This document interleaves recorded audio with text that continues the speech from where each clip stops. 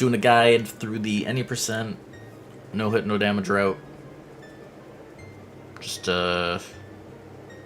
go over the routing, any strats that I can think of, probably like why I do certain things, because I mean there's definitely things in the routing that,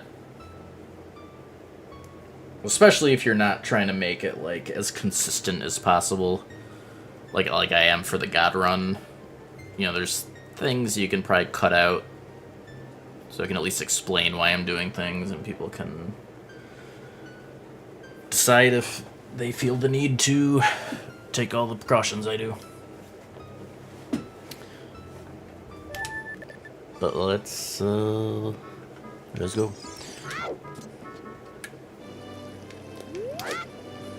So directly to the sword, of course, and then just trying to get up to 40 rupees so we can get the shield. So I mean, just, you know, get all the rupees that I get. Jump here for a hidden 6 rupees.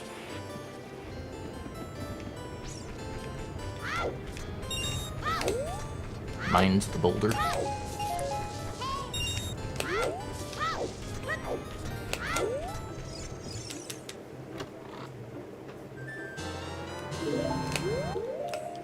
Oh yeah, also I'm playing on the ship version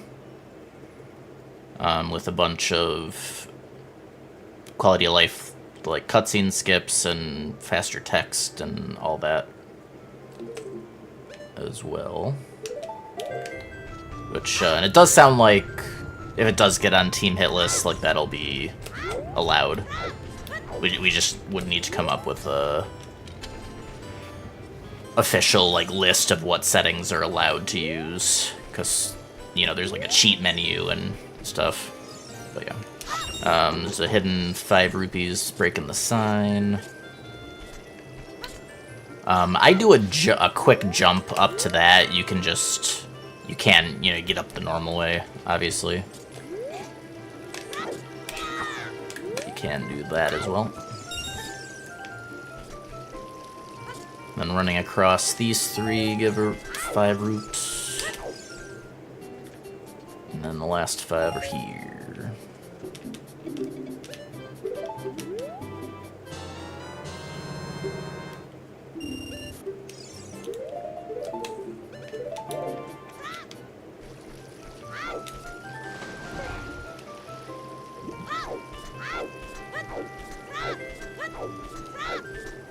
And we get 3 sticks here.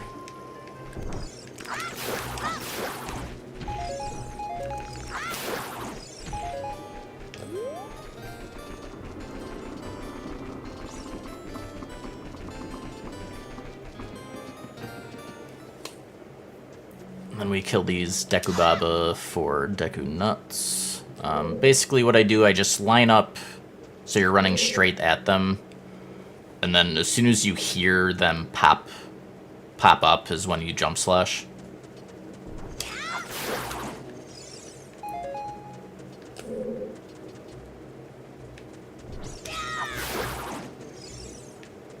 And it's not like super precise.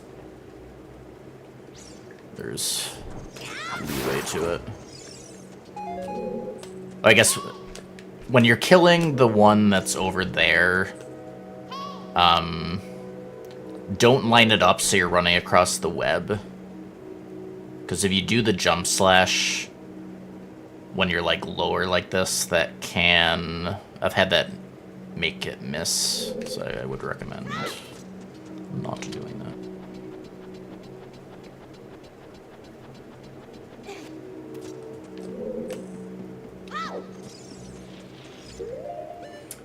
After their first swing. You mean like if you do let them attack, Nozo?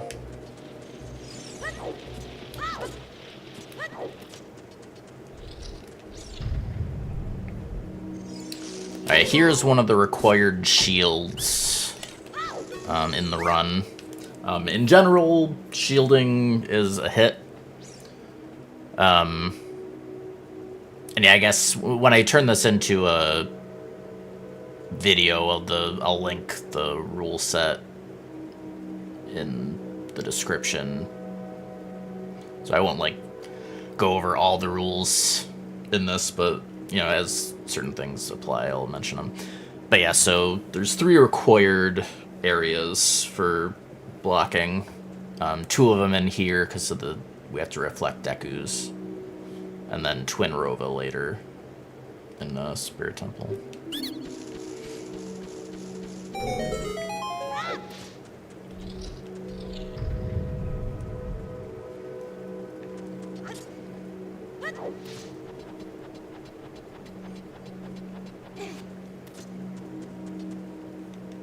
Yeah, that's true, Nozo. Yeah, I think that's why it's definitely why I do it that way, to get... It's the fast way of getting the Deku Nuts. Because, yeah, if you hit them and they stand up and then you kill them, then you get the Deku Stick instead.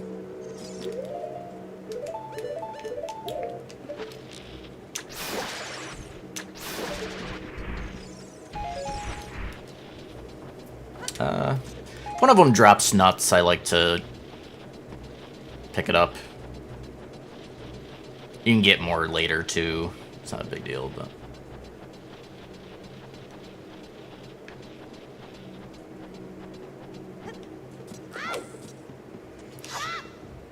And then, for these guys, what I do is... I like to go into a spot where they're just... As soon as... There's, like, the distance where they just aggro. And then as soon as they start shaking, you just wait, like, a bit, and then you can jump slash for it to kill. And so this is, like, one part of the routing that's kind of optional. I opt to get 10 skulls. All of them are, like, very on the way. You don't have to really go out of your way for any of them. For the wallet upgrade. So that I can get some early bomb chews.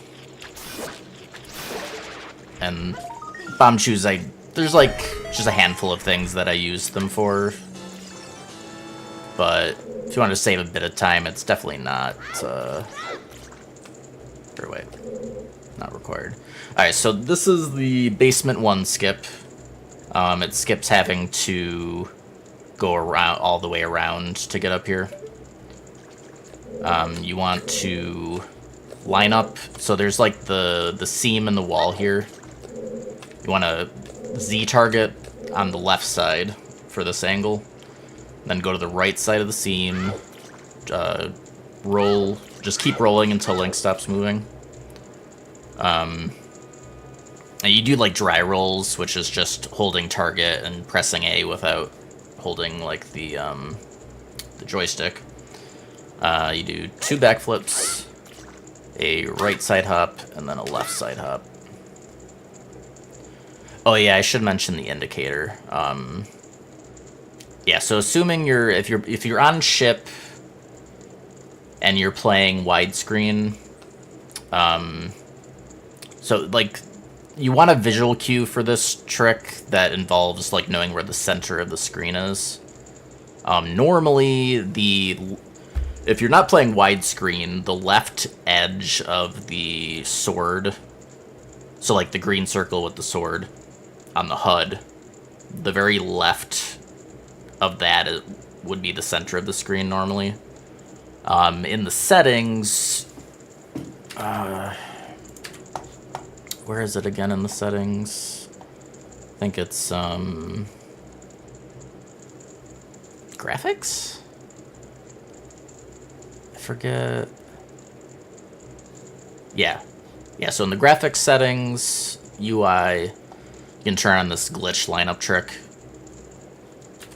And yeah, it's literally just that triangle at the top center of the screen, just as a visual reference. And basically, I line that up so that... So here, there's like this,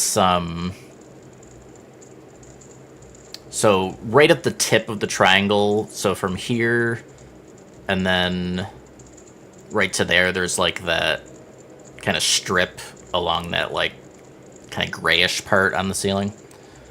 I think as long as you're like in between there, generally is the right lineup. Dope.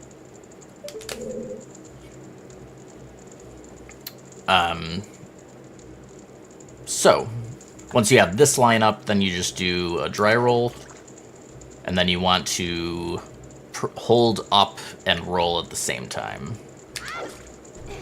and then you'll get the ledge grab. I'm pretty sure... I don't think he reaches you if you don't move after climbing up there, right? Let's do this again.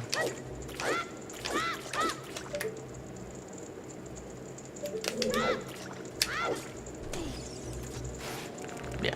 So as long as you don't, like, move towards him, you don't have to worry about. I do like to get a stick from him. So yeah, you wait for them to attack. Go straight up, and then you can hit for the stick. I did get the extra nut drop, but if you didn't, you can max out your nuts by killing that guy.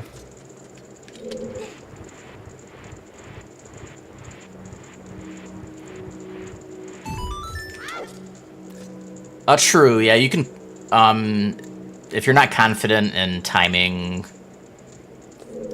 the pressing up and A at the same time, you basically, like, during the unpause, you can buffer those inputs in. It's actually a little harder on ship because of the faster unpauses to buffer in inputs compared to, like, N64 or Virtual Console or something, but...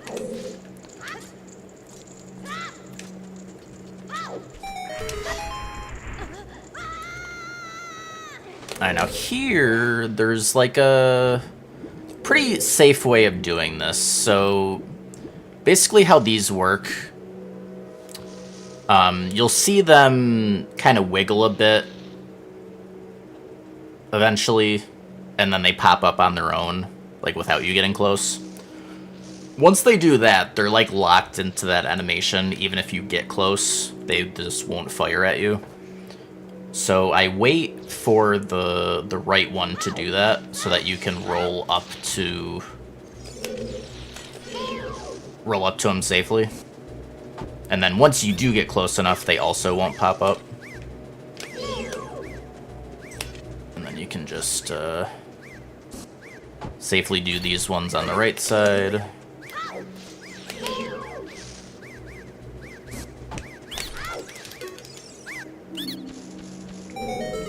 Yeah, the only thing you want to be careful of, like, I think they will aggro. I like to wait right by the water. If you get, like, I think even if you get as close as, like, here even, you'll be close enough to aggro them. And then you might think that they're doing, like, the pop-up where you're safe and you're not. And I did get hit like that one time.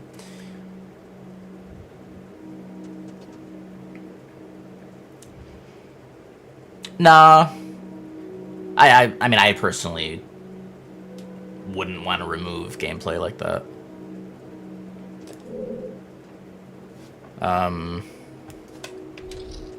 Okay.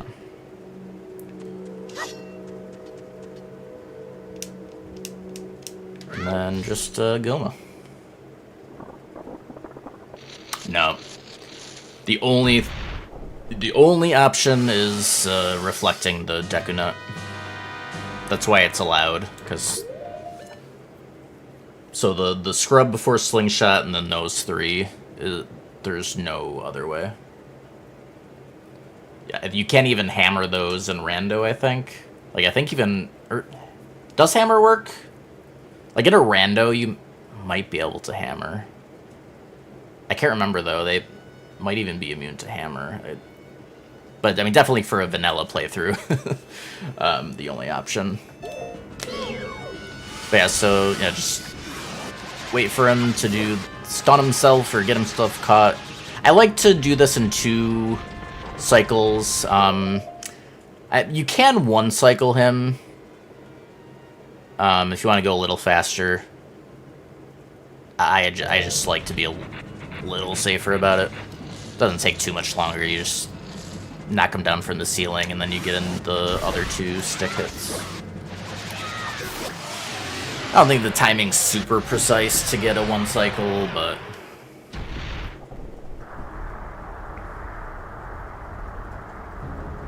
Oh, true. Okay, so yeah, if you yeah. Yeah, I didn't think about that. Because, yeah, Hammer has, like, a massive range on, Scrubs. So, yeah, that's a good point. Okay. That was... that. Also... I realized I'm pretty sure... hold, please. I forgot to switch to...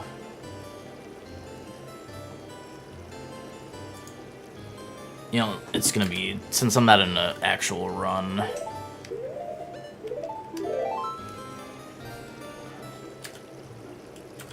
What's the, controller? I forgot to switch to, hold targeting, which I vastly prefer.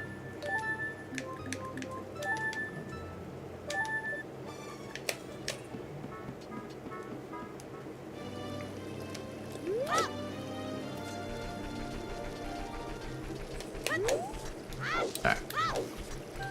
So now we get to Hyrule Castle.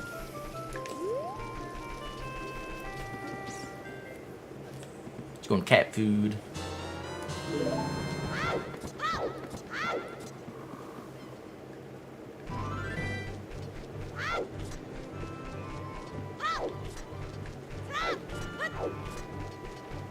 If you line up, if you do a backwalk in between these 2 trees, is the good backwalk angle.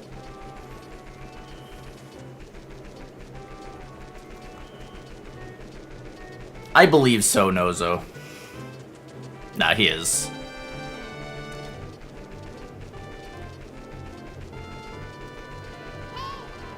He has a spiel and he sticks to it.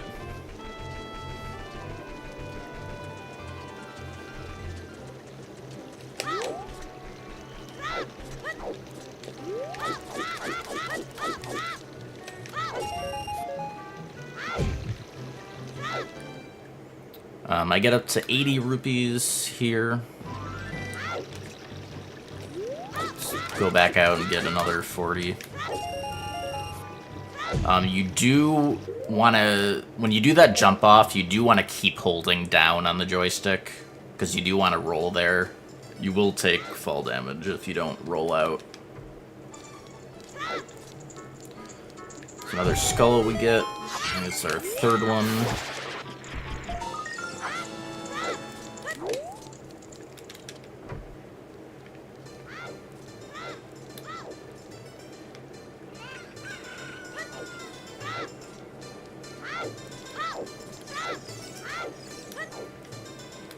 Get our first seed quiver, or seed bag, or whatever the heck they call it, upgrade.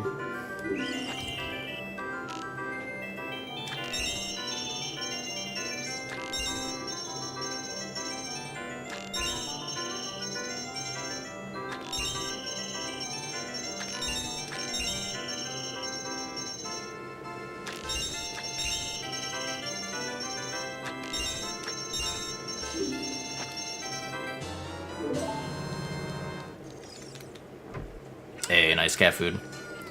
Yeah, I was in line on Walmart for a decent bit. I wasn't sure if it was gonna fail on me, but managed to get hold of one. Yeah, I was refreshing the Walmart page, like right at 11:57. And they put it up early, so...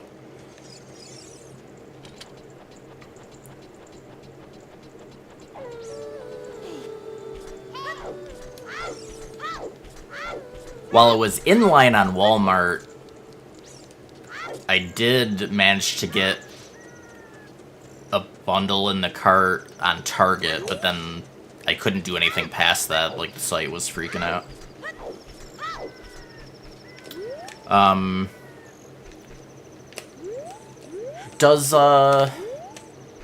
Can you see, I don't know what the leeway is on the guard site here. Is this something you can show?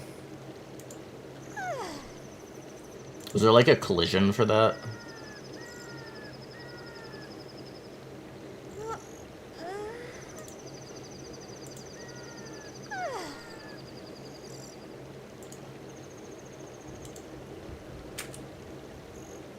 Doesn't look like it. I know you can do this for like Wasteland, which I'll show when we go through there. Oh, it's not enabled.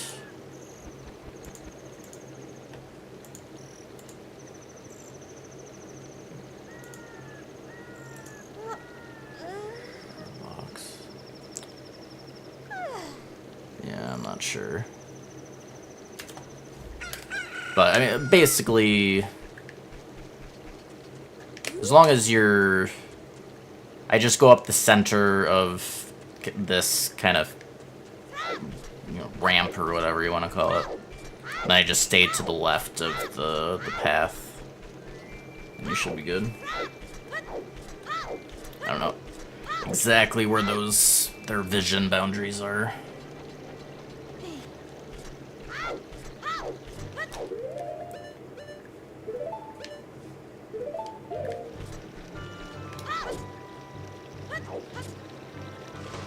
If you do need more rupees, you can hit the left torch there with Slingshot. We'll get a 20 rupee drop. The routing I specifically do, I don't need those, but for some reason you needed extra.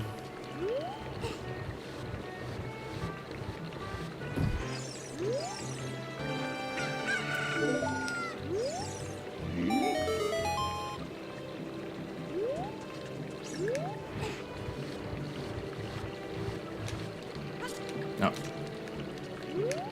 There's a little faster way of doing this. You can just get a jump slash across. Skip having to do both boxes. Guards, pretty simple. You just gotta wait.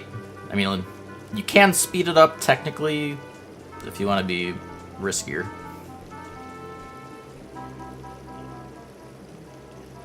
But I generally just wait.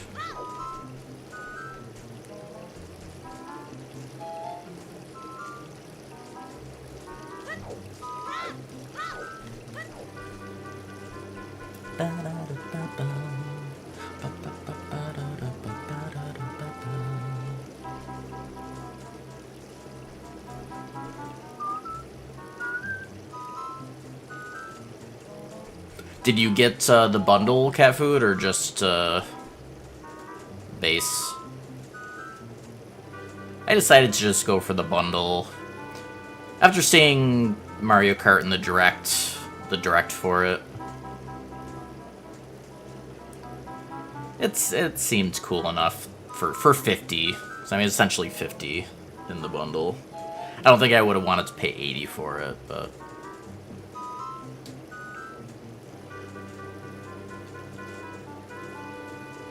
Yeah, for it seemed worth it for $50.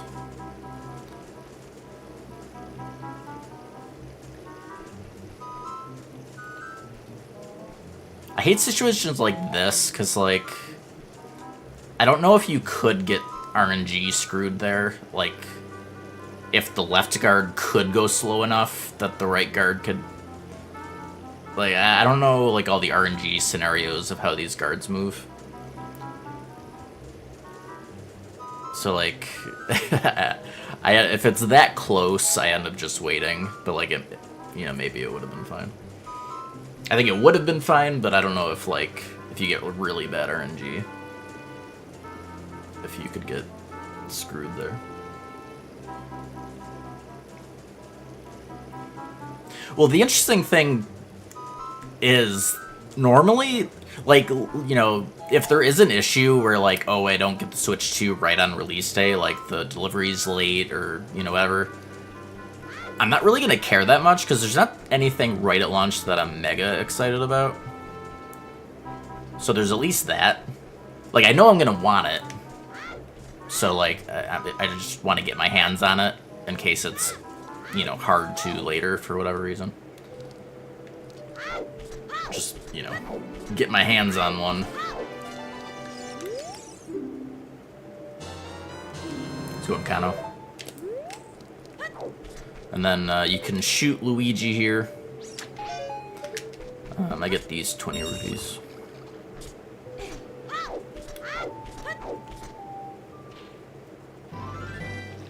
Switch 2, yeah. Alright, and then we do Ranch before going to Kakariko. Because we get, we want to get a Pona song and a skull at Ranch anyways, and then we can get the bottle from Ranch instead of, like, doing the chicken bottle in Kakariko.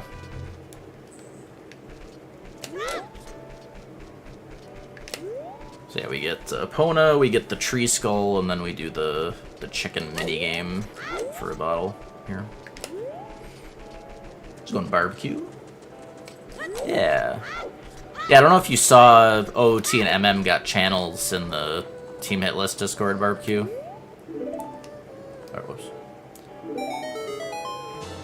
So kind of got motivated to make a guide to explain the routing and strats and stuff. Yeah, it's not like official. Like, it's in the variety section for now, but like it sounds like there's a good chance. Because, like, someone asked me if I'd be willing to verify, you know, if it does get added. Like, it sounds like it's pretty likely, honestly. So, do a run-through guide on this and probably do, like, MM tomorrow.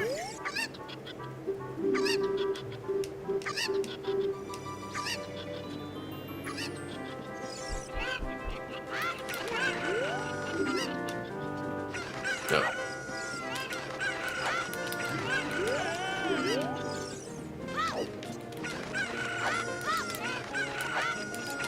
Sure. And yeah, I think it's way more likely that I get these guides done if I just do it during a stream like this.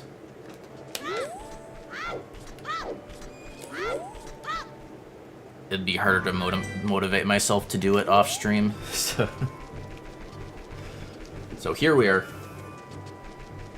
This is also good because, like, people might think of questions to ask on certain things that would be good to mention.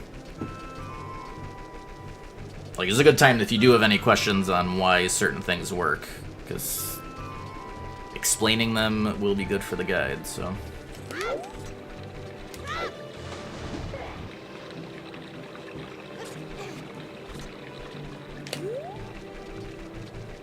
Nah, I don't know if I'm gonna get Oblivion Remaster. Yo, GG's, Alsus.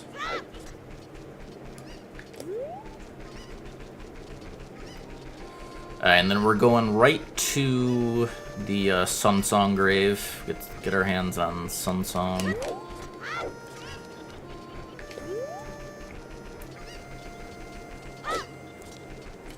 I think Sunsong is technically not required, but it's recommended.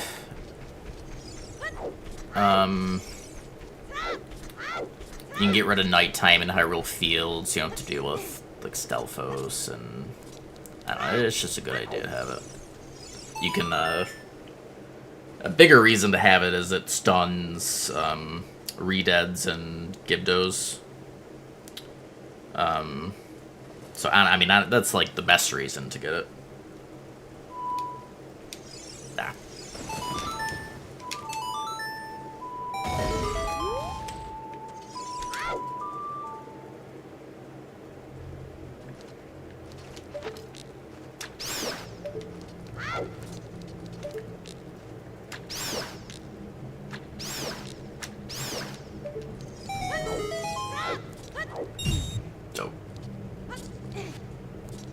Doing Uno.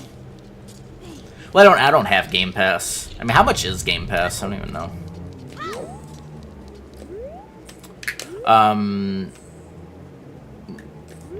So there's two options here. So getting screamed at is not a hit. Only getting grabbed. You can either... Basically, if you time the side hops correctly and you're side hopping quickly enough, you won't get screamed at. Even if you do get screamed at, you should be able to get away in time. If you didn't feel comfortable with that, the other option is if you slow walk by redeads, they will just not trigger.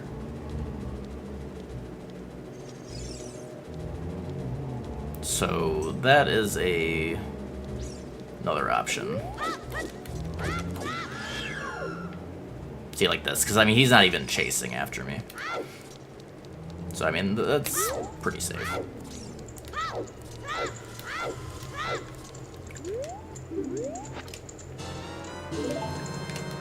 Then once you have Sun Song, if you wanted to be mega safe, you can Sun Song just to stun the redead.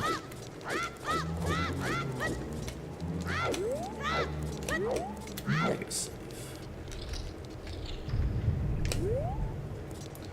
12 per month for PC. It's not bad.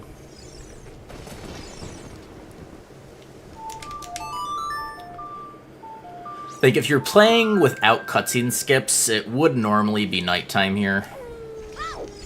But with the cutscene skips, we need to make it night ourselves.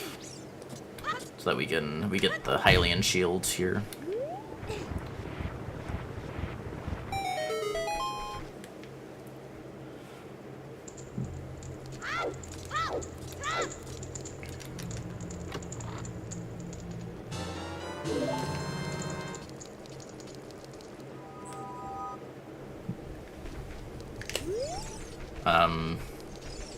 You may ask why you need the shields if blocking is not allowed. But there is a number of times where doing the crouch, it's good for like quick dropping bomb shoes, but it also lets you duck under certain things. Like there are strats with that, so I still would recommend getting it. Alright, so there's 3 skulls we get at nighttime here.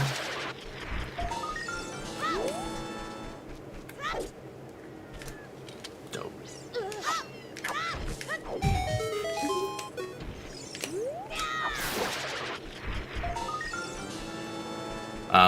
You do have to be careful jump slashing at the skulls like that, because if you're too close, you will get hit.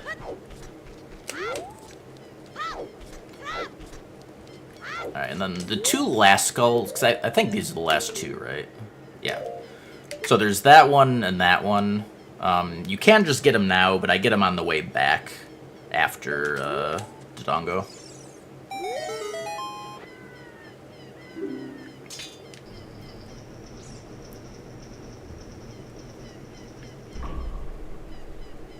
I did, Nomi, yeah.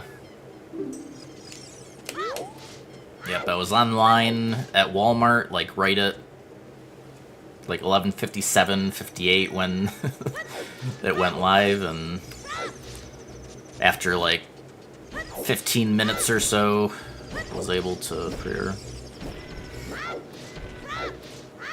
Yeah, these guys, it's safe enough to just, you know, roll through. Just stay to the side of them. They can't move that fast.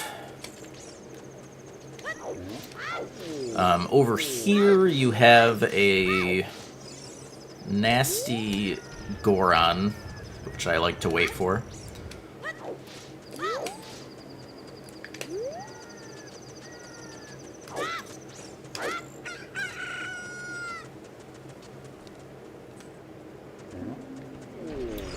Here you gotta watch out for that rolly guy.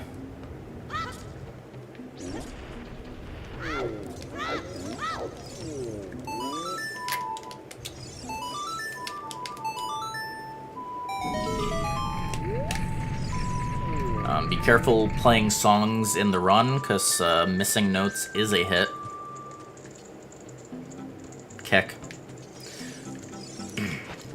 Yeah, we're just coming in here for the fight.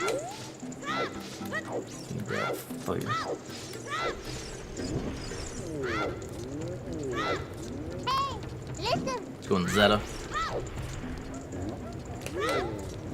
Thank you for the raid. Hope you had a good one.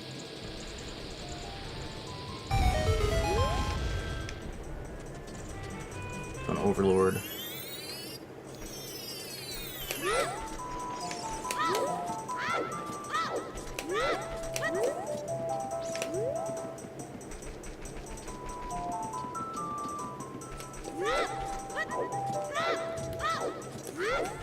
Yeah, I guess Best Buy was just up super late compared to the rest.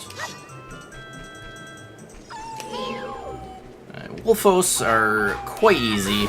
Like, you literally just wait for them to attack, just back up slightly, and then jump attack them when they turn around. Alright, so we got some Deku Scrubs here. This one shoots 3 times, just wait for him to shoot, and go over and stun. This guy shoots 3 as well. You just want to roll, walk like a bit further, and then nut. He's like right about to shoot there, so you do have to be quick with him. If you're a little too slow, it'll be sketchy. Then there's one last one here. He just this one just shoots 1 time for whatever reason. I don't know why he just shoots 1, but. And then here, if you line up with the ladder and then backwalk, it's safe to get past these 2.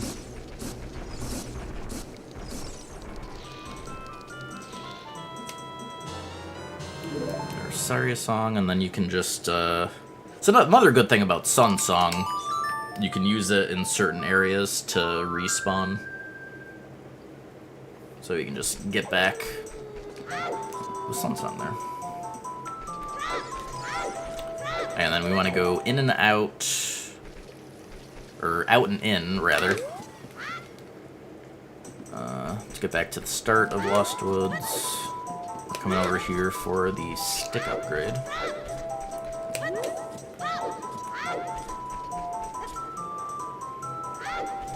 And you probably have to roll that jump, too. I think that might be fall damage if you don't roll out.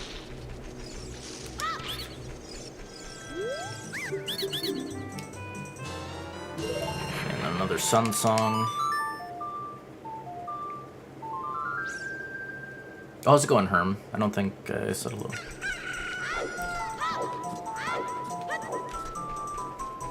Get our last... Whoops. Last seed upgrade.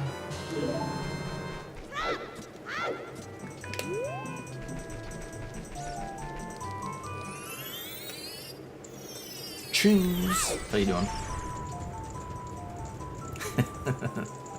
That's funny.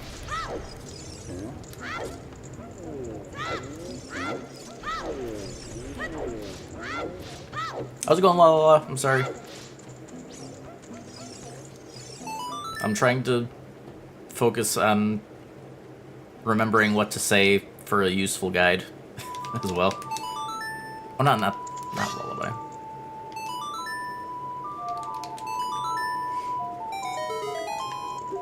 What a nice tune. Hey, strength. We strong.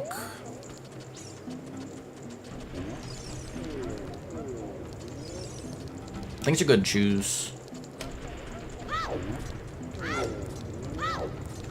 Things are good.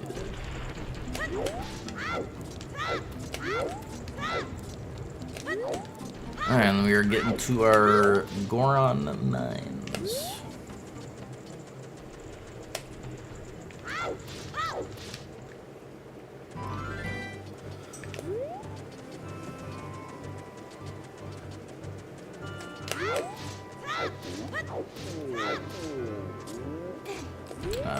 It's another spot where you need to roll out or the run is over.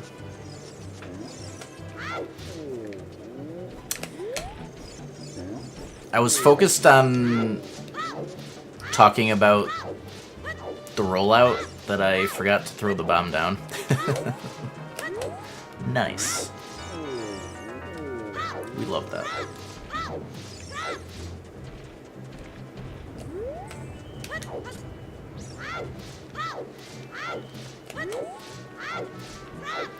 We love that for us.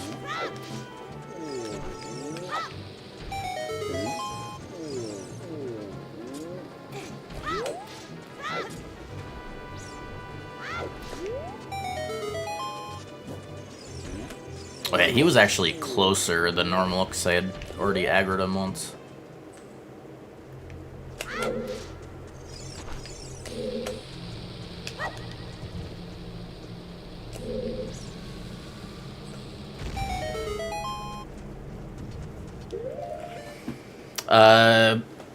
Yeah, blocking is banned in hitless XOR.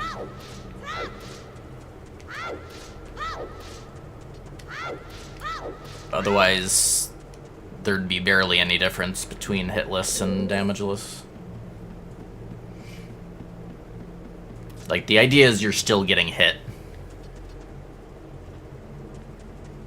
I mean, obviously, like, if you want to be completely literal about it, Link himself is not getting hit, but we're just considering the shield an extension of Link's body. But yeah, I mean, the short answer is the run would be too easy if you could block everything. I mean, there'd still be things that could get you, obviously, but... Alright, so we got these three, we stun. And we go to the left here and wait to stun all three of these. The Deku Nut routing is a little precise to have enough for everything we want to use them for. So there is a reason to, like, not over spam the Deku Nuts here. It's mainly because of the Lizalfos that we fight in this dungeon. Because ideally we have enough for them.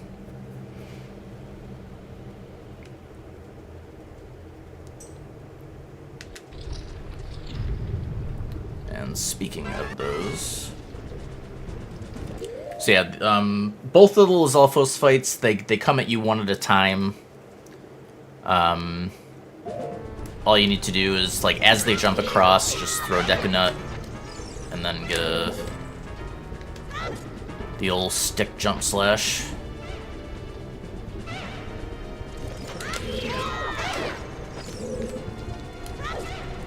For those that may or may not know, stick does the same damage as Master Sword. So that's why we use those instead of Kakiri. Sticks are a little OP.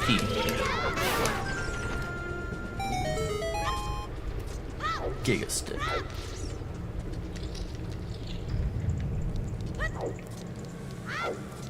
I was going silent.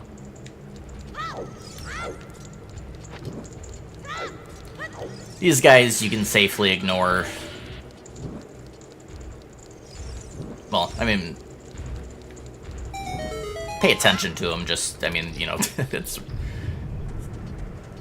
You just gotta run past them. There's not much to those guys.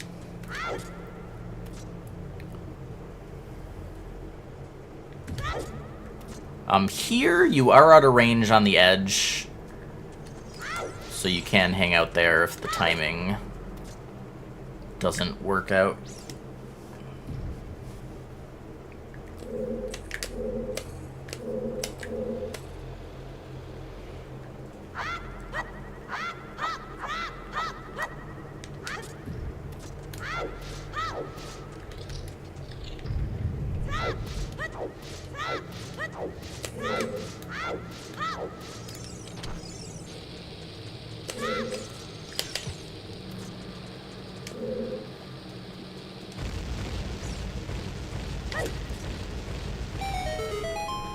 Oh,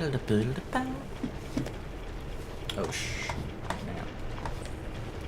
I totally... Ah, frick. Had the YouTube chat blocked. How's it going now, Wurzel? Misty over there. How's it going, Dabmaster and Makaya? Alright, we got a 20 rupee pot there.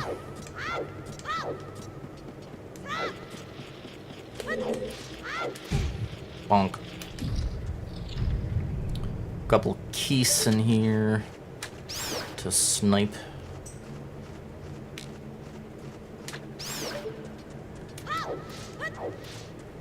A little bit of a faster thing, you can backflip onto these and then get the climb up.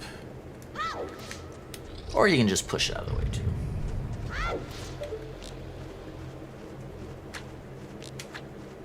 Dope.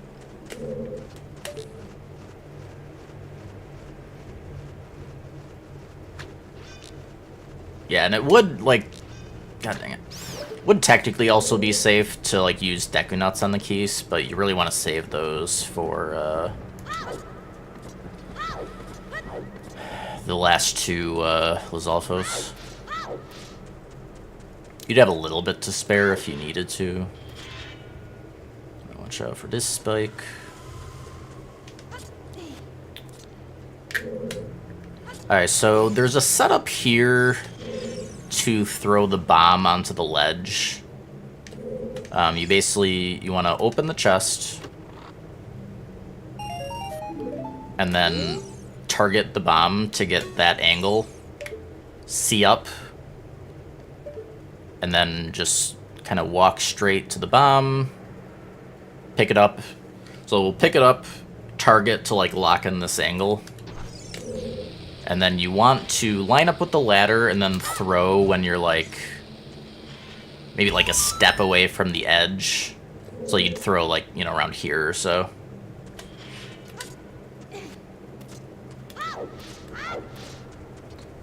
If it misses, you still have that correct angle. So you can just go back in front of the bomb and pick another one up and try again.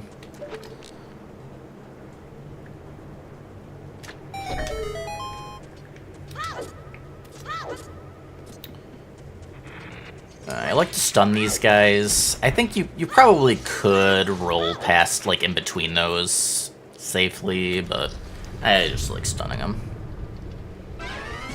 Alright, so this guy jumps right away. Well, almost right away. And then, yeah, just same thing. Just stun them as they jump. I like to stick by the door in this spot. Just in a consistent spot. But yeah, just stun as they jump across. Stick jump slash. If you did run out of nuts, the next best option would be to, like, jump attack as they jump across, so they can't, like, jump away from it. But it's definitely safer with the deck nuts.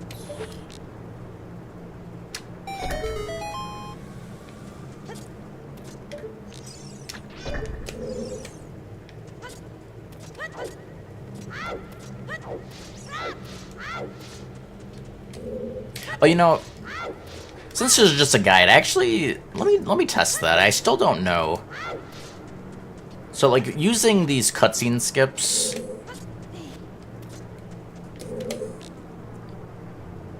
if you jump right away,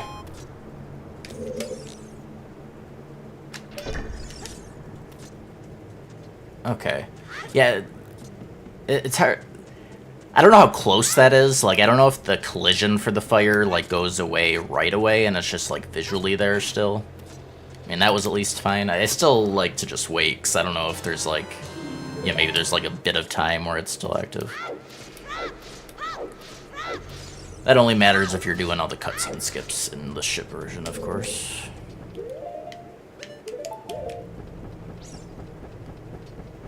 We got our bombs.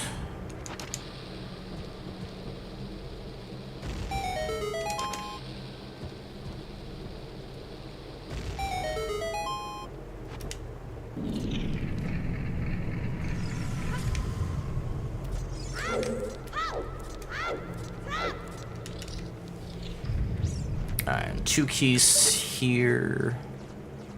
If you're feeling feisty, you can ignore them, but I opt to kill them.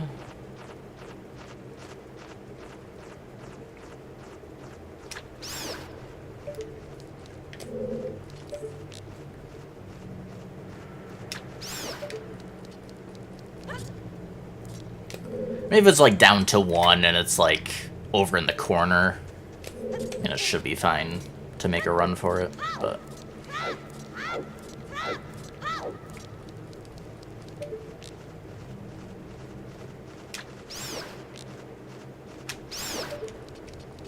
Another 2 keys in this room.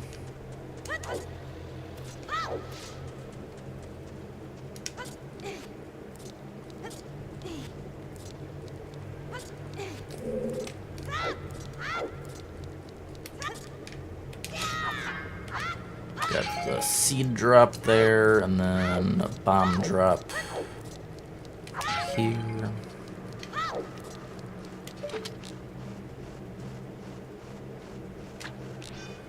When you're pushing this block, then you definitely want to kill the keys, because there's like no way they're not going to aggro while you're getting the block over.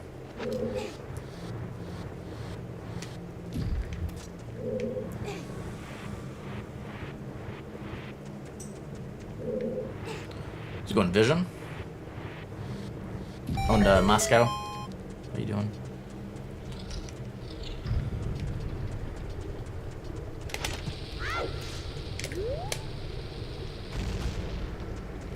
Alright, and then good old Dango. Again, you want to use the Deku Sticks. You can 2-cycle him with Deku Sticks. And then... right after the hit, I like to let's go right here. Avoid our friend. I think you can also... I think you can get into the corner with the bomb and you'd be safe is another option. If you don't like getting that close to the lava floor.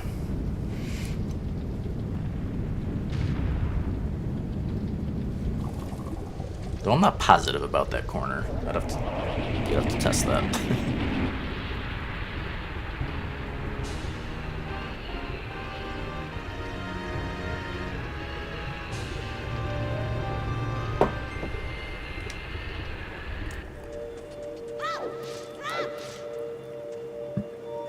Hello?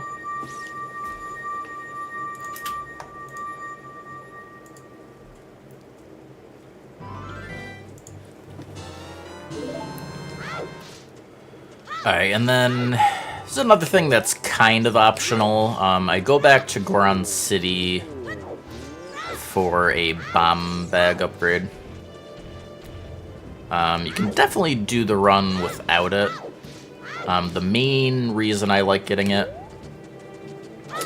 is later for Dead Hand.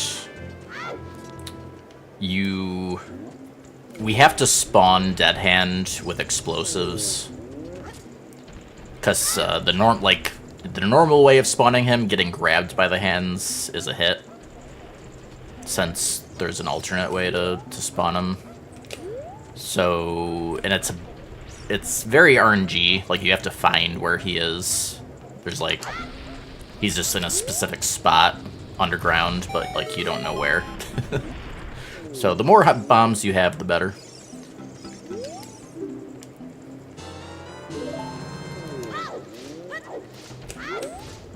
But technically not required.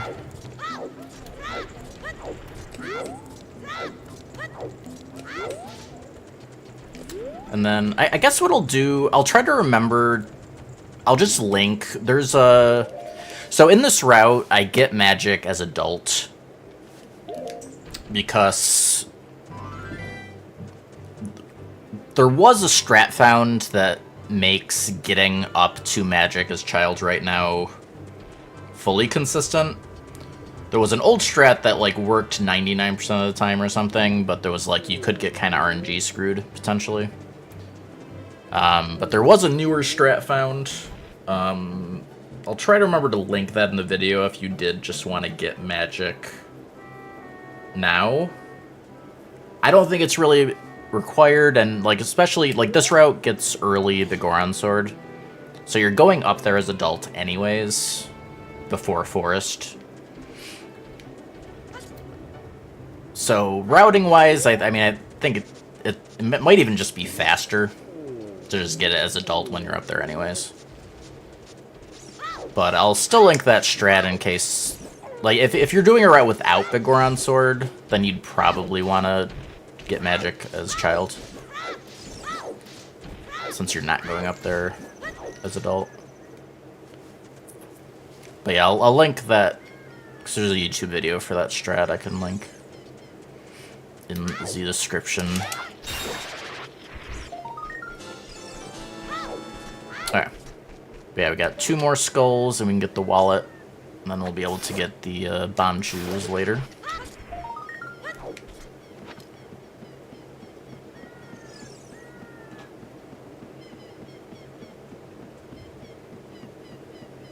Oh, you bullied Morpha from watching me? Nice. How's it going, Runty?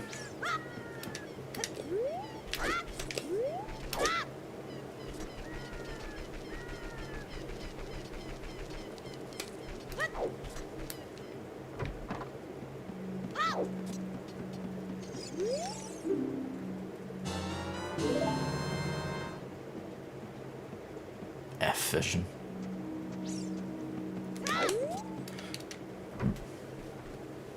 Alright, and then I like to make it morning here, so we don't have to deal with Stell children as we get to Zora River. They're pretty easy to avoid, but when you're going for a run like this, I like getting into the habit of, like, if I'm just in the habit of always making it morning here, then I can't be dumb and get hit by stealth children because I, like, just forget about them or something.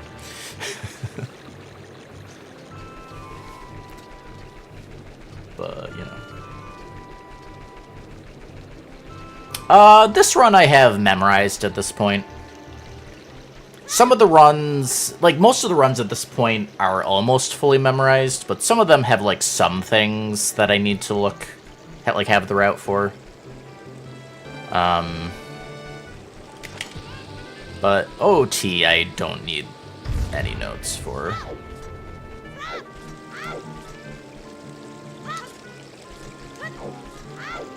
I think, like Wind Waker's a good example, where I have, like, 95% of that memorized, but, like, at the end where you're, like, doing all the Triforce collecting, I'll forget, like, the order I do things there and stuff, like, just, like, where we're sailing and warping to.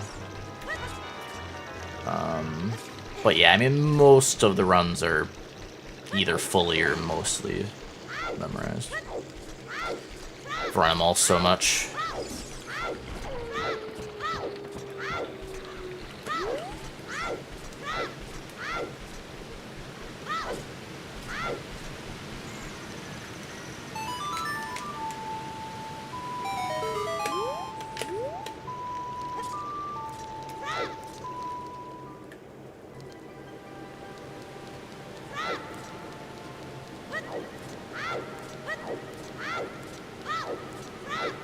And then I think normally, yeah, so like we have 5 left.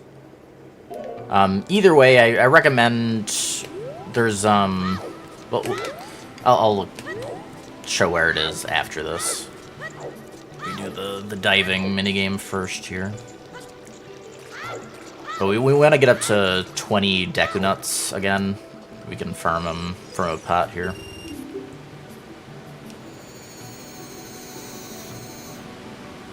Go and Sanker.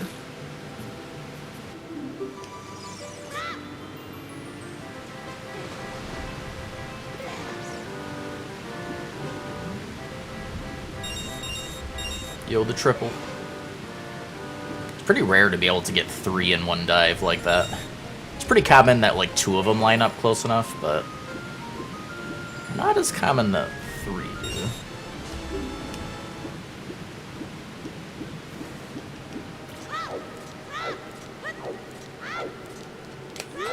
Dope. So yeah, this pot has nuts, and then since it's right there, we grab a stick as well. You don't want to... So, like, going into the shop and out will respawn the nut drop, but for this one, you don't want to do that yet. Because if you respawn the area, you'll have to do the diving minigame again. So you want to get the scale first.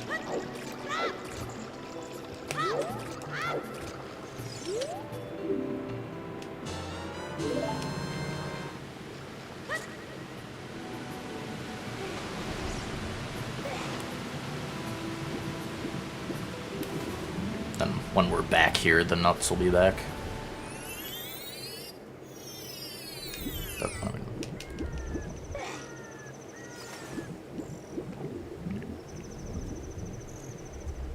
Going Brady. Thank you, thank you.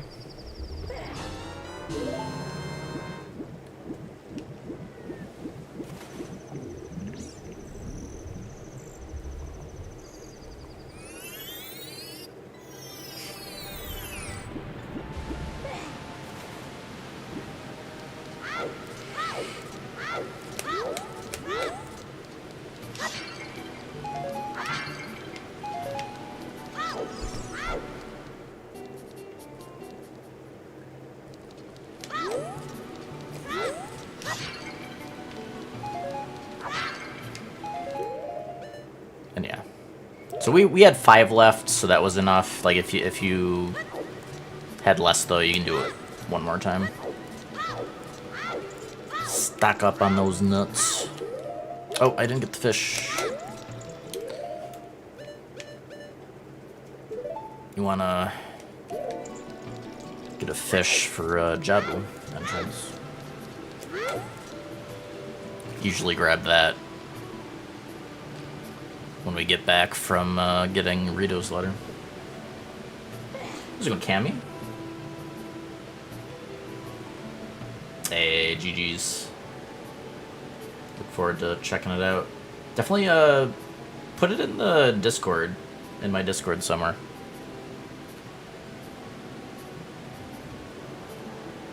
You can either put it in like the self-promo or, I mean, like, video games channel would be fine too.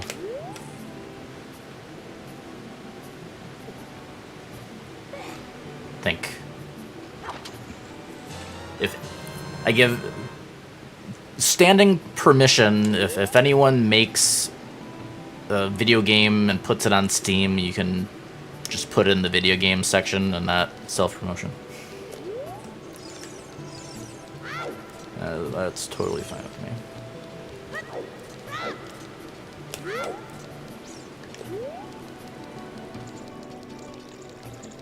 Apparently Walmart is guaranteeing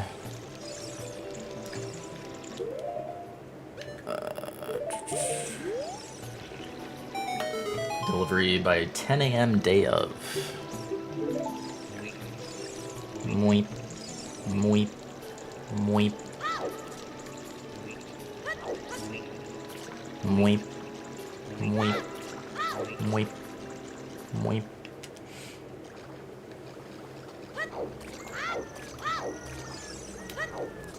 And then these got some seed refills.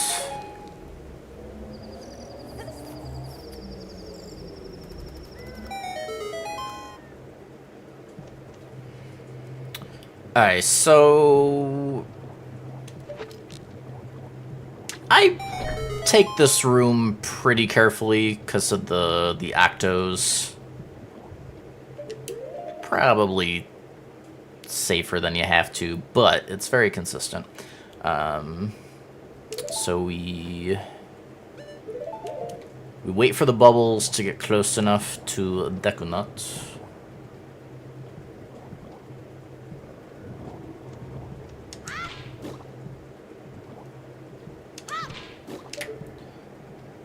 And then you can just I like when I want to make sure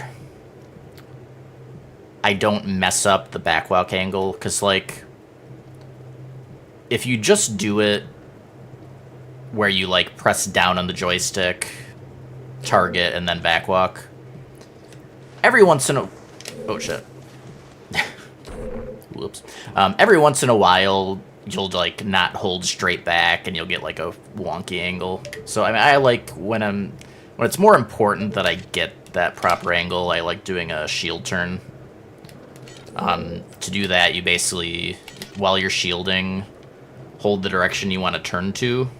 Like, press and hold the direction you want to turn to, and then quickly unshield and reshield. And if you... I mean, I guess it's fine if you do take too long, because especially if you don't care about staying in the same position. Like, you can do it quick enough that you don't move at all. But yeah, I mean... But yeah, so I do that a number of times when, like, I want to make sure I'm getting a precise backwalk angle. But yeah, just backwalking through the center and they cannot hit you.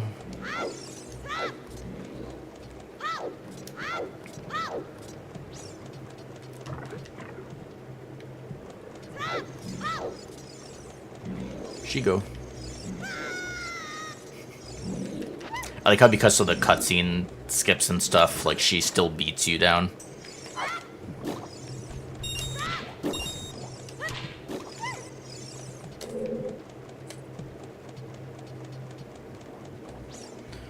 Alright, so, fun fact, she has a butt of steel and will kill these guys underground. So you can make use of that.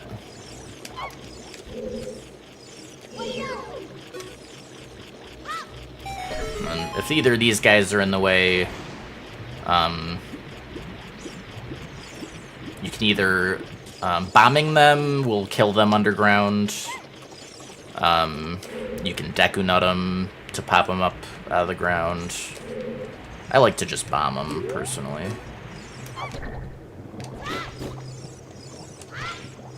Dope.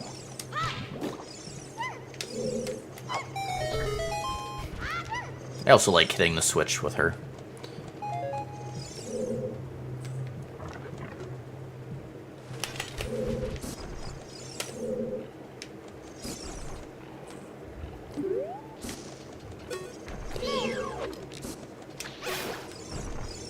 Yeah, it's a weird thing. I don't know exactly what caused it in this ship version. I don't know if it's because of the cutscene skips, but, like, the cycle on this is off. Like, normally, when you come into this room from that door, the elevator is not into, like, it's not in the down position. So, like, it's normally not blocking the Octorok like that. It's not a big deal, but it's a weird oddity. I mean, unless that's how it normally is in vanilla and it just was off previously. I don't know. Either way. It's either way just a little oddity. But later. Watch out for that guy. And of course watch out for these guys. Thankfully they move pretty darn slow. Just staying to the outside of the path will be fine. I hear if you throw around there, you can get that kill. And I just kill the rest with bombs. Their collision is still active as they're dying, by the way. So, be aware. Do not... Like, if you're going to kill...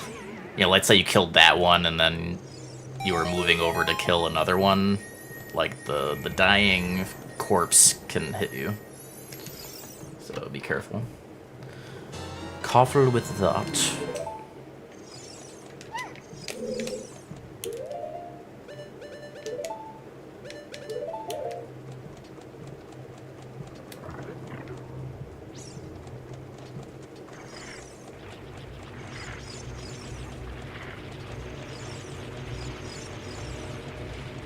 Alright, now the strat with the tentacles...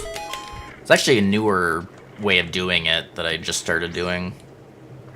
So you want to get the initial target. You can get the first hit, like, you know, from around where, you know, it opens up into the main room. If you just scoot up, and as soon as he starts dropping down, that's when you can just basically spam the boomerang. Like, you're holding on, so as soon as he starts dropping down, let go, and then you can just press the button to throw again, like, basically right as the boomerang gets back, you can rethrow. That's a nice, safe way of doing the tentacles.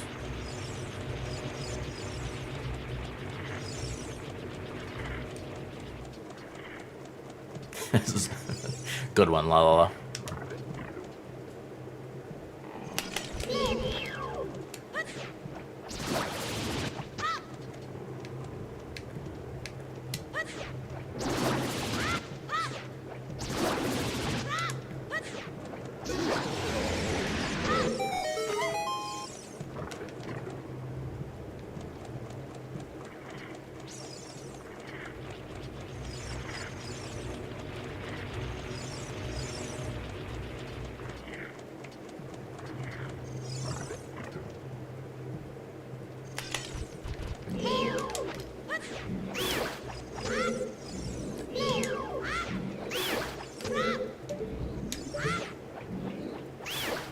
Okay, not the one I was aiming for, but...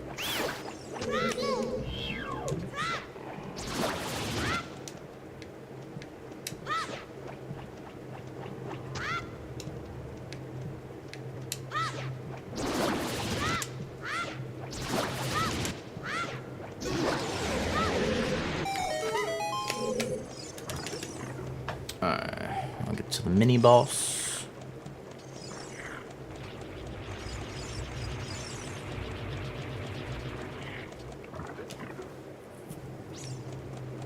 Scoot to the right.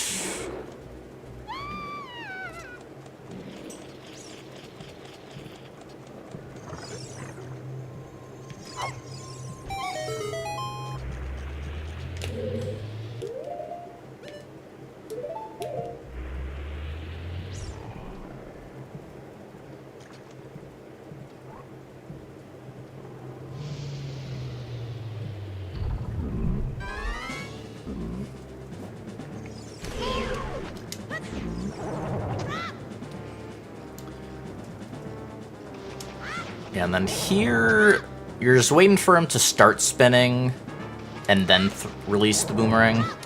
And it's a 50-50 on which direction he's going to be facing, basically. Just wait for the opening and one-shot him.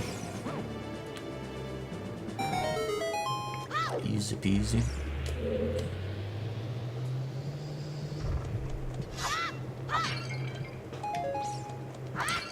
Two outside pots have deck nuts.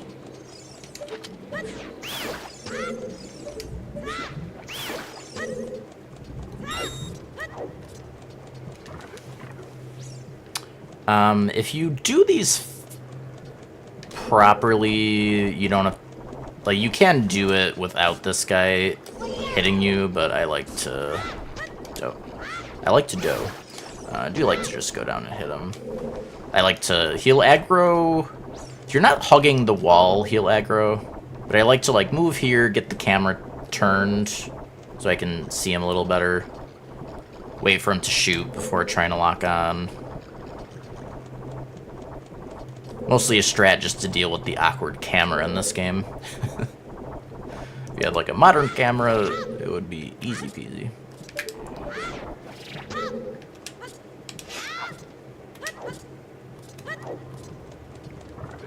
Yeah. Yeah, the passive-aggressive Twitch asking on message sends. It's like, are you sure you want to send that?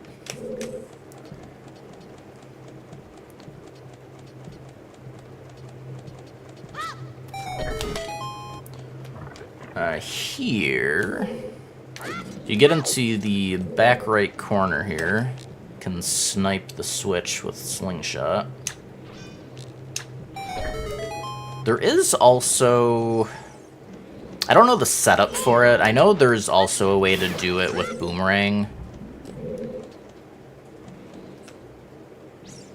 You, like, stand somewhere over here, and there's, like, an aim spot and some movement you have to do.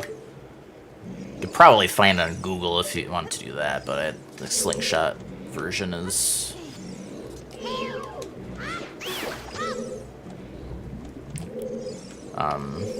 Yeah, I should have seen where the jellyfish up here was before climbing up. I wouldn't recommend doing what I just did.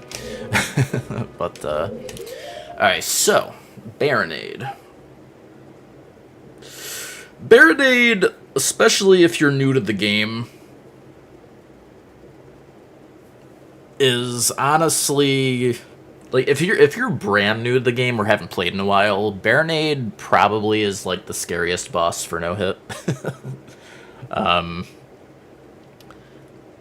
There is a consistent strat, but it's also... If you mess up the first part of it especially, then it's really bad. So fair warning on Baronade.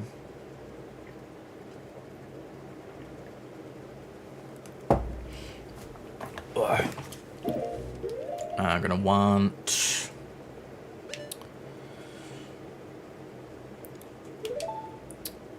boomerang, sticks, and nuts.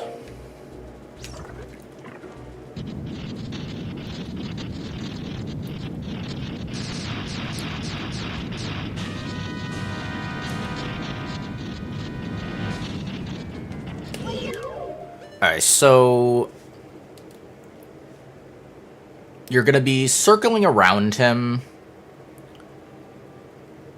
boomeranging the three, tentacle things hanging from the ceiling. You want to be... Because I'm pretty sure it does affect the strat a bit, how far away you are from him. So it'll affect slightly the boomerang timing as far as when it hits him. So I try to be circling him around this far away. I don't think it's, like, super precise, but you don't want to be, like, too much further out.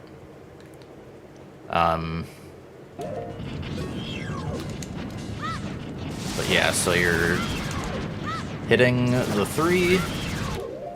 And then once I've hit the third one, I... stop moving with Link, and I wouldn't say, like, you don't want to throw the boomerang when it gets back to Link as soon as you can, but it's like a split second after it gets back. And then if you've timed it correctly, you should hit Baronade before he sends all of his, like, jellyfish spinning out.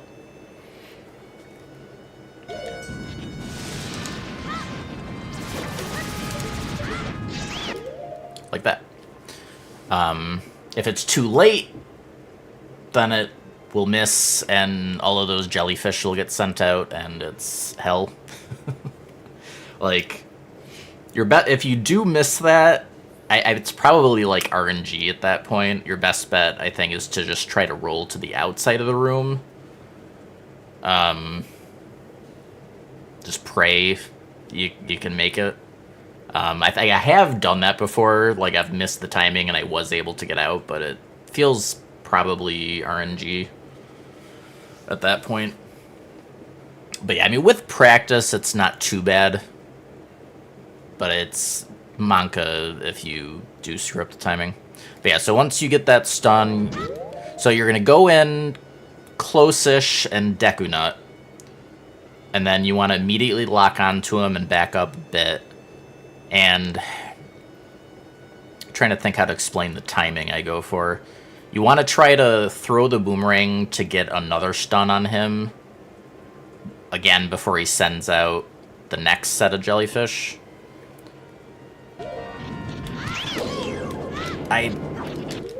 Okay, I may have pressed the wrong button. Trying to explain this as I do it is making this awkward. I also wasn't as far away as normal. Yeah, it was a little awkward trying to, like, explain this as I am doing it. But, I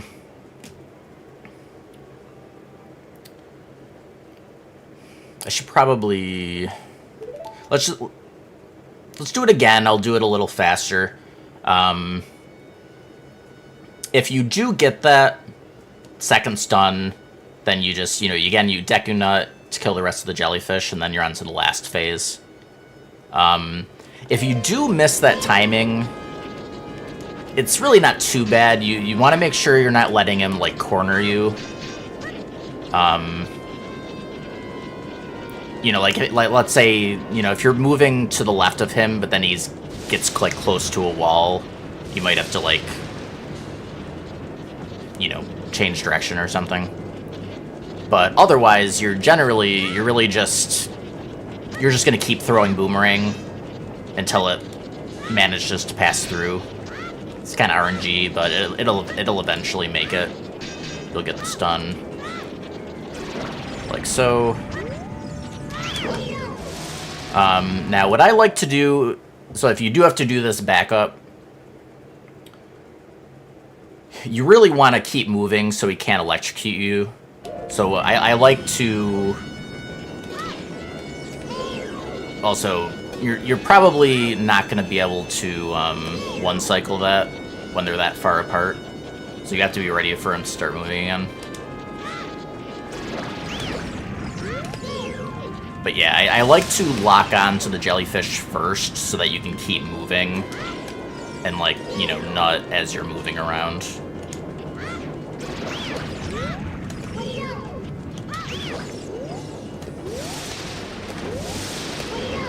Yeah, if it's a time where you can be shooting lightning, you really just always want to be moving around. And then, yeah, last phase is just... lock onto him, keep moving. When he gets close enough, you can stun him. And you're just gonna need to do 3 Deku Stick jump slashes.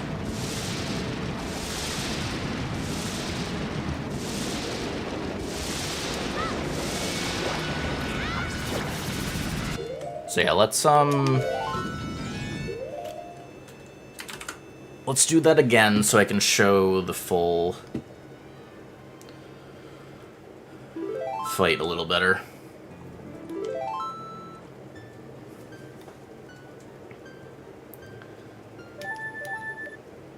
Oh, wrong file.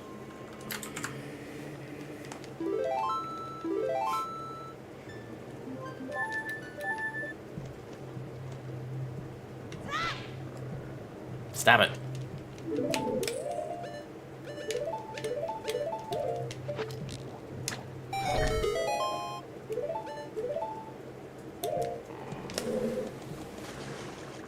Alright, we're just gonna YOLO.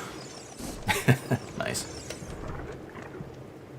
Since now that we've officially gotten hit, like, we're not hitless anymore anyways.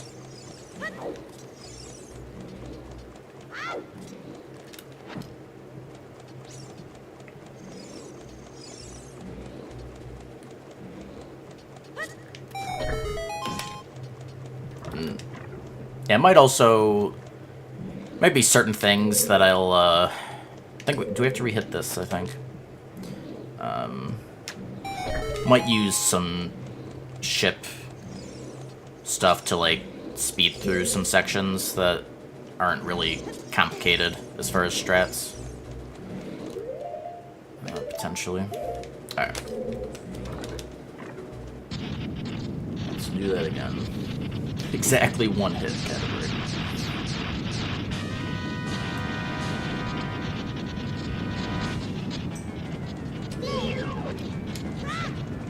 Just circle around this distance.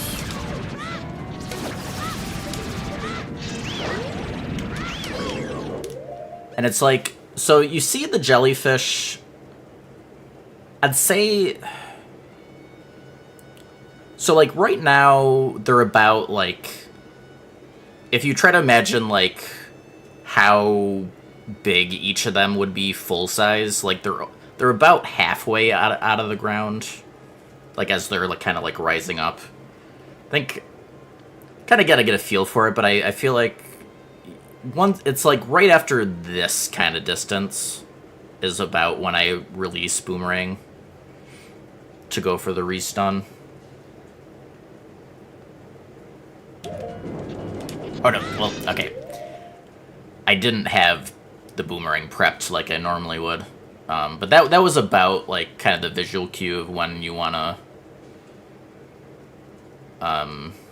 would want to release the Boomerang for the restun.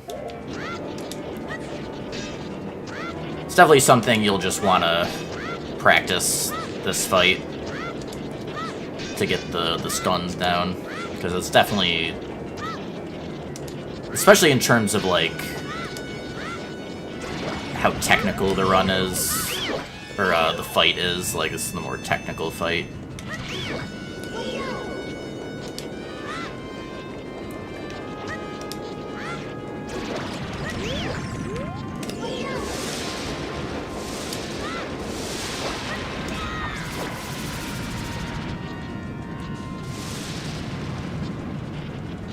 Going, Carter. We're doing it.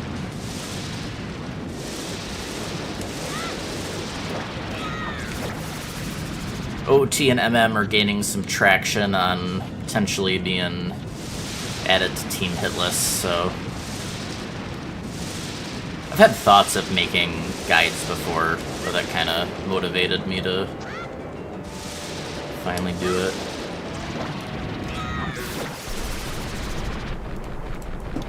And also just, I had, you know, because I've made a guide before. I made a guide for, like, Metroid Dread. I did that one offline, and it was hard to... It's harder to make something like that off-stream for me. It's a lot easier for me just like, okay, I'm just going to do it on stream, get it done. Harder to get motivated to do it off-stream, so...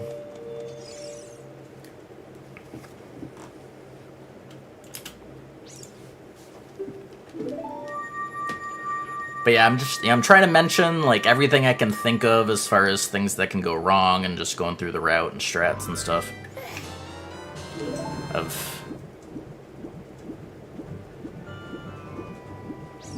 I've found a lot of ways to get hit in all these runs, so I know a lot of things that can go wrong. Oh, and how you doing, Zerd? I missed you over there. It probably looks sped up because we're running at 60 FPS. This is the ship version. It's the same speed, but just more frames. Double the frames.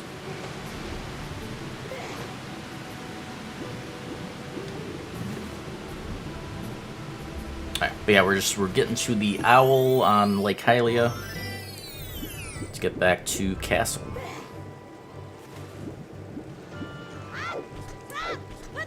We will start our adulthood.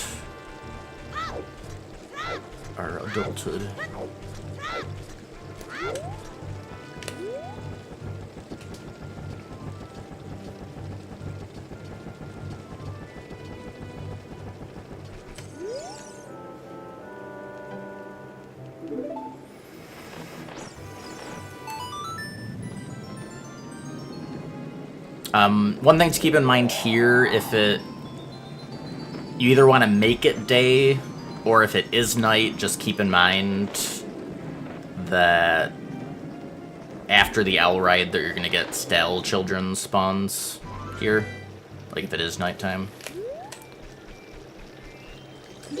So if it is night, I like to just make it day before using the owl. Alright, so I like to get the 40 roops right when we get here, and then get the ocarina, because that reloads the area. And then after you get this and, you know, Song of Time, you can get another 40. Yo, cutscene skip.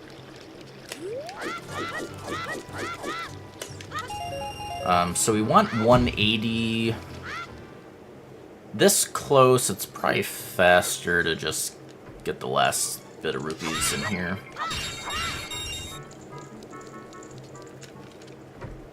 Yeah, we want 180 for bomb chews.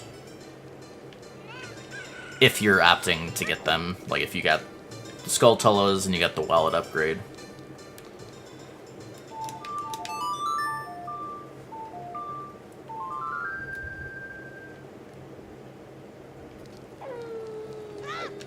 When's the earliest you can get bomb chews if you don't get a wallet upgrade? Is it bottom of the well? The only, like, bomb chew chests I really know offhand are bottom of the well, the one in Spirit, and then the one in Castle. Ganon's Castle. But there's probably others. I just don't know where they all are.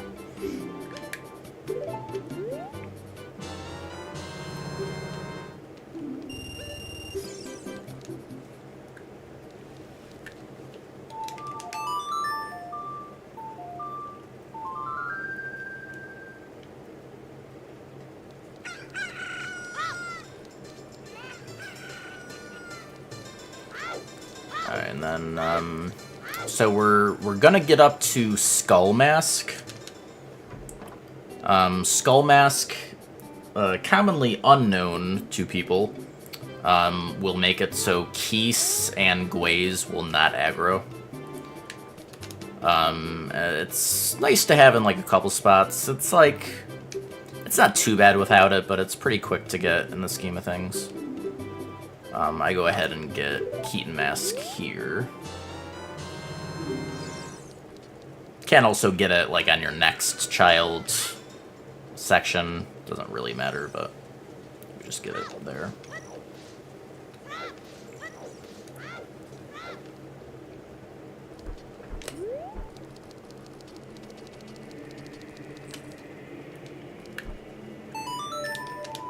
That's not correct.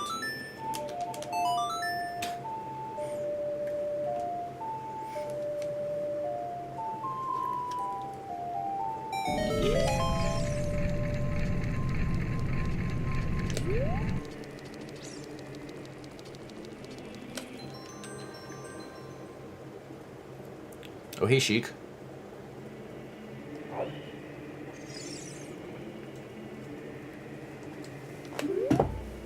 Nice to see ya. Alright, and we're going right to Kakariko.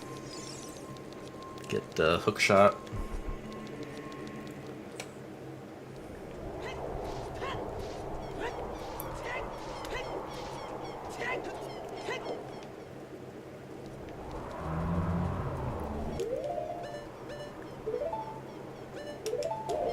Now, you really don't have to Sun-Song here. One time I was dumb and I got too close to these guys and let them grab me. And I'm forever haunted by that dumb mistake. Especially since it happened towards closer to the end of the run. It's really not that hard to avoid them, but if you think you might be dumb like me one day, Sun-Song is an option.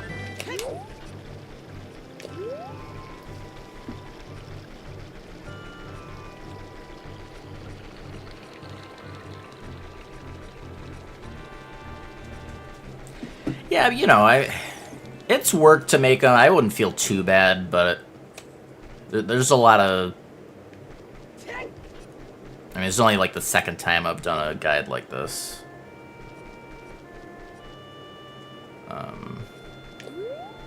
But, you know, obviously, if it's something you want to do, then by all means. But, I mean, I definitely wouldn't feel too bad about it. I mean, most people don't make guides. It's one of them above and beyond things.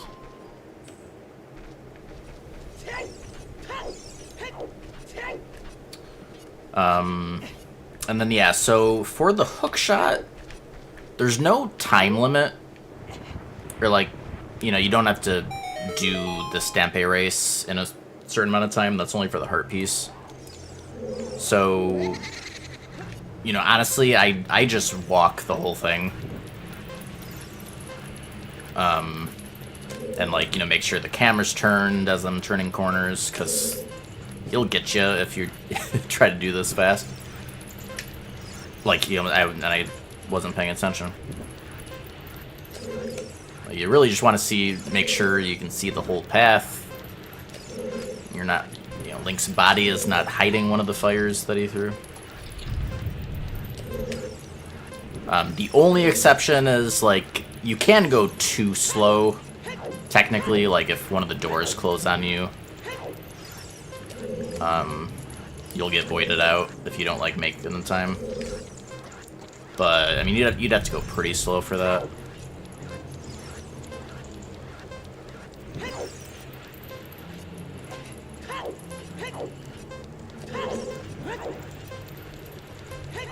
Definitely, la la la. Yeah. And, like, here, you'd want to, like, not do this last part too slow. Like, for that last door.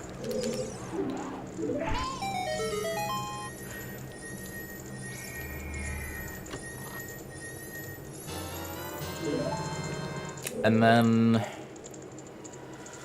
I think, like, if you went too slowly, I don't know if you went too slowly on this door, could it?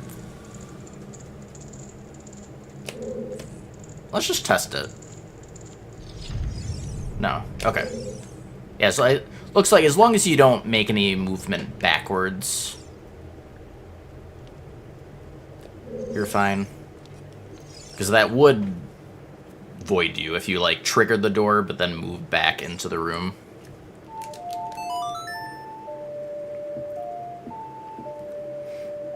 Okay. So it'd be hard to do accidentally, but just something to keep in mind. Alright, we can get Song of Storms while we're here.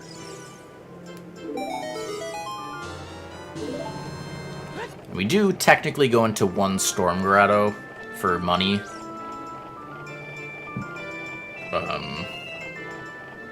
So it is... You do want to get that now. We actually use that soon. Alright, and then... Oh, I didn't... Yeah, you want to talk to Anju before Dampe. I mean... It's, you know, faster routing. It's obviously not a big deal if you forget. But a couple Sun Songs to hatch the egg. Oh, and this is only if you're doing early Bigoron Sword. So the routing I do, we get Bigoron Sword before Forest Temple. We just grind out the whole quest. I personally think it's worth it. I haven't ever timed it out. I don't think it's half an hour. I mean, it's probably like 15, 20 minutes, maybe, of time to get. It's pretty useful. I think it's worth it, but it's definitely not mandatory. So any of the... You know, if you weren't doing Bigoron, you could probably just go right to Forest Temple. But yeah, we're going to be doing all the stuff for that. Oh, another Sun Song.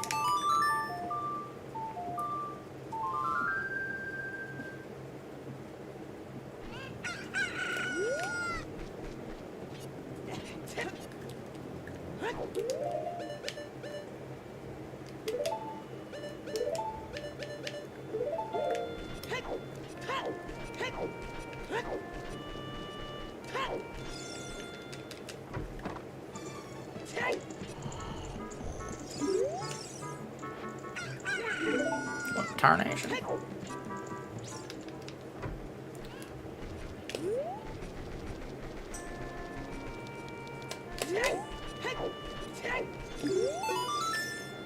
Kajiro.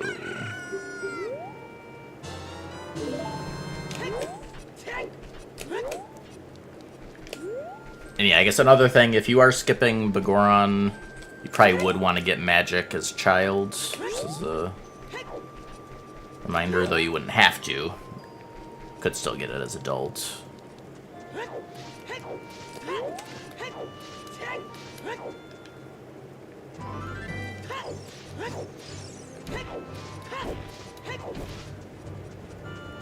I can toss a bomb for that guy.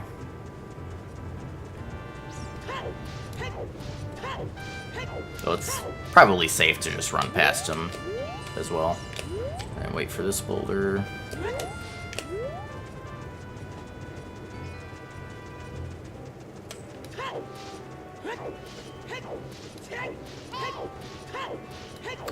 That boulder does...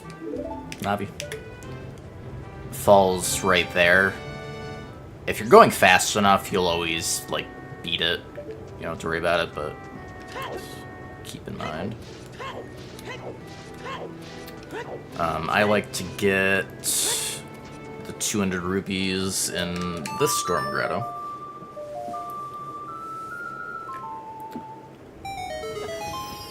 Depends what you mean by that, Exor.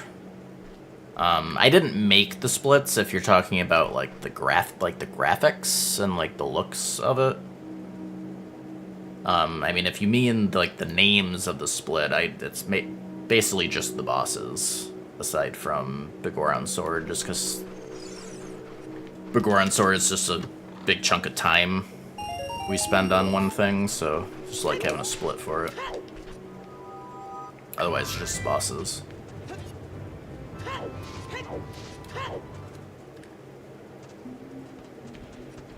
Alright, so the setup I use for this guy, I stand right at the seam here. There's like that diagonal line I'm standing on. And then there's like, up where he is right now, there's like the texture change. When he's like, right before he hits that texture change is when I throw the bomb. So like right about there. I like to climb up here just in case I either A, mistime it, but also there's a slim chance as he's rolling around, he like does these like hop-ups, and even if you time the bomb right, there's a chance he just hops over the explosion, which has happened before. So I like to just hop up on the fence just in case.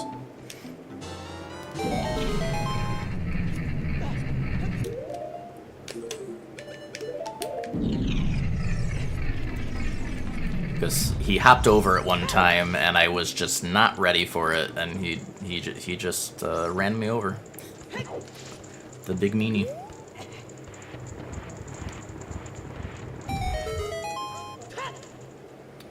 Alright, while we're here, we get Valerio before we go to Lost Woods.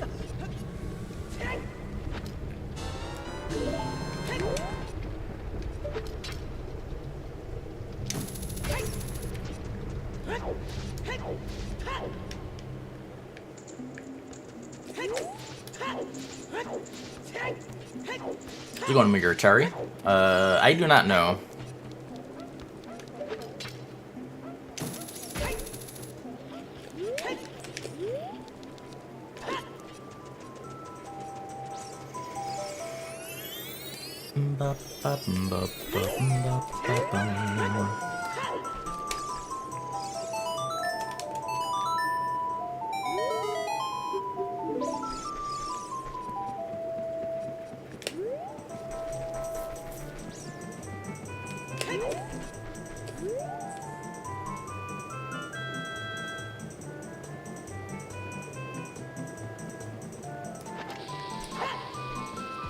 Alright, we get Deku Nut upgrade. Please. Hold on here. Hold. Just do one roll forward into a nut.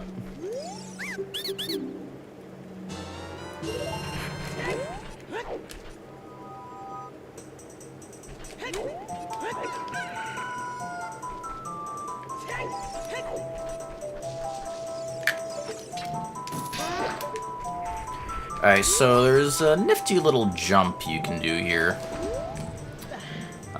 You want to climb up,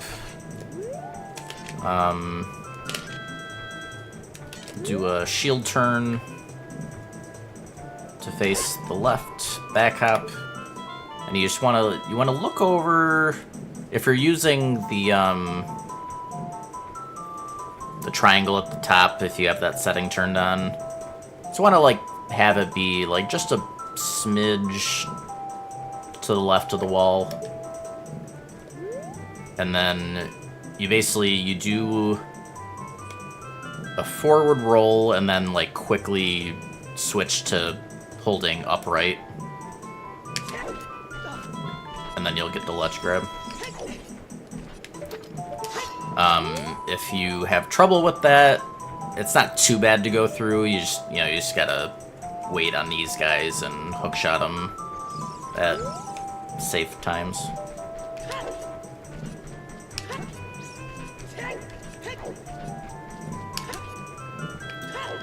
Here is one of the places I use bomb shoes.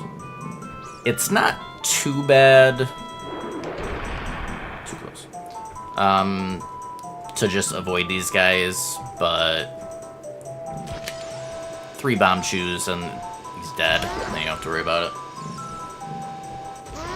I wouldn't bother with the bomb shoes if it was just for these guys, but I do use them for other things too. So since he got him anyways.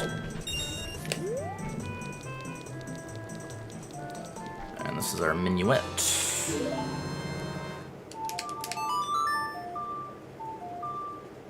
Get that while we're in Lost Woods. Sun Song back. And then yeah, like if you were skipping Begoron's sword, you'd probably do everything I did except for the quest item stuff. And then you would just go right into Forest Temple. But we're gonna get Begoron's sword. And then go to Forest Temple. So, but yeah, exit, re-enter. Can turn in Kajiro.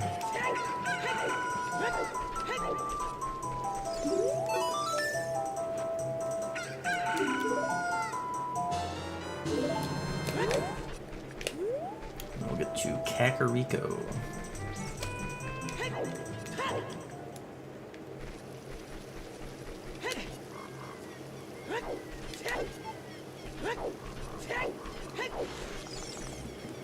I'll mention it again later, but anytime you enter Kakiri Woods from the bridge here, the game is very mean, and it places you right next to that massive Deku Baba. So if you're ever not paying attention, you're probably going to get smacked by that guy. You really only have, like, you don't even have, like, a second to move, probably. Or, like, a second at most.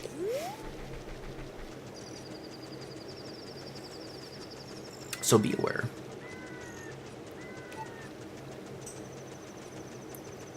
And yeah, adults doesn't have to worry about Stell children. Those are child only. So you don't have to worry about those at night. Do have to worry about Poe spawns. Technically, though.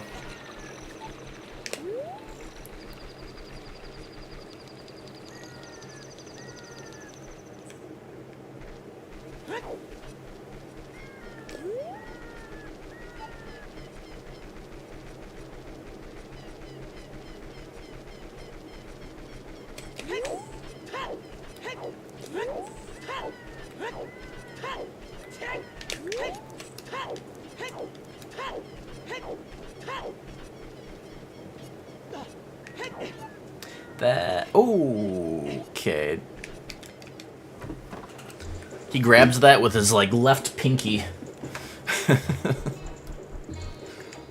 Really surprised, though. Grabbed.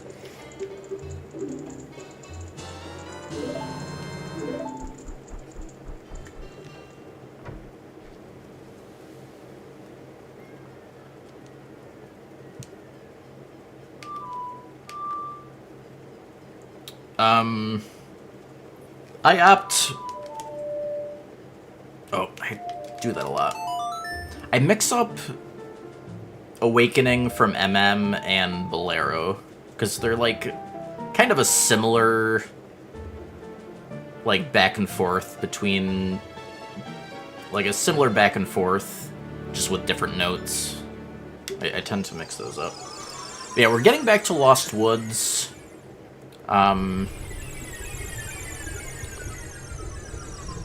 Doing it from here...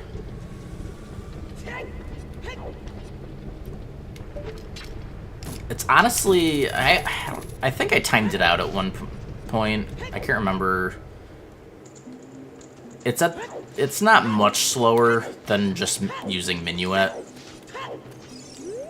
Because it's pretty fast to get to this shortcut. If you Minuet, you have to get past, like, the Moblins and the meadow area. And this way you don't have to deal with any enemies. But you have the option of either or.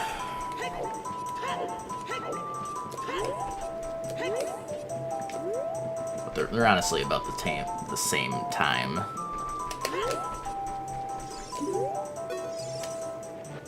Alright, this will get us the saw.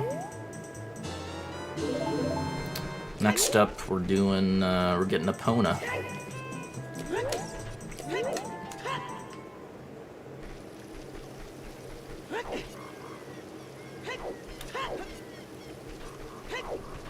We need Epona to turn in the saw without a long shot.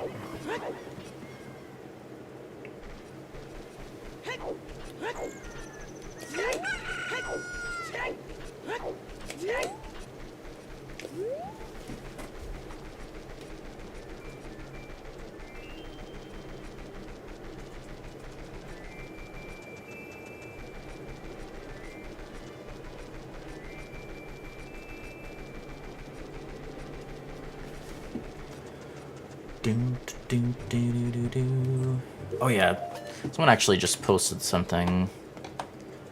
Did I... What do I have for that? Is it quality? What is it? It's, where is that? Fixes. Yeah, okay.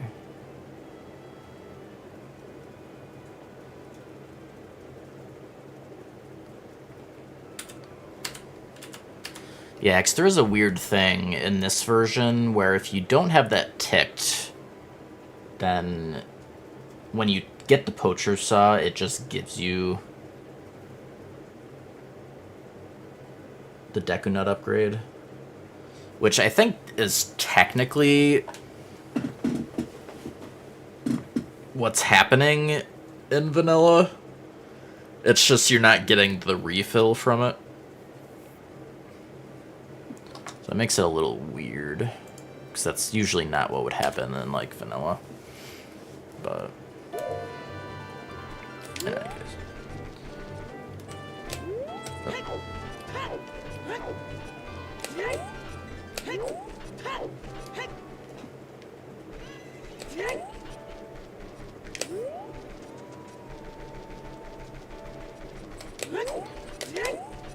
Because I think that bug is only an issue for 100% because of source requirement. Because it prevents you from getting it from source. I think you still end up getting it, though. I could be wrong. Let's go on chicken wing. Now, I can't remember if... We might have to do this twice. I can't remember if ship speeds this up on the current version.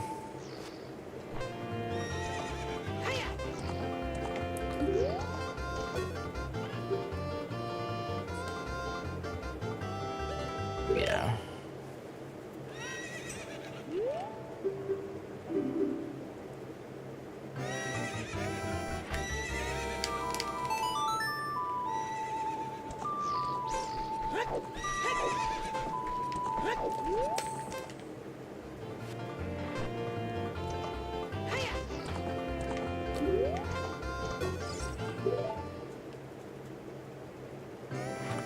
Alright, what I like to do on this is, at the start, kind of come out here, let him follow you, and then you can just kind of scoot past him to the right. And then you just, you know, it's pretty easy to not let him get by you at this point. You just want to make sure you don't run out of carrots, because they take a long time to come back. Kind of get sketchy.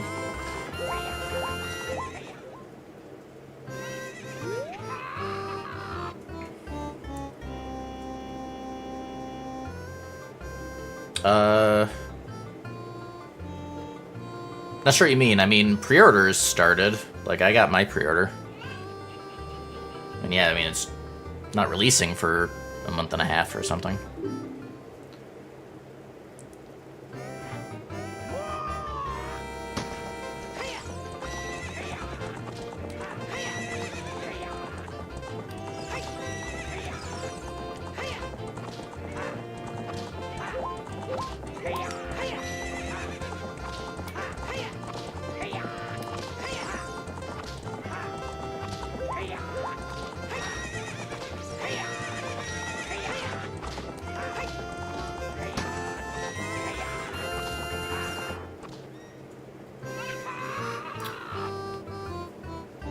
Walmart. Like, not the ones from Nintendo. Like, through stores.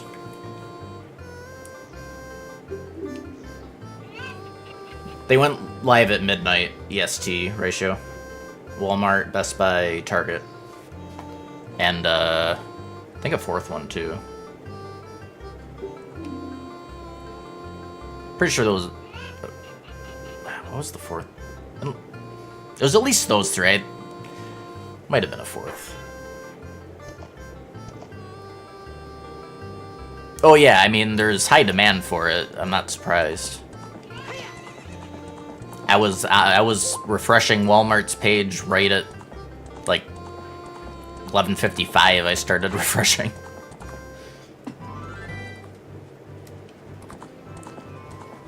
Yeah, I mean, hopefully they'll get more stock by the time launch actually happens, but... Alright. But yeah, we go across the bridge, turn in the saw.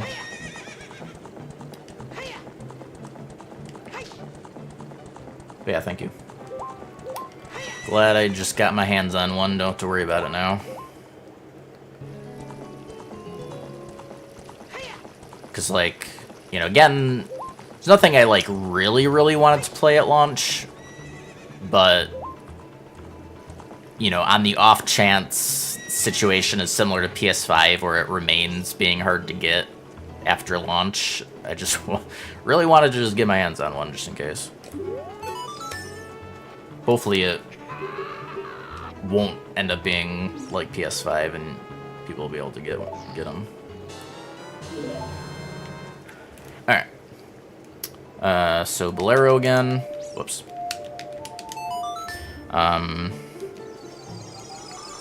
Go to the big Goron himself.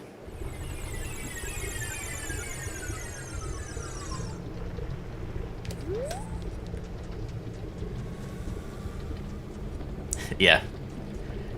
Yeah, I mean, I could see at the end of streams doing Mario Kart World stuff. If enough people, you know, end up having it.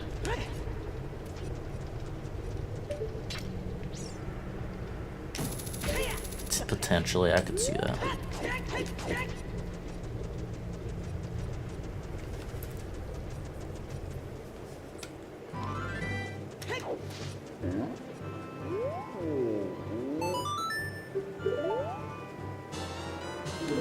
Alright, prescription, and now we finally get our magic.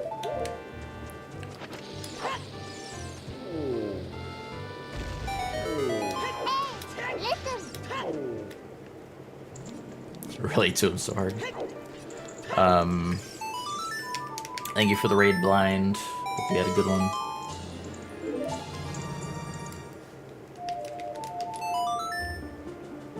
Alright, and now we do we go get ourselves to Ice Cavern. We'll also get Furor's Wind out there.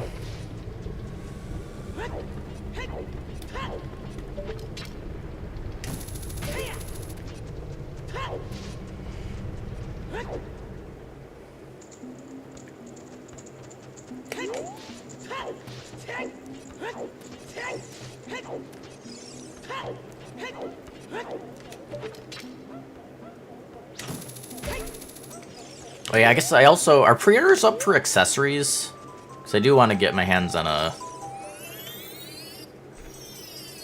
Switch 2 Pro controller.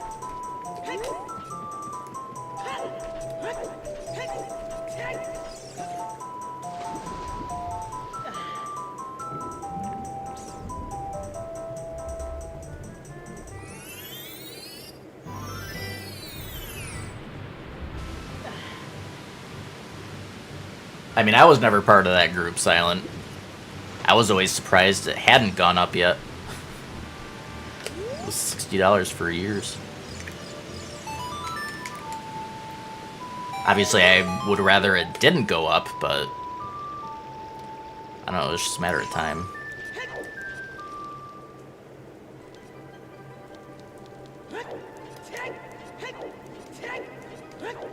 Definitely, I would not have gotten Mario Kart for $80 though. But for the $50 in the bundle, that'll do.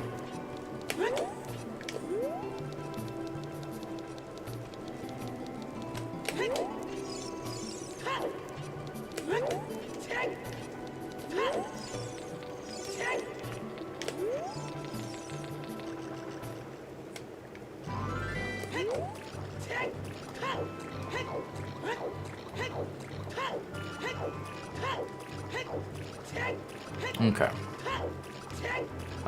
This Tektite is pretty safe to just ignore. I like to line up for a bomb shoe, she'll drop it, and then just run over here.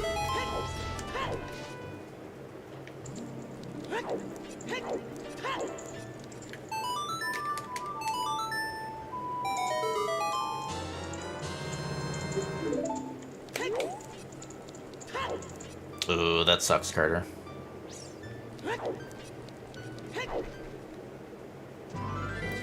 I mean, that's totally fair, Silent. Obviously, I mean, if you... I mean, that should go with pretty much anything. If you don't think something is worth it, don't buy it.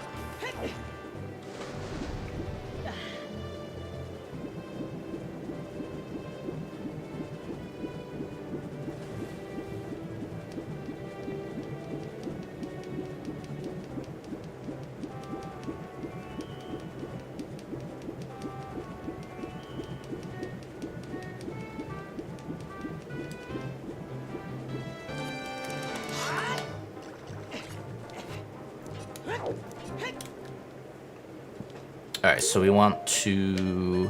It's not a big deal if you forget to do this, but get a Furor's Wind set here for after Iron Boots.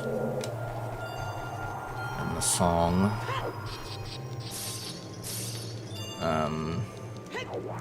Gotta learn where all the falling icicles are.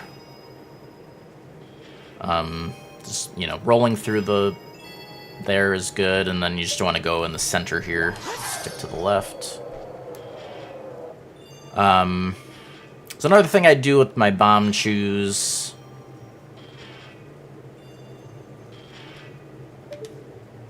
I like to kill 2 of these. It's 3 each.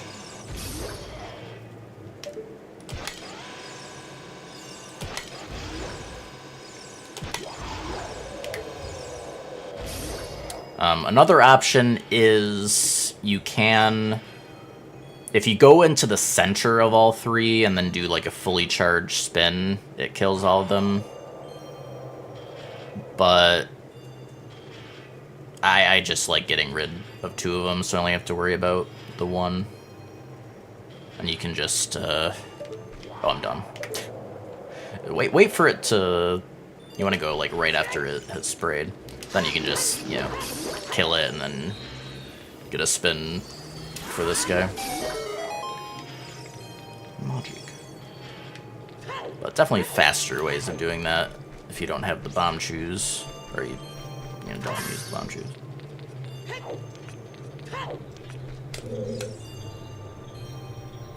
Alright, so want to run across, grab this one. Now, this is one of the uses of having shields. Turns out, you can duck under these if you're shielding.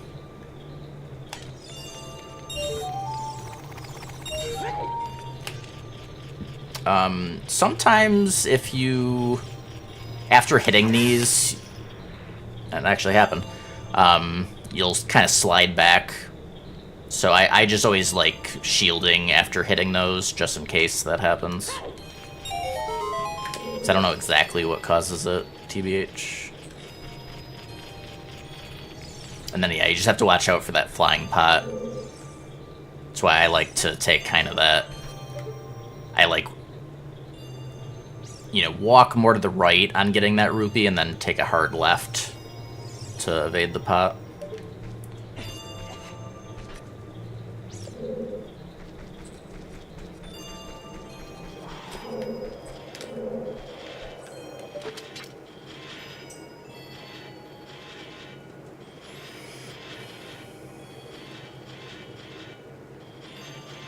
Yeah, it really does take a while for them to do that again. Do have plenty of time.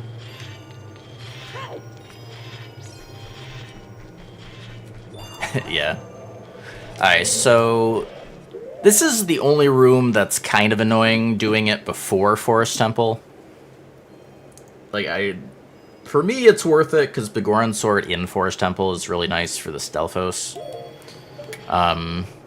But there's really no good way of killing these keys safely, except for waiting for them to get close enough to aggro. So you just hang out here, try to position yourself so they're gonna get close enough, but it is kind of just RNG.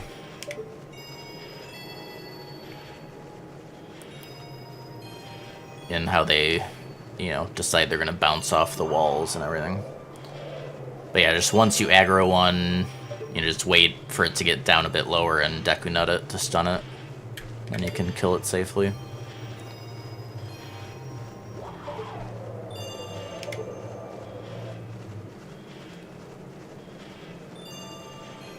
But, sometimes you can get pretty bad RNG and have to wait a while, but it'd be pretty sketchy to go in here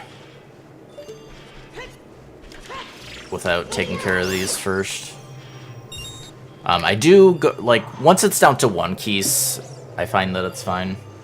So you really only have to do two like this. Okay, I think this one will aggro. That wasn't completely horrible.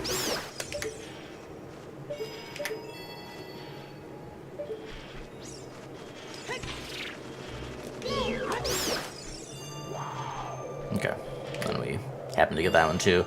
Yeah, if it is down to one and he's not coming over, I'll just wait for him to be over in that corner before I come up here. So he's, far away, kill this guy, and then just recheck where he is. If he's coming over here, I like to just aggro him. Wait for him to get over here. Then you can just nut against the wall to stun him. And then, depending on how he moves on the rune, sometimes you can just ignore him the whole time. Just not even kill him, but... Alright. So you want to get, fill both bladdles? Both bottles with blue fire.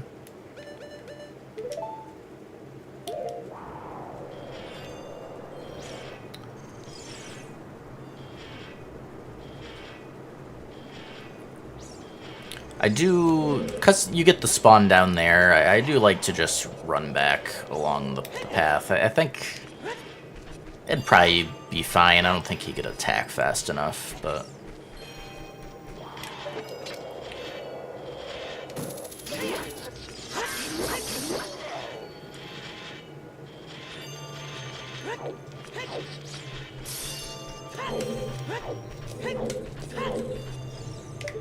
Okay, and the flying bottle is...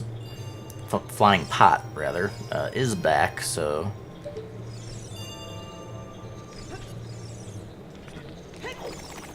Just be mindful of that. Yeah, 10 years for Necrodancer. I mean, I started streaming pretty much... like, soon after Necrodancer went into early access. So... the age of Necrodancer is basically how long I've been streaming for the most part. Minus, like, a month or two.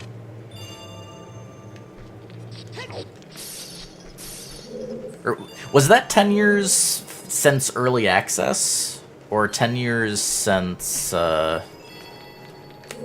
full release?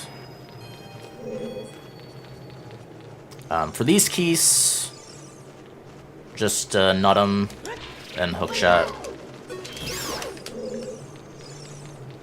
Pretty safe.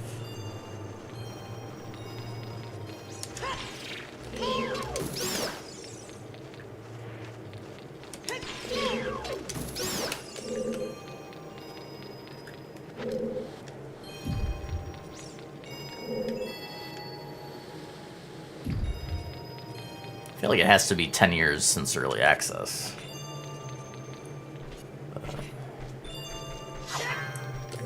And here you can get this one by just doing a jump slash on the side.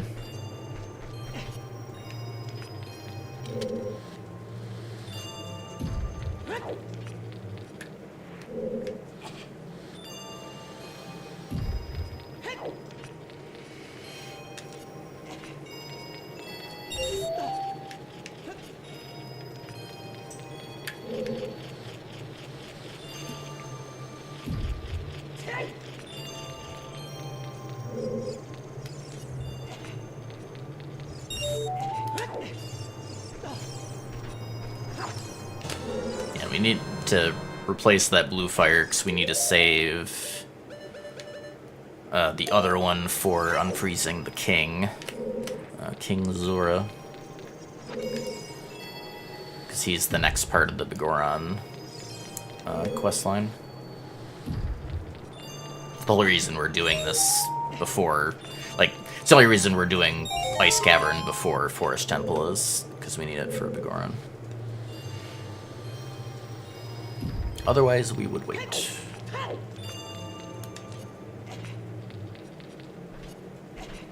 And you want to wait here because of this guy.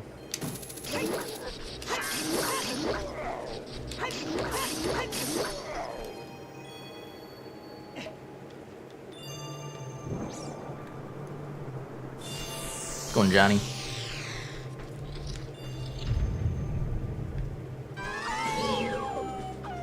The same old Wolfos strat.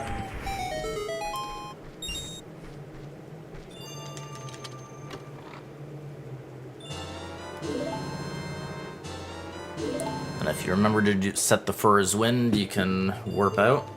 Or, well, back to the entrance anyway.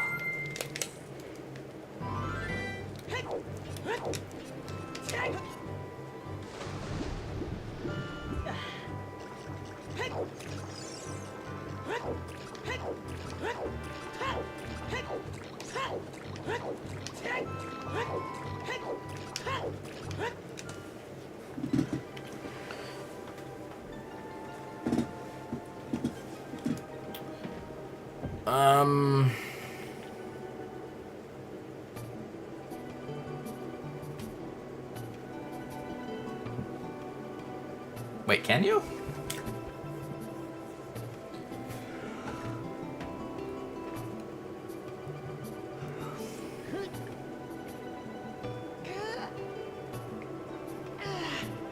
Is that in, like... market shop?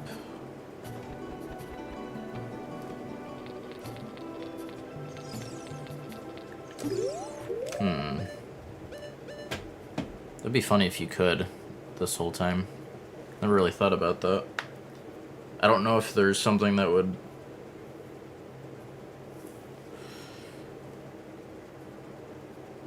make that not work.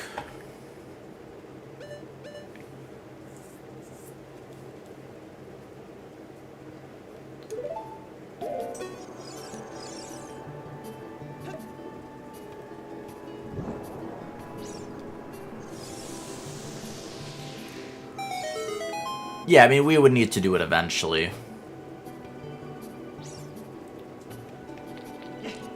But... I mean... yeah, also talk to him to get the Zora tunic as well. As well as the quest item.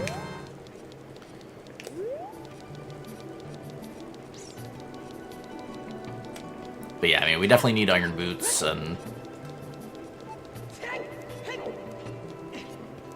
well, we don't need the song, I guess, but... yeah, we definitely need iron boots.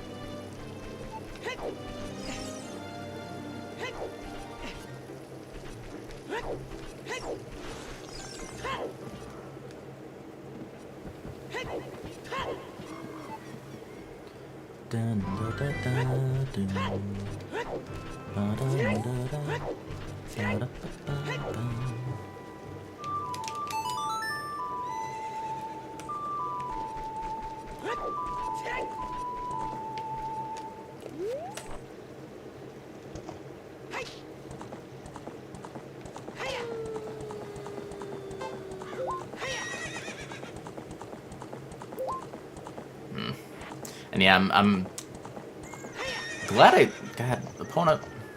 glad I looked into the highlighting on YouTube. Because, like, making videos for, like, if it doesn't need, like, a heavy amount of editing is definitely better on YouTube. Because, like, making a highlight on Twitch, like, you can only do... Epona, please.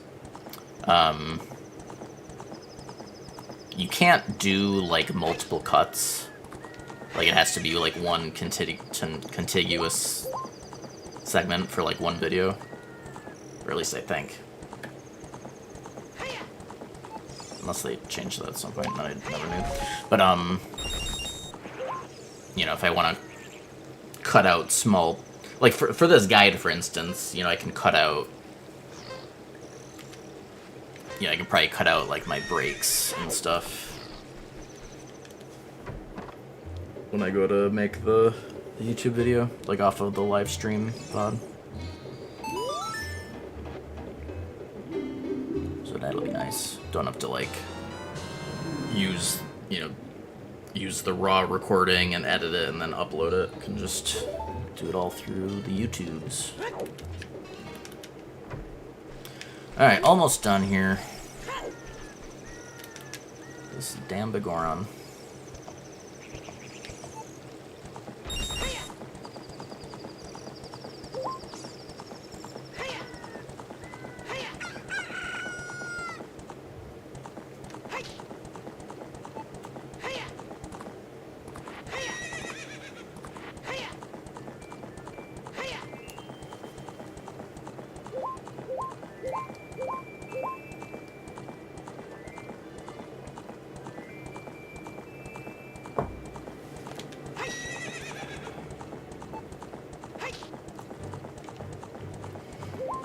Post spots to keep an eye out for. That boulder has a Poe that'll spawn.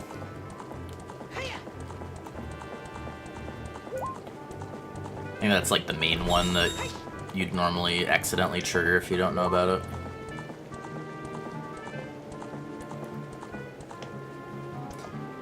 Okay, another reminder on this Deku Baba. Gotta move right away. Or face its wrath.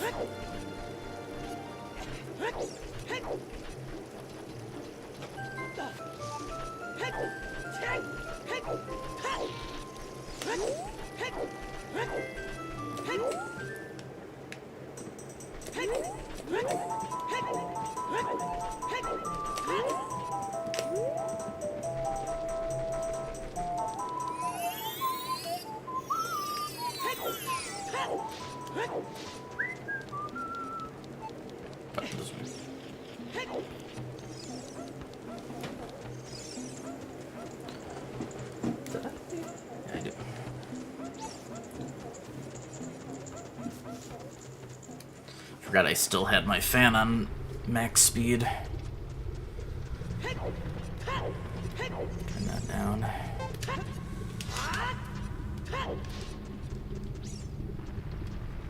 Must not be as cold outside today, because the room... Yeah, it's like 52. Window open is not cooling the room down as well, sadly.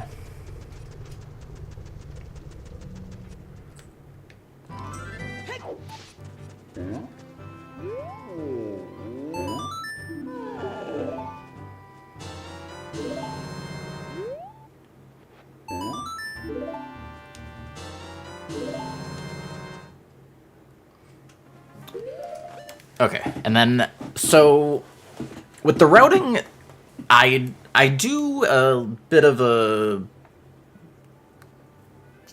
small sequence break in Forest.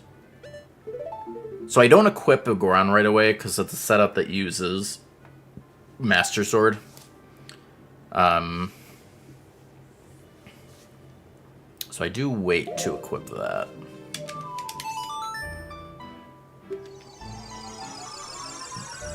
But yeah, on to Forest.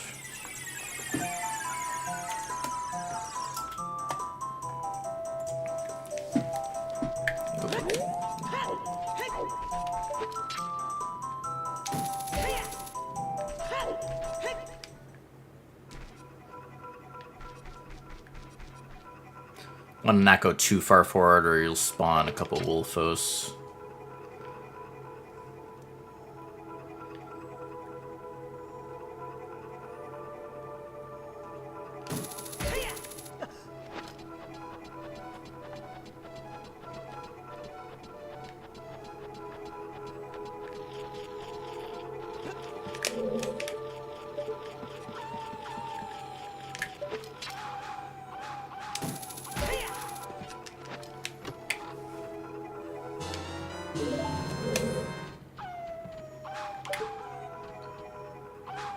And here, you just want to make sure they're not over by the stairs.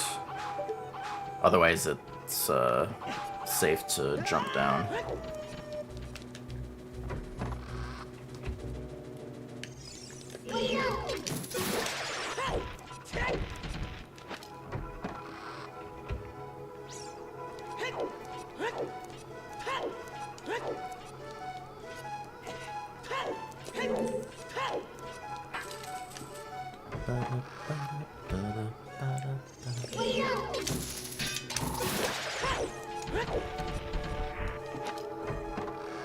Welcome back home.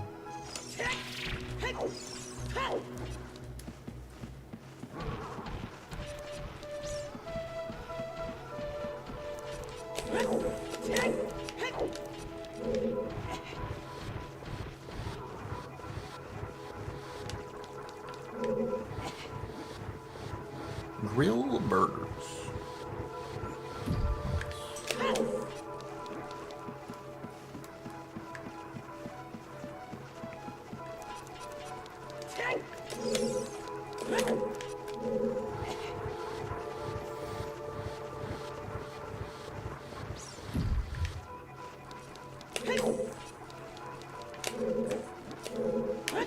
cheeky side hop down here.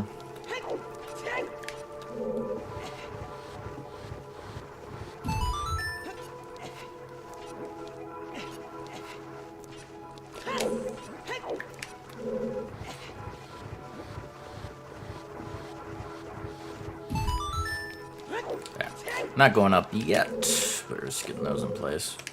Alright, so I just do this routing because the setup is very consistent with this skip. It just makes for faster routing. If you didn't feel comfortable with it, though, you could do a more normal routing, and you'd go... When you get into, like, the main lobby, you just go straight through to the Stalfos to get that key. And then you'd have to, you'd, like, go into the lower portion through the Song of Time block and stuff. But yeah, I mean, if you want to do this faster routing, so you get, you target this wall, side hop over against the railing, oh wait, no. Don't take the sword out yet. Yeah, you want the sword away, side up to the railing. You either need to, like, take your shield out or untarget before you do this dry roll. Otherwise, you'll get a weird angle on it. Then you do the crouch stab.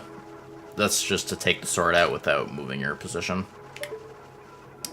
And then you want to line up the bottom of the triangle. You know, again, if you're using that triangle guide at the top of the screen. You want it to be right on the left edge of this black spot that I'm moving up and down on. So you get that angle.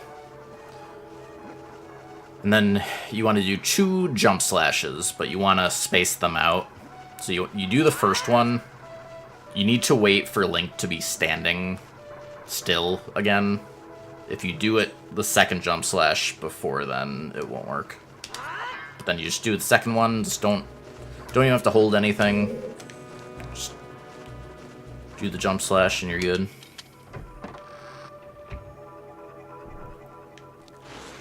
We get a Furrow's Wind here. Okay, now we can switch to Goron. Oh.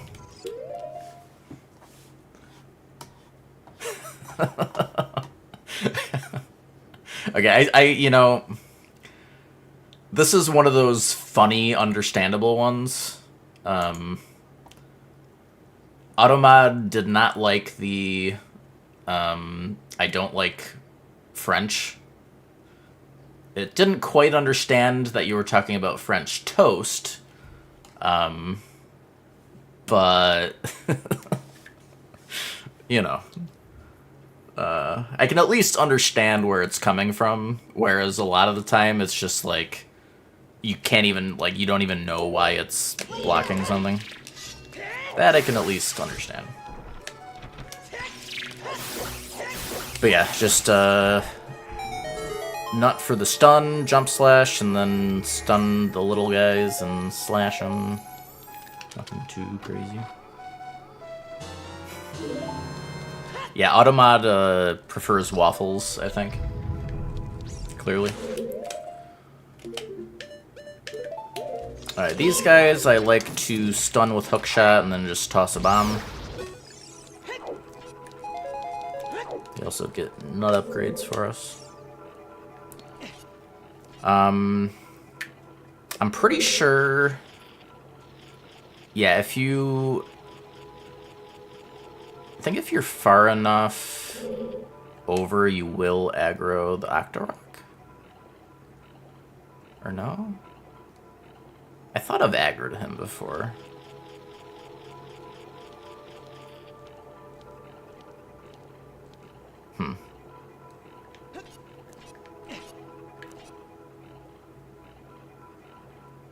Interesting. Well, I guess I'm not sure then how I managed to aggro it. There was like one time I aggroed it, I thought. Well, I guess just keep in mind that it's possible. I don't know what makes it possible, but now a very important part. Link loves to wrap, so you want to make sure that you do a roll jump off of here. And we can let Link wrap for a little bit. And then he's just, he's just in a better mood. And then the run goes better.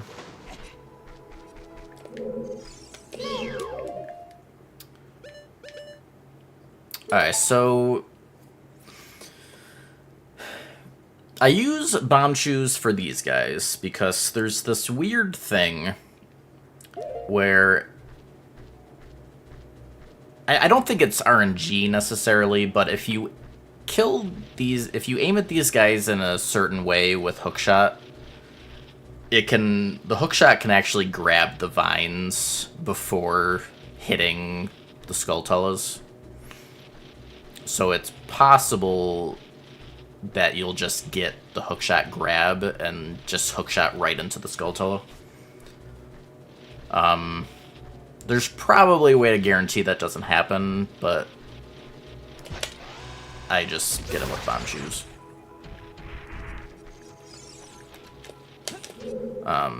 If you're lined up on the center here, you can just do a drop, side hop, drop for those two.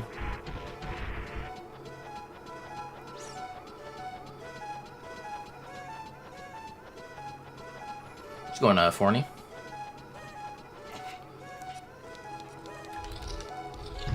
Be ready to nut. That's just...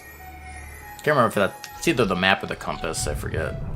Either way, you don't need it. More Deku nutting. Hit the switch.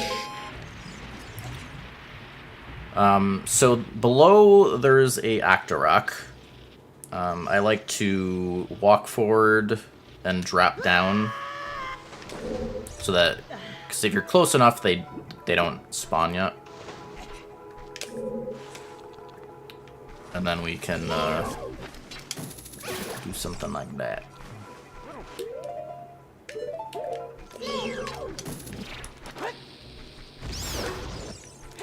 Another bomb kill.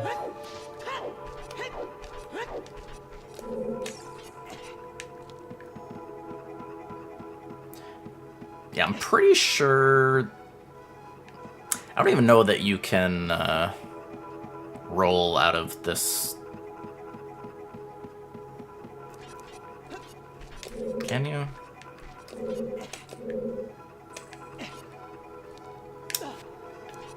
Can you even get this jump without ledge grabbing? Oh, you can. Okay. So, I mean, that's technically an option. I usually just use the ladder anyways, but...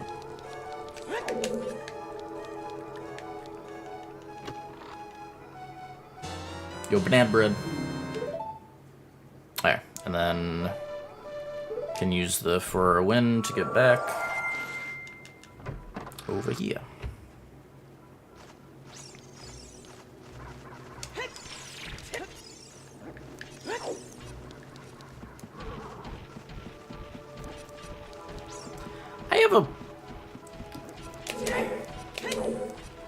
I'm like slightly picky with bananas. They have this like magic ripeness zone for me.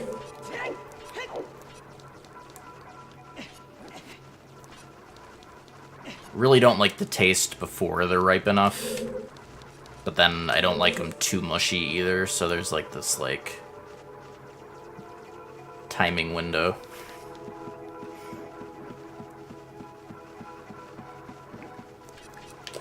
Alright, we got two of these mofos. Just wield your nuts as necessary. Now we have the perfectly normal hallway.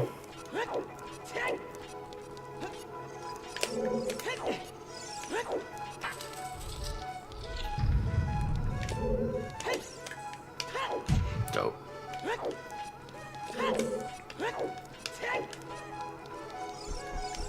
Alright. So, because we didn't do... Like, basically for this room, if you haven't done the Stelphos fight below, then the Stelphos fight won't trigger yet. But, you want to make another Forest Wind spot. So, I've changed Stelphos strats a lot. What I do now is, I would say, very consistent. For this particular fight, I like to ledge grab here, press A to drop down, and then target to face where the one of the Stelphos is going to spawn. But basically, the idea is... Well, so first of all, when you're locked on to a Stelphos, the other one will not attack you, thankfully. These double Stelphos fights would be hell if that wasn't the case, by the way. It would actually be incredibly horrible. But, so you never have to worry about the Stelphos off screen, or, you know, wherever he is. The only exception is if you're, like, right next to the other Stelphos, they will occasionally attack the non-lockdown one. So you don't want to stay close to the other one.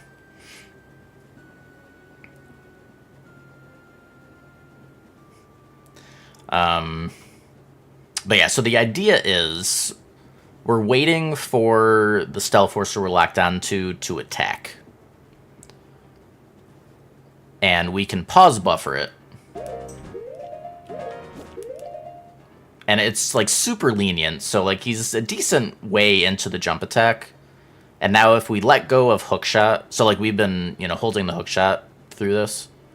So as soon as we see that we got an attack, we can just let go out of, you know, and then unpause. And you got a guaranteed stun.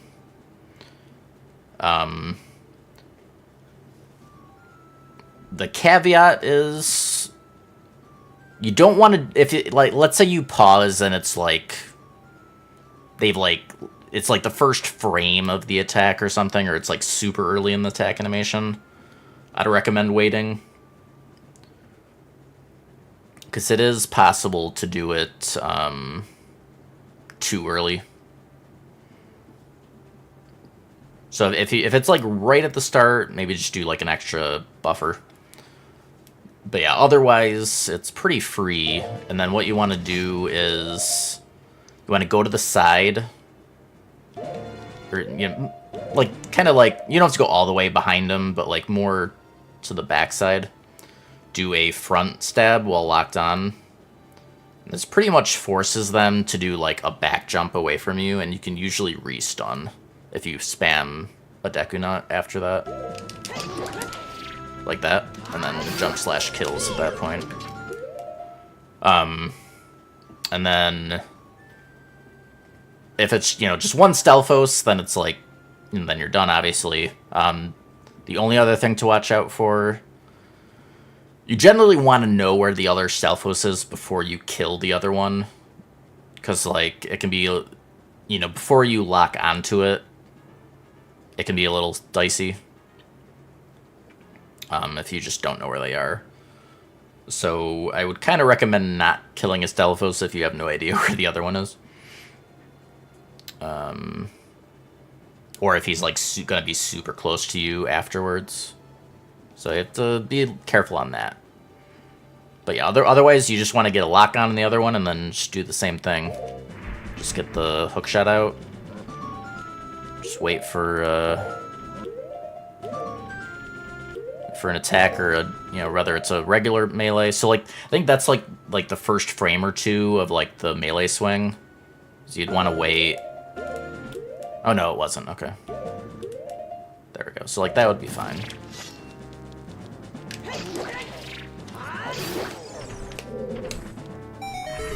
And yeah. So that's like that's the safest way I have found to fight Stelphos. To be fair, it would be a little more annoying doing this off ship, because like ship has the really fast pause buffers. Would be a little more annoying doing that on, you know, like N64 or Wii U or like Wii VC, or I mean, I guess it's Wii U VC as well. Just because the pause buffers take longer, but still works technically.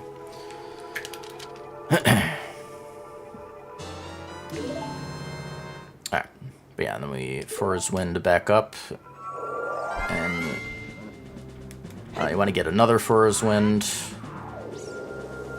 You can do it like after the fight, doesn't have to be now.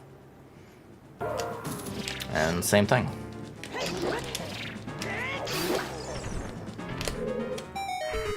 got two more.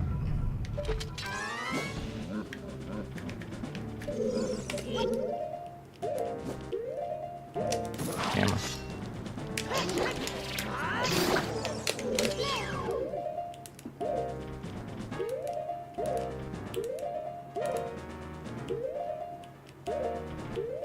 What are you doing? Sometimes they like just moving around for like a minute before doing anything. Bro. Like the other one's gonna end up respawning. Because he's taking so long. There we go.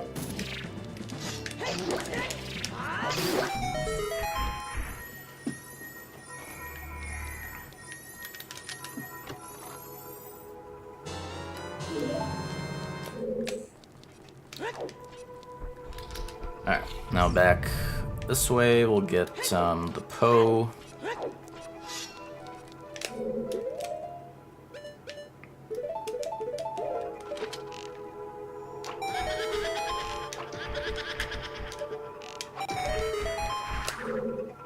Wait, let me... I don't know if... I haven't tested if they have collision during that, because, like, normally you wouldn't be able to move during that. There's, like, a cutscene skip there. I don't know if that can actually hit you. Never tested that.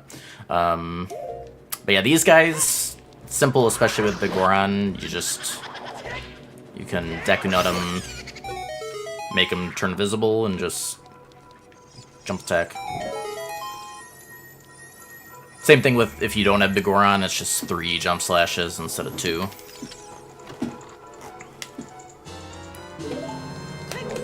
Get that key. And then we made that Fura's Wind so that we can come and get the boss key. And then just warp back. To loop around.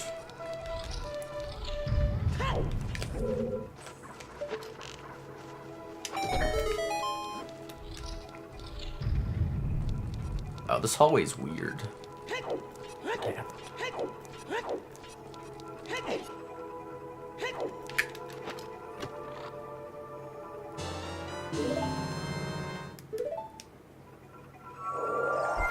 Okay. Done with Fur's Winds for Forest.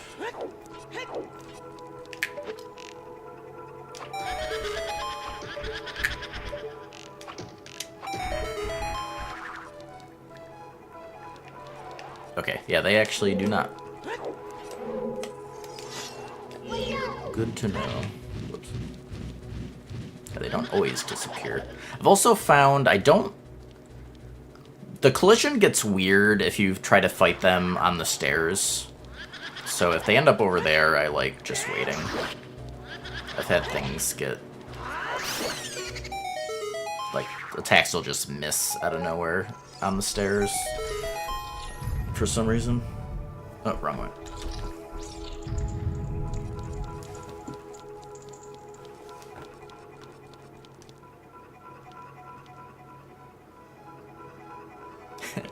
Oh yeah, it's cool. Happy for you.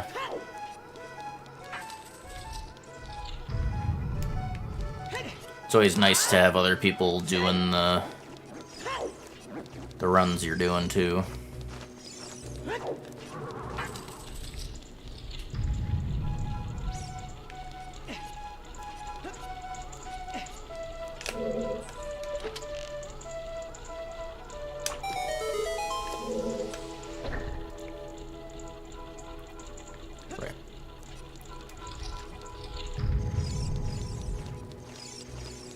Yeah, just hug the walls on these. They won't hit you.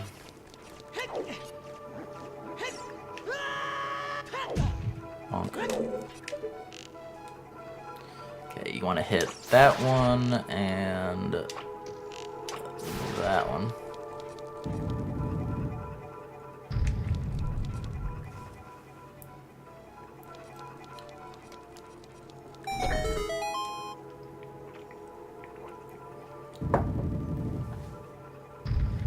Oh, for sure. I mean, I would be surprised if that didn't happen, honestly. Especially routing-wise, because, like, I imagine there's got to be a bajillion ways to route for that game.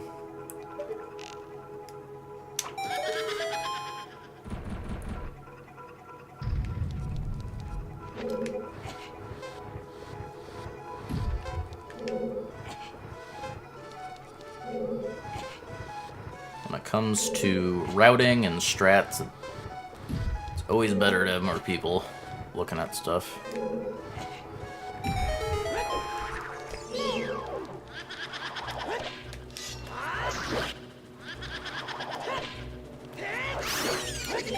It's like when Kenan was looking at stuff, like he found some things. Theo found things when he started doing runs. Nozo found yeah. Everyone that started found at least like one helpful thing.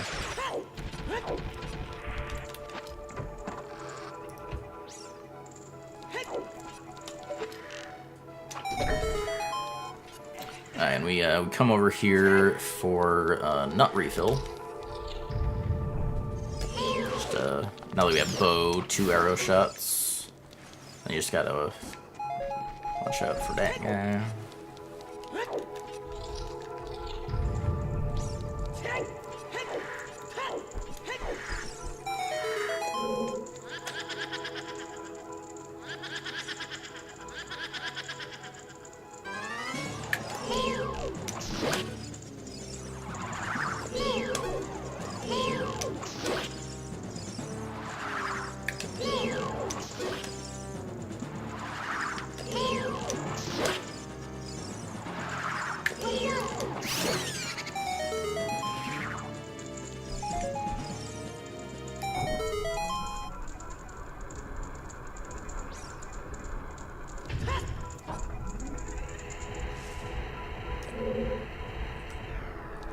That's crazy talk, Lala. Madness.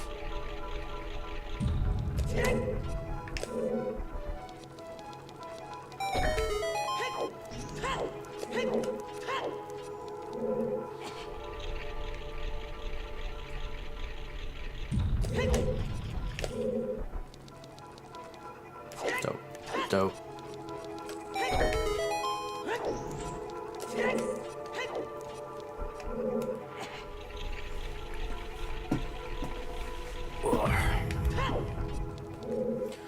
Alright, and so the Phantom Ganon strat is pretty funny. Oh, also,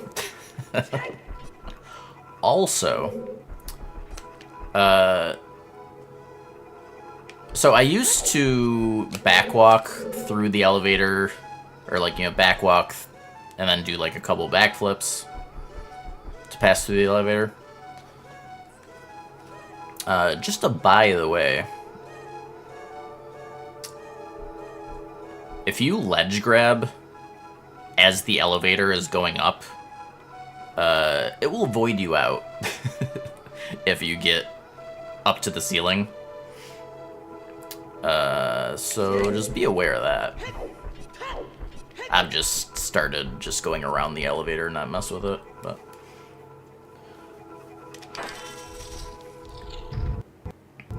A good thing to know, though.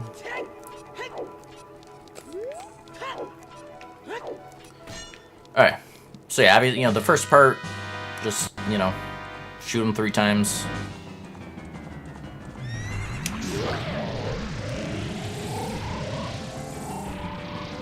Don't shoot the fake one. Don't be faked out.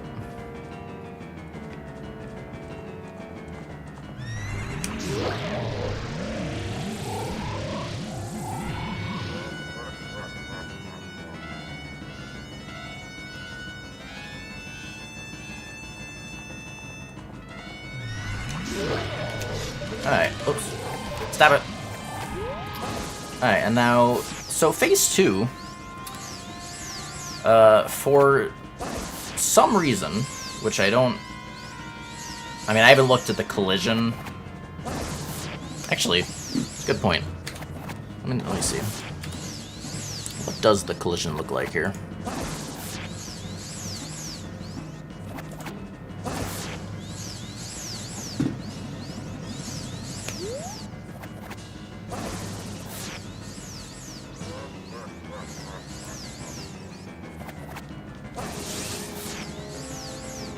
Yeah, I really don't know why it doesn't hit you.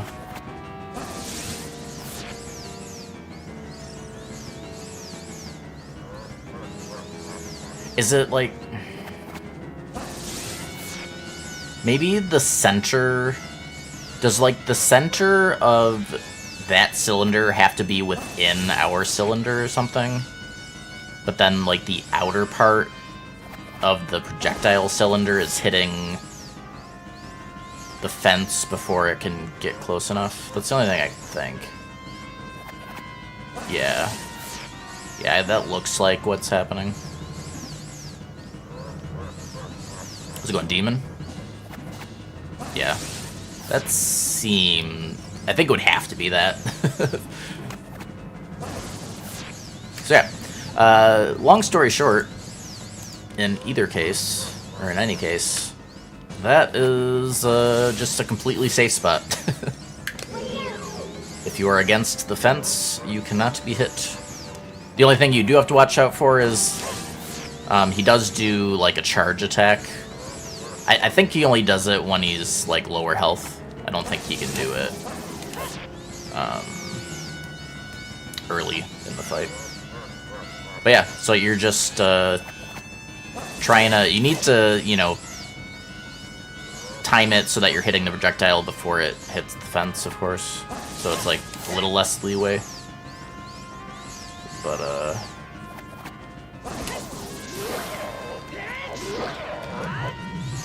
hang on. But you have all the time in the world. Dope, really. Okay, concentrate.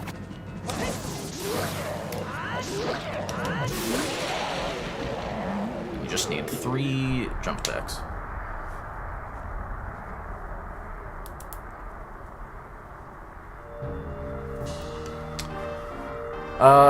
Maybe.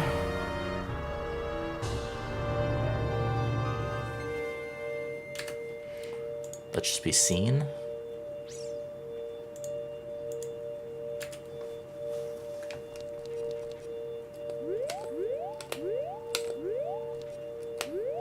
Yeah, I mean, I think it's just, it doesn't extend past the fence.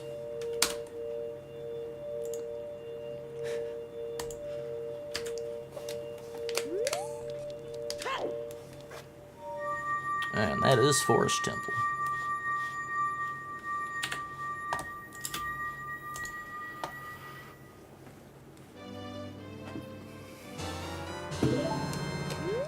Okay.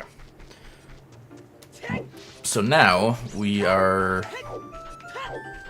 gonna pass through Kakariko. Do the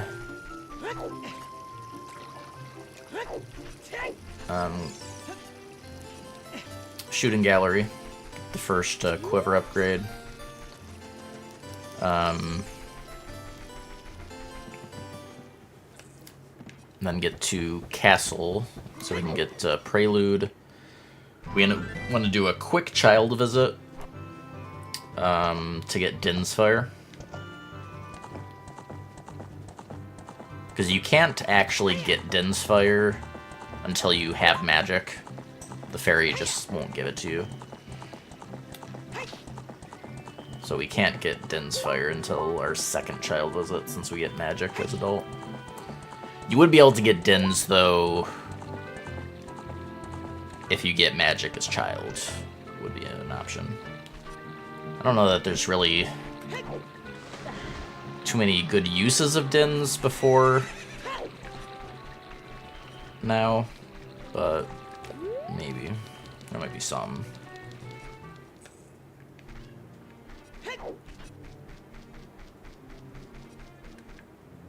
Got your a lot of jank. How was... One thing I wasn't sure... I was under the impression for Oblivion, like, there's not any, like, any type of parry system, is there? Right? I think, like, you can block, right? But not, like, not any type of parry.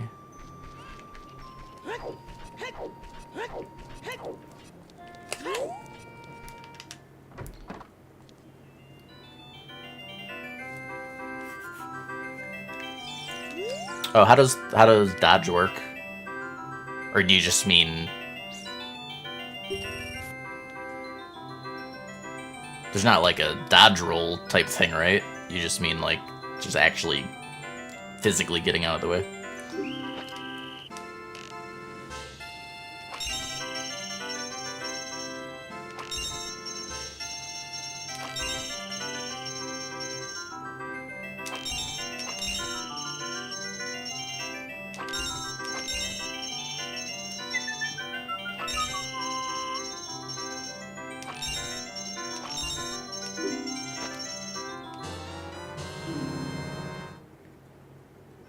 Oh, okay.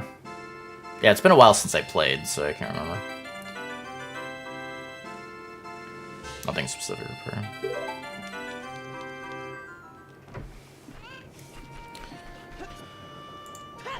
dope. Not forgetting anything, right?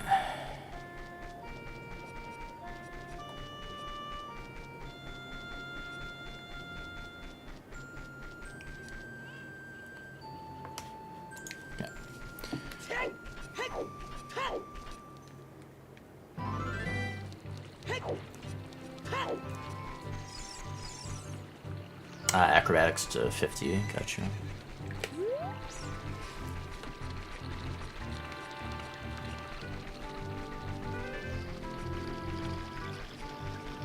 They removed it. Lame.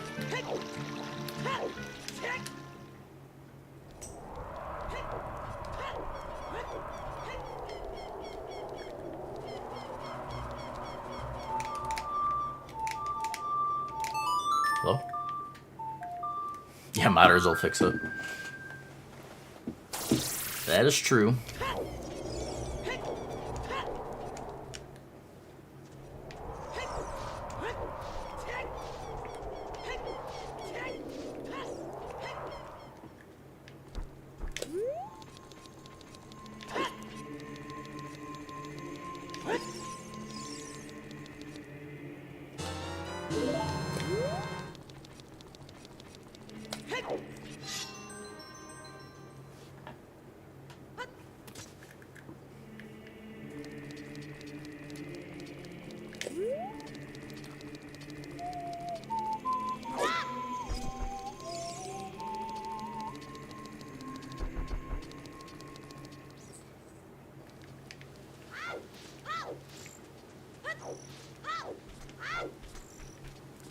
Yeah, let me see.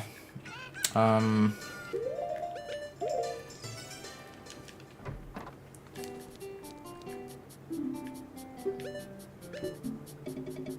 okay, it's 300. Okay. Yeah, we would need another wallet upgrade.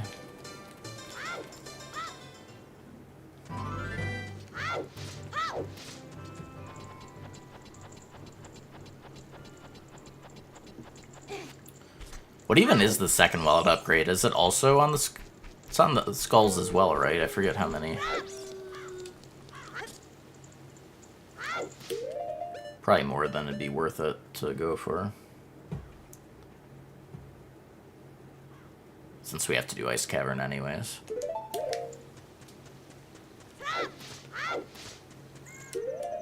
Or... use it to waste a chew.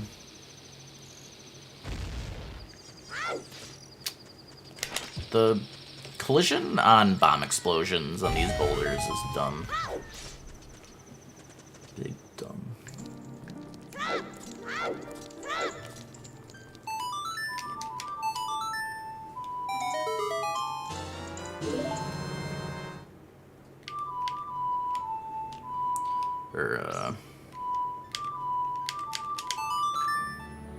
Yeah, we got there.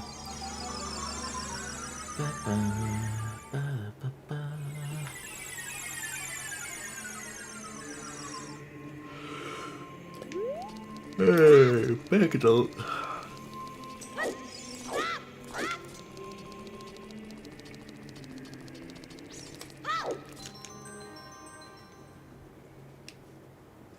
And right to Fire Temple.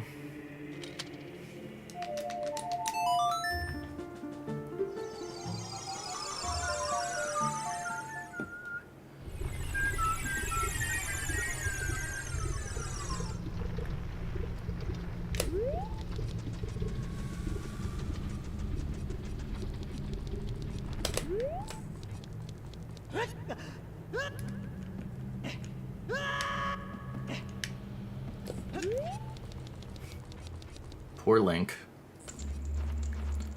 Poor Link.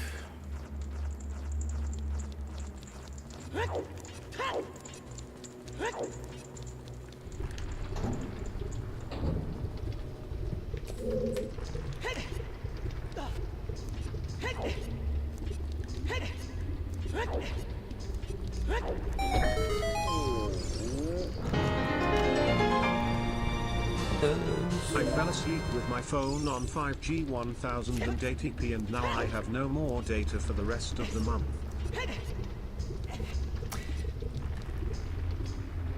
Well, at least there's only a week left. Zico has. Whoops. Thank you for the 16.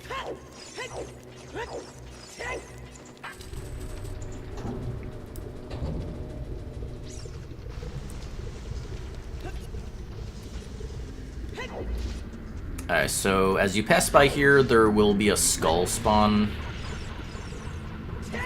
But as long as you go, yeah, you don't slow down, it should always be good.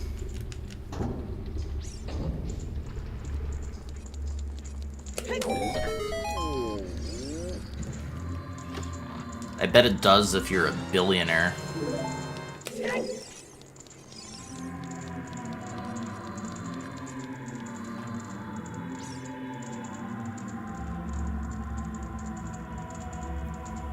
Yeah, blind. Yeah, it would be totally separate.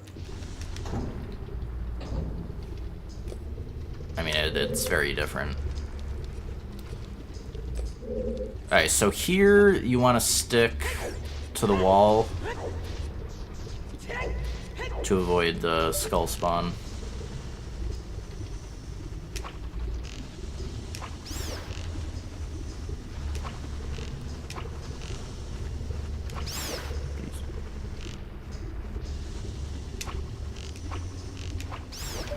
Do like to kill all the keys.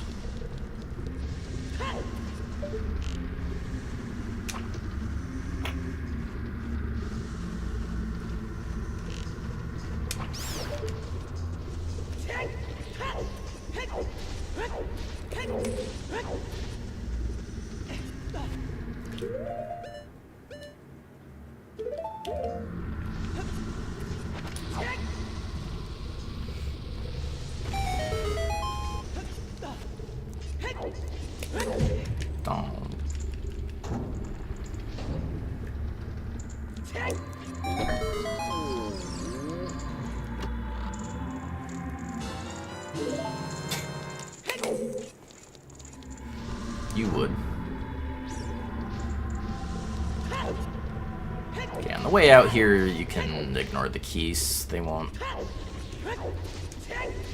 get to you in time.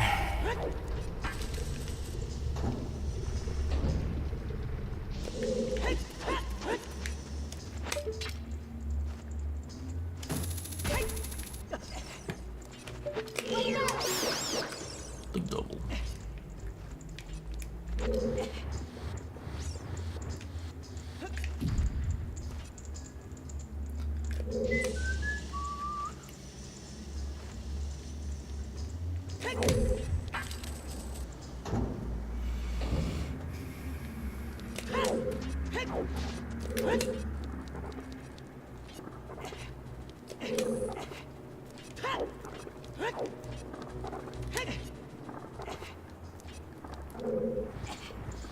Here, you can just do a sneaky little jump across here. You don't have to push the block at all.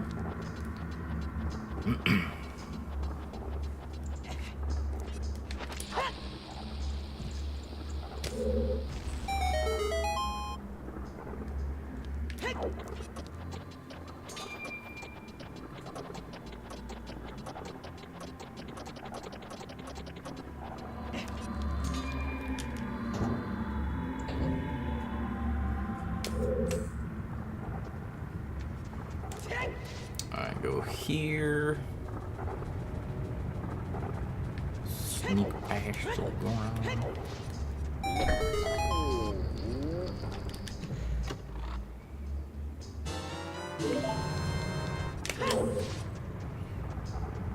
Wait.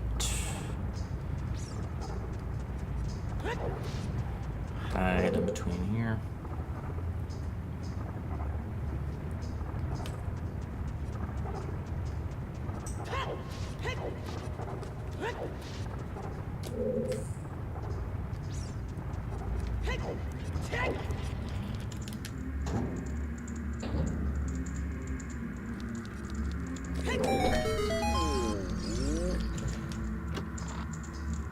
I don't believe you. I'll have to see that to believe it. Well, I mean, I could believe it, but I just don't trust you in general. That you're not memeing.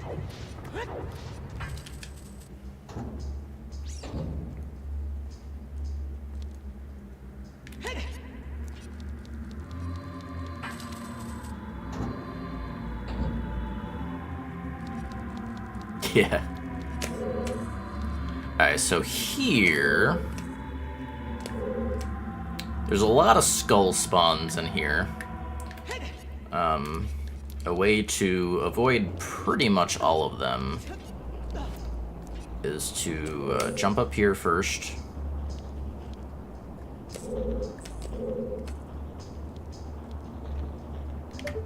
And wait for the fire. Then you want to line up so you're jumping like just to the left of the fence. And then you'll make it here. And kind of hug, you know, here, stay centered. Then at this point you can just, you'll spawn that one, but he always jumps away from you, so it'll always be fine. Yo, we love delicious French toast. Alright, get a forest wind here.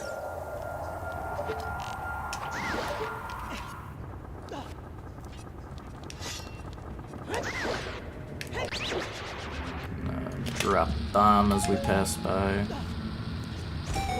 Oh, this is another spot I'm curious on.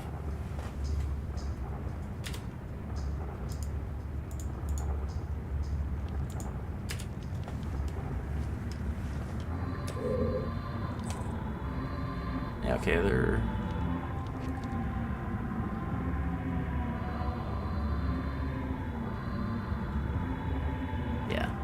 Yeah, so there's really never a chance of them hitting you. Okay.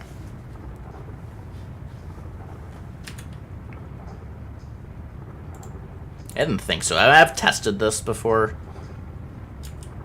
but I never thought to look at the actual collision.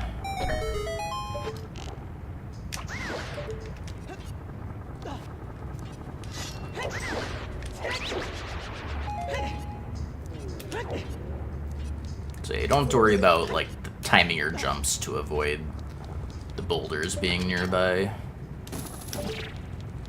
You'll be fine.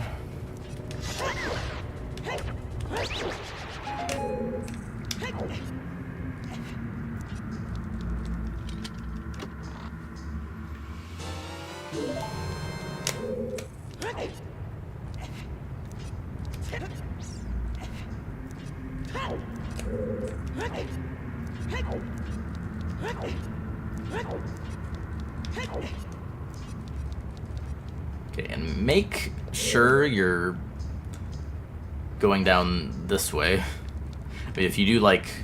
Because, like, on this ledge, it won't let you jump. Like, you'll always grab it.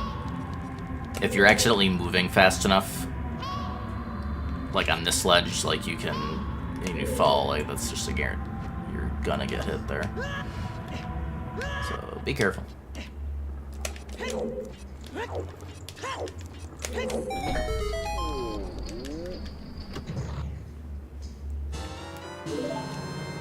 Alright, and then furs back up. Alright. And then again, another trick to avoid skull spawns.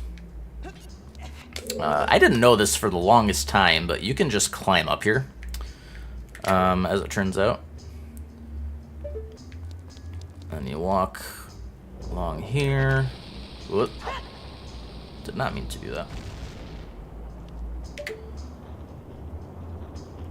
I'll trigger the fire. Again, wait for it. I mean, you probably could make that, actually, but I like to wait. Then you just jump across. If you go too far towards that way, you'll spawn one. I just want to kind of stay there and jump diagonally.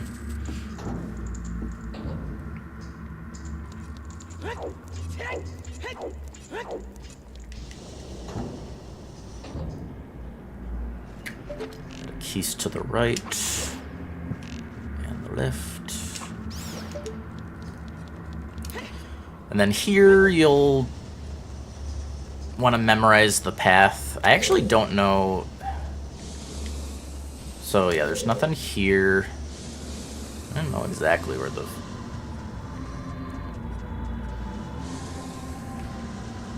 Yeah, so it's just these two. But yeah, just go through here. You're coming over to these two. Then you do around here. And around here.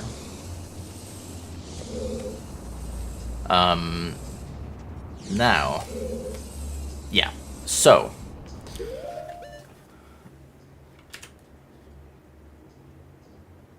the collision on these mofos.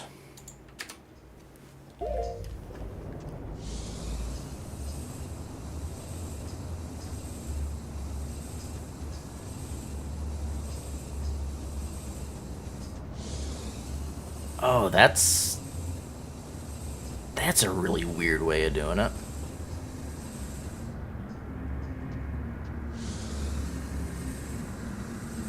Well, no wonder. No wonder it's so janky.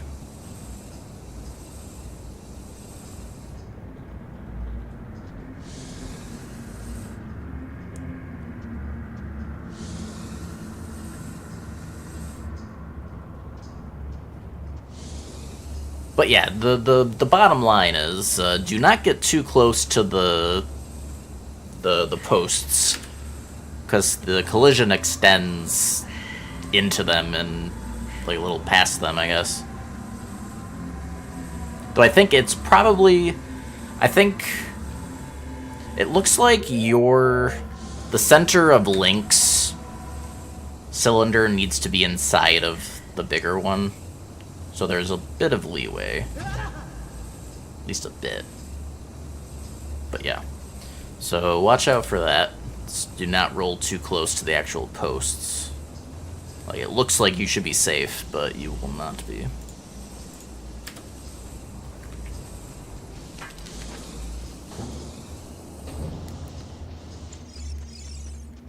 You want a Forest Wind here.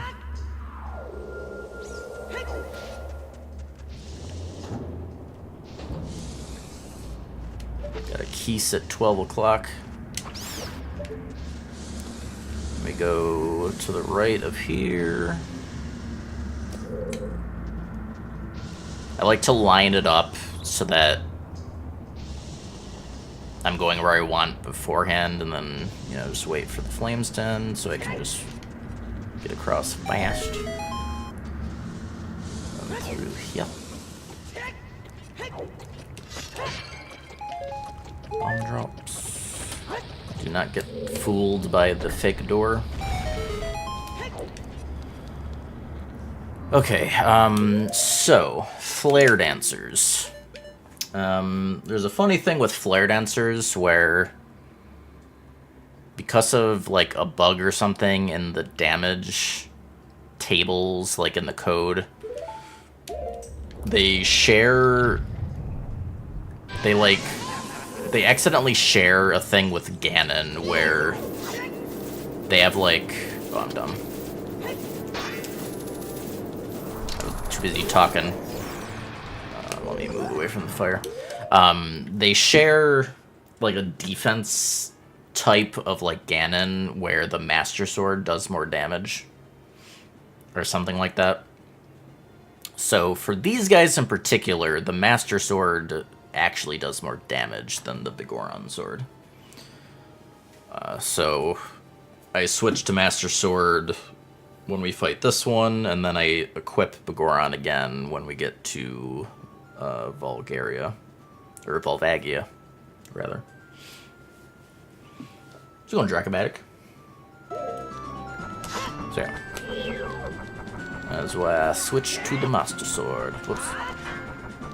I almost jumped attack into fire. Up game.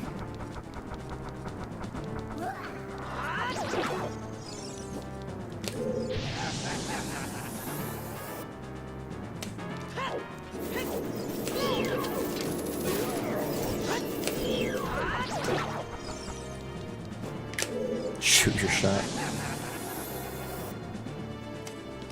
Well, be careful, he might shoot you too.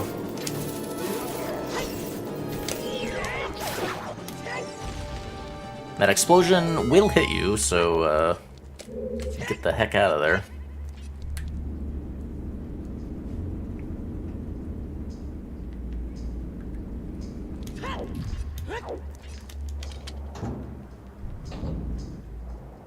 Yo, good burger.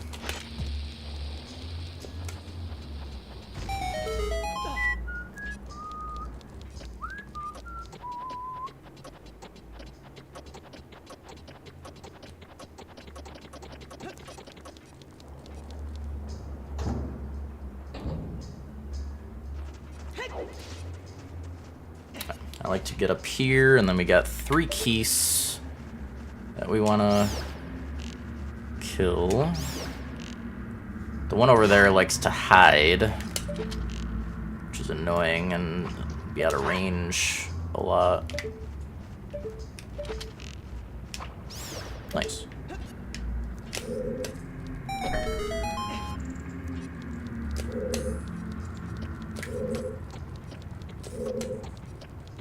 I recommend not falling in the hole, by the way. Alright, and right after the hammer, you can, for his wind, back down here. Do the Song of Time block. Seem tired. That's cute.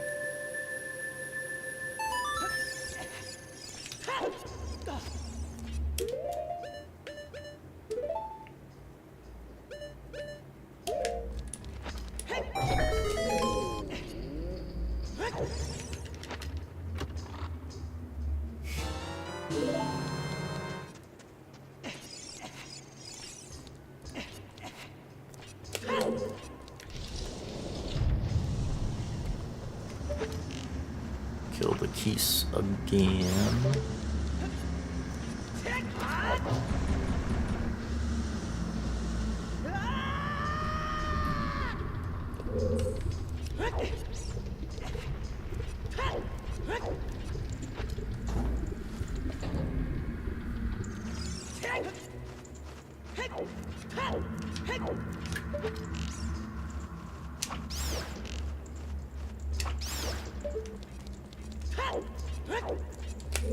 Dope.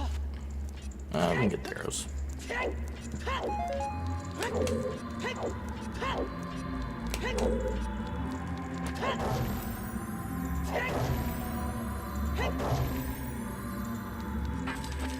Alright, so there's 3 keys. I like to kill while I'm by the door for going on in.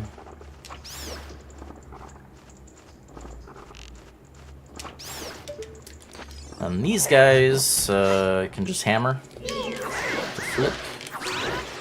I just like to... I think you can do like 1 slash and then a spin attack kills.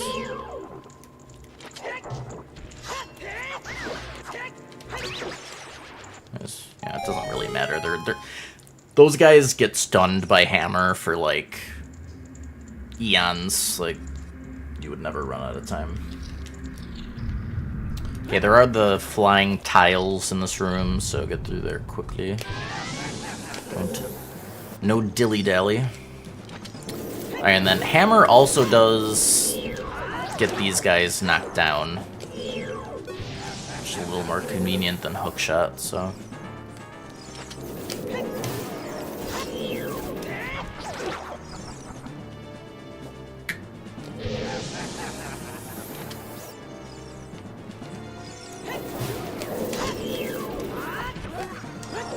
Oh.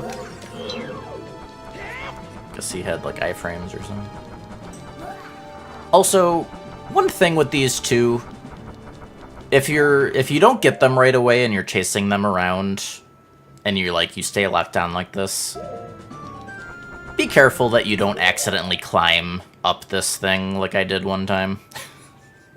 Because like unless you climb up on the very corner, you're getting hit by the flames. So just be careful. Save yourself from that hit. Did I say hello, French fry? I can't remember. Either way, hello. Can't remember if you were here already. Alright, boss key. And then let's go kill a dragon.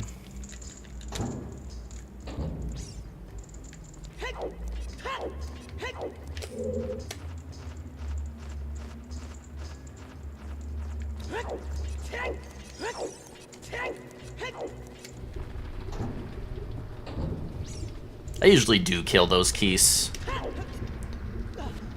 Or at least the left side one. It's usually gonna be fine not to, but... Alright, and then yeah, so we want to remember to re-equip Begoron for that max damage. And ideally you have arrows. So the strat we're going for, you get the first hit on Volvagia, and then when it flies afterward, if you can hit its head 2 times with bow, then 1 more Begoron jump slash will kill. Otherwise, you know, it would be 2 more at that point. So that's ideally what we get. It's not like a huge deal, but it speeds things up, and it's 1 less time you have to stun them, which can be a little sketchy sometimes. Yo, new PC?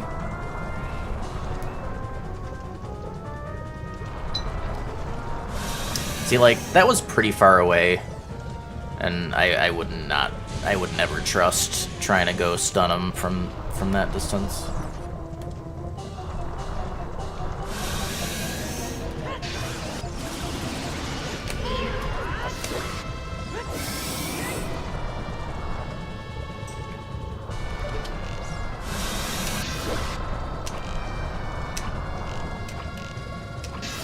Okay, got the 2.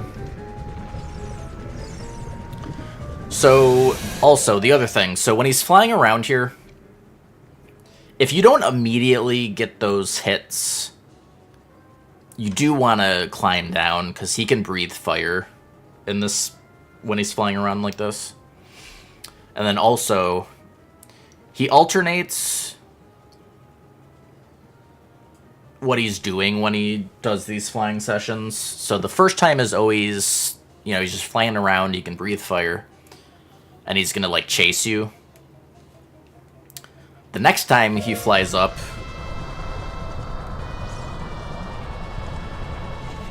which I guess, let me show, so let me, like, purposely not go for the attack. Get him to fly again, so I can show this.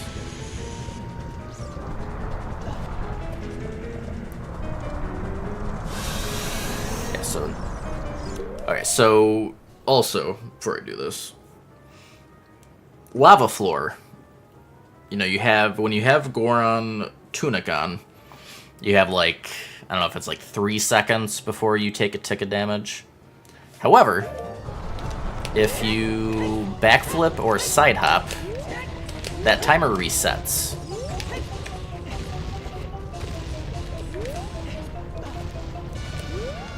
So you can just get over here. And, because, so, like, 99% of the time, when you're hanging on the edge of that platform, the boulders won't hit you. But it's possible they can. So it's a little safer to just come over here. So when he's on the cycle where he's doing the boulders, I come over here. If you still haven't gotten the 2 bow hits, you can do it now as well. And then, so the next time he flies, it's going to be back to him just, you know, flying around, breathing fire, following you. When he's doing that one, you always want to climb on the side of the center, because he'll just fly over here and follow you. But yeah, so you just wait for him to dig back down, and you want to go over where the boulders are not falling. And then, once they stop, then you can climb, because he'll wait to spawn in until you climb up.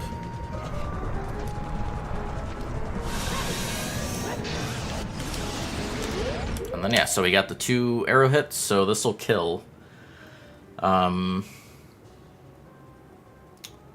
yeah, I mean, if you don't care how long the fight takes, you know, you can just keep waiting to get those 2 arrow hits. Like, if you're, you know, if you keep missing. I mean, obviously, if you run out of arrows, then you'll just have to go for the extra stuns. But yeah, I recommend being patient, because if it takes you too long to get to him going for the stun, like, he can attack pretty quickly. So if you're too far away from him, it's kind of risky going in for a stun. But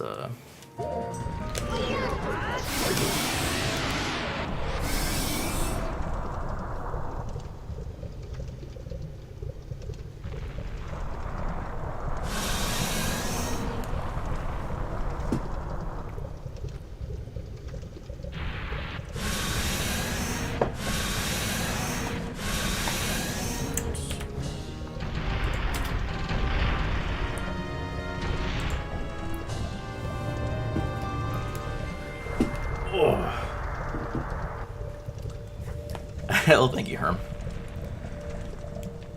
I mean, my one flaw in stuff like this is I tend to, like...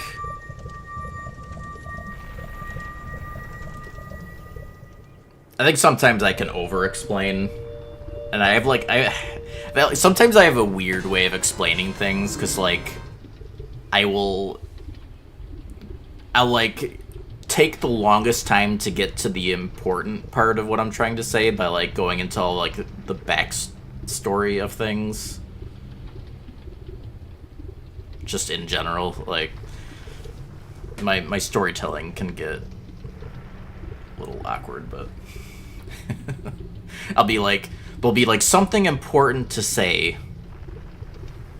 but it's like, but I feel like you kind of need to know these 3 things before I can mention this important thing. You need to know. Instead of just saying the important thing. But yeah. So after fire, we are pretty much going right into Water Temple, but we are getting our double magic first. Double in our magic and then off to water.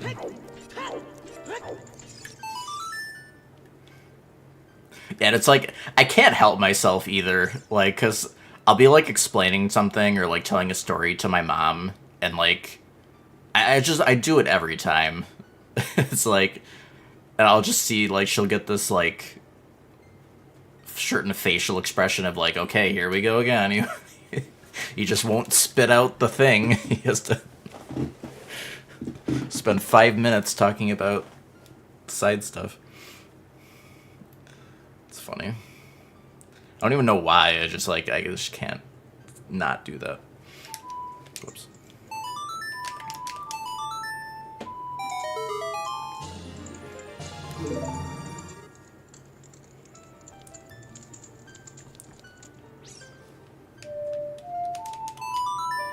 I wonder if that, like... Is that, like, something that, like, could be, like an ADHD type of thing? Like, is there a, like... Or, like, a separate thing that would make people tend to want to do that? Or, like... I don't know if there's, like, a certain explanation for why some people feel the need to explain things like that. Or if it's just, you know, just a random thing.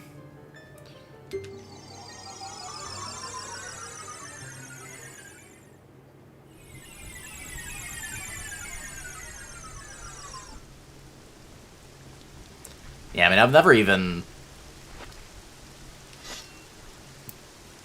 really thought about getting diagnosed on something like that. Like, I don't know. I mean, it's possible, though, that I have something like that.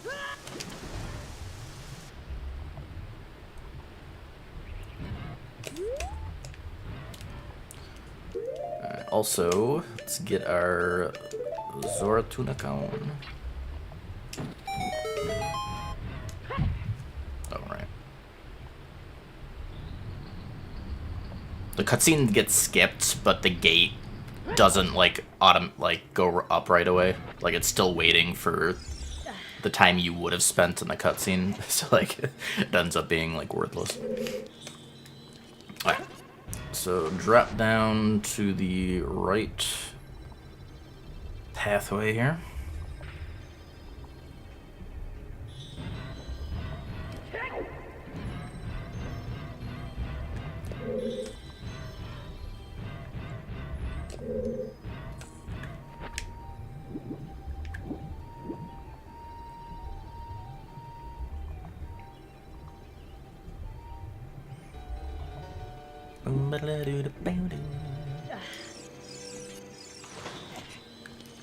Alright, we're gonna want Aurora's Wind. Change the water. Let's go on Celtrum. Alright, so there's a nifty little semi-sequence break to get a key early here. It's more of like a time saver. It's not a big deal if you miss it. But, so basically, so you want to target this wall, shield turn up, back, and then,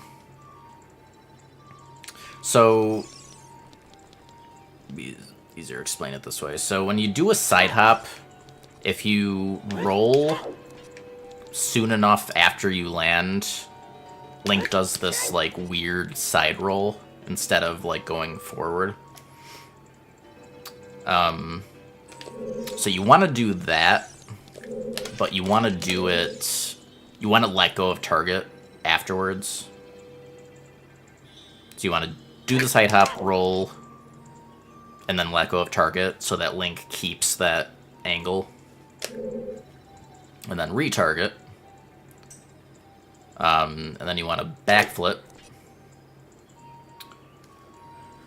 So now it's a little tricky.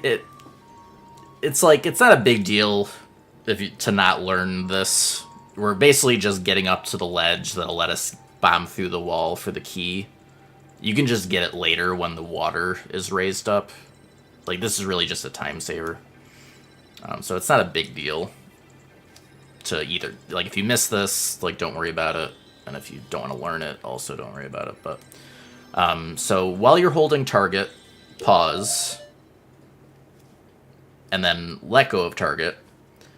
And out of the unpause... Now, this is definitely harder on ship with the quicker unpause, because the amount of time you have to buffer in the inputs is much lower compared to if you're running on, you know, emulator hardware or whatever. But if you time it right, you want to basically input a side hop left out of the unpause. And then once Link is, like, falling through the hole and he's up against the wall, then you want to target the wall and, like, hold up.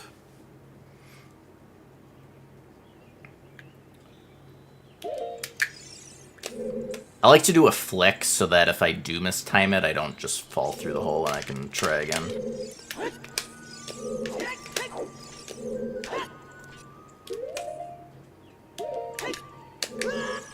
But yeah. So you get that side hop, you wait until he's, like, in there, like, up against the wall kind of target to get...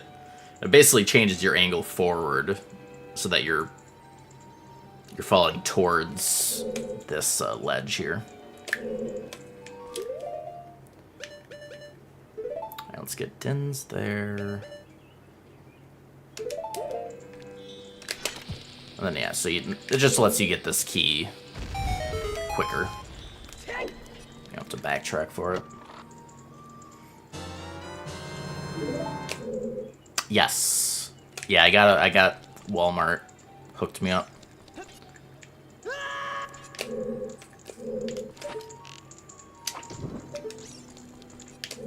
I was, like, refreshing every, like, 5 seconds, like, when they put it up, so I was among the... I mean, among the first thousands to get in line, anyways. And God knows how many people queued up in, like, that first second. You know, second or two.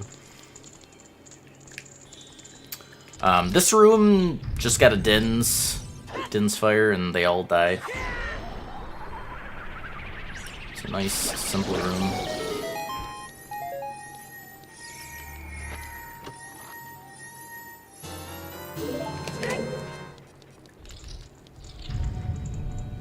And then, yeah, after you get that key, just Aurora's Wind back up.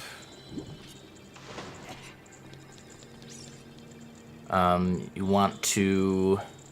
We're going to do a jump down to level 2. You don't want to angle the jump too far right, or you will miss, and you'll take some good old fall damage. So keep the jump fairly straight ahead. Just obviously don't fall through that gap.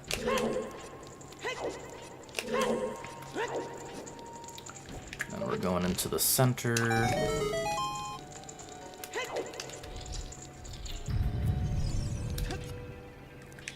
Raise the water.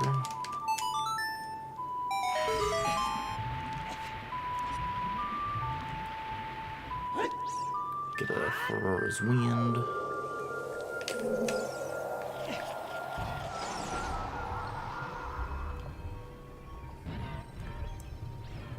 And then we shall grab the key.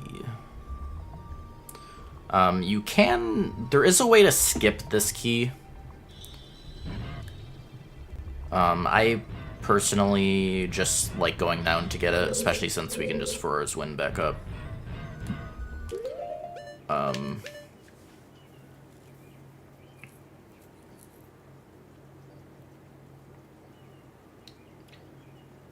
If I remember, I can post like a video on how to skip it. There's like a specific strat, but I find it to not be worth it. Because you do have to deal with the Tektites at the top.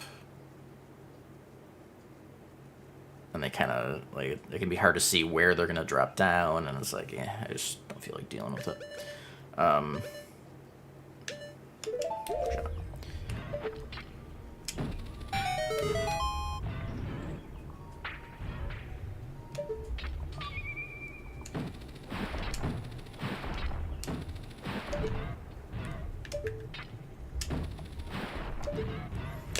Alright, and for these, basically, you just want to inch forward, and then as soon as they open up, you let go.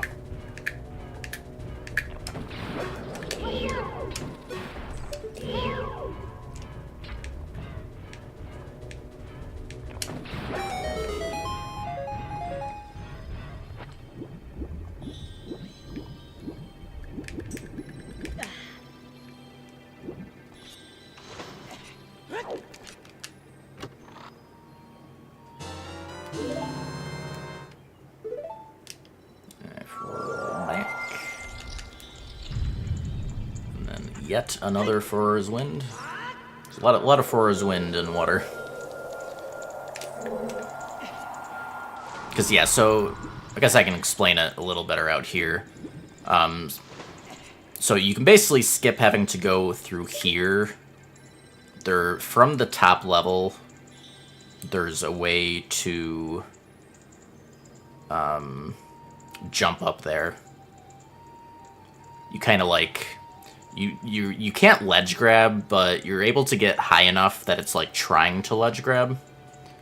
And then if you time a jump slash correctly, you actually land up there. But again, it's like... I feel like the time it takes to deal with the Tektites safely, that you end up not saving that much time over just getting the key. So... And then this way you just don't have to do... Because, like, dealing with the water enemies below, I don't know. Either way is fine, but I just prefer doing this. Personally.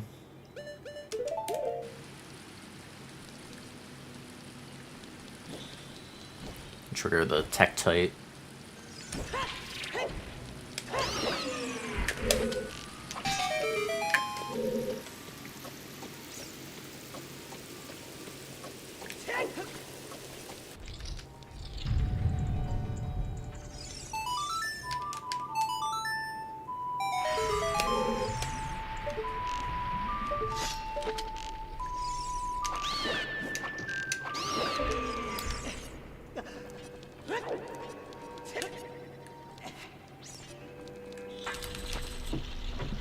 Alright, on our way to Darklink.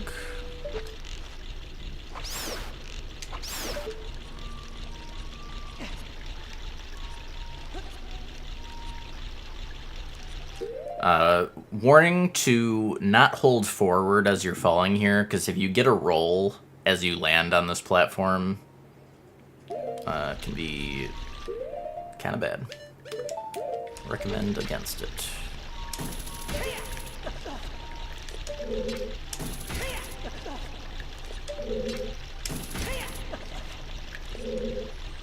Just a nifty little thing that's technically faster. If you target and then press back, you can do kind of a quick aim that's not first person there.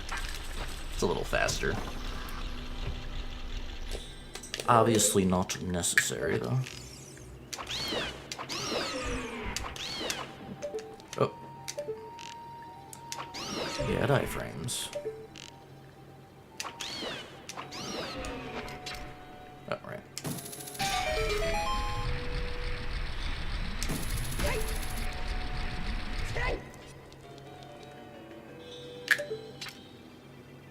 Little time saver here. Just want to hookshot the corner, like the top right corner, and then jump slash. Just saves a bit of time.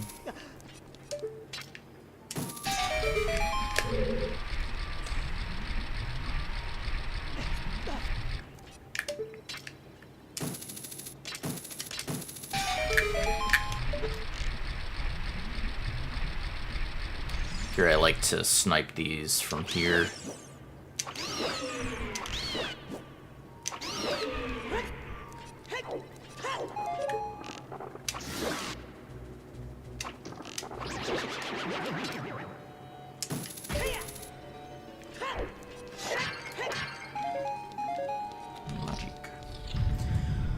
Alright, and then, so Dark Link.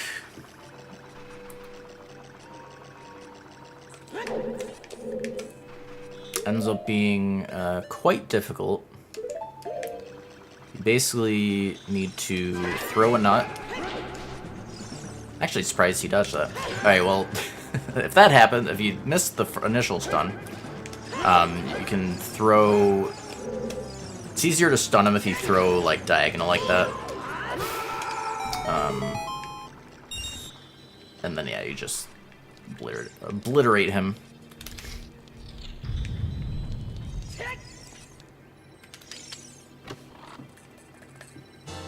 Because, yeah, for those that don't know, Dark Link shares your max HP. So, since we haven't gotten any heart pieces, he also has 3 health. And he just gets one shot. If you're doing like 100% category or something for no hit, Dark Link has more health because of that.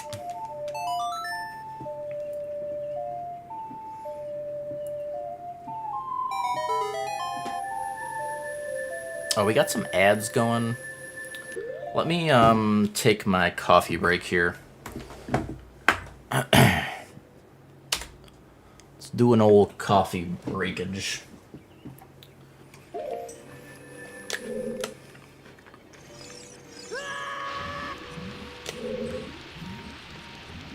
Alright. Need to drop down for a couple keys.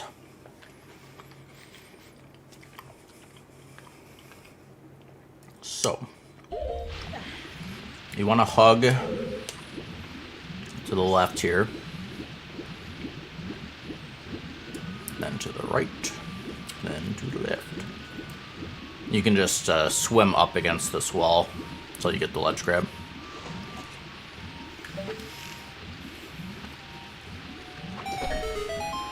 Hit that.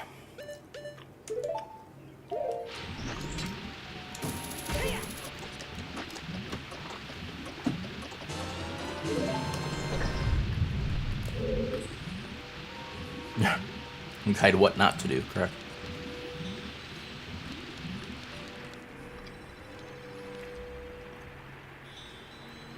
Alright, so this part... Let me see something.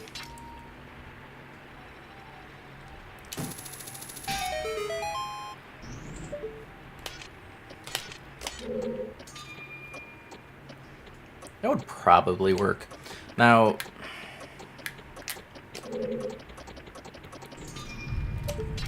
when you have cutscenes skip off, like if you're playing on a normal version or you just don't have cutscene skips on, normally when you hit that switch, the cutscene is gonna like point you in that direction after the cutscene. And then at that point, you would do a shield turn to the right. So you'd get this like diagonal side hop angle. And then you'd be able to... it's basically so you can get into that hallway where the key is without it needing to like do iron boots and hookshot and all that. Since I'm playing with cutscene skip, it's a little... I guess...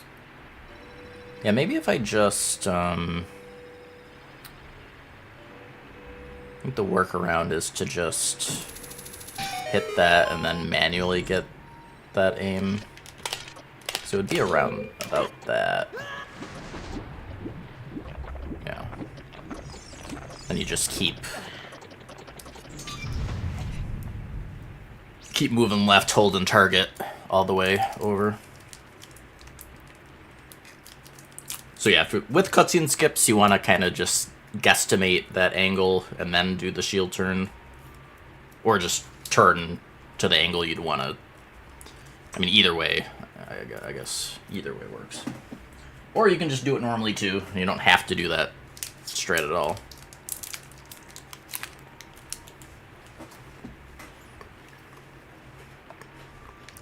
It's really just a time save.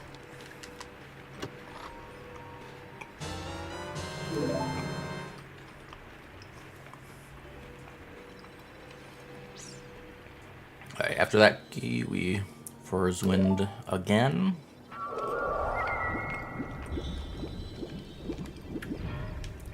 I like falling down over here, because straight ahead is these guys.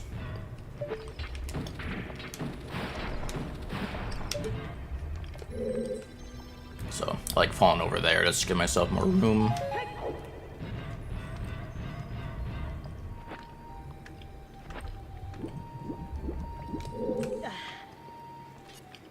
Alright, and then once you get here, you want to do, we're going to do one last Forest Wind.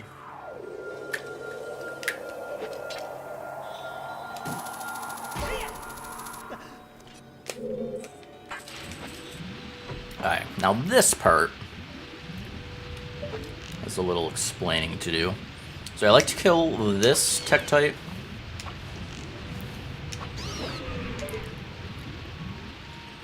Alright, so there's multiple setups you can do for this.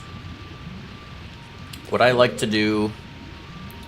So, like, there's a setup based on when you enter the room, but we kind of screw it up killing the Tektite. But you can essentially reset it up by... You target the door, get about centered, and then you want to do a dry roll. And again, the dry... I explained it earlier, I think, but... Dry roll is just implying you're not holding the left joystick at all. You're just targeting and pressing A, and you just do that, like, short little roll. And you do 2 side hops.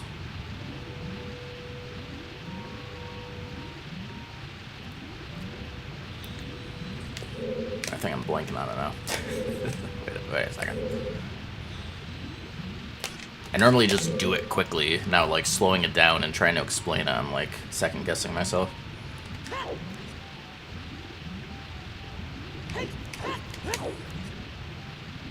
Yeah.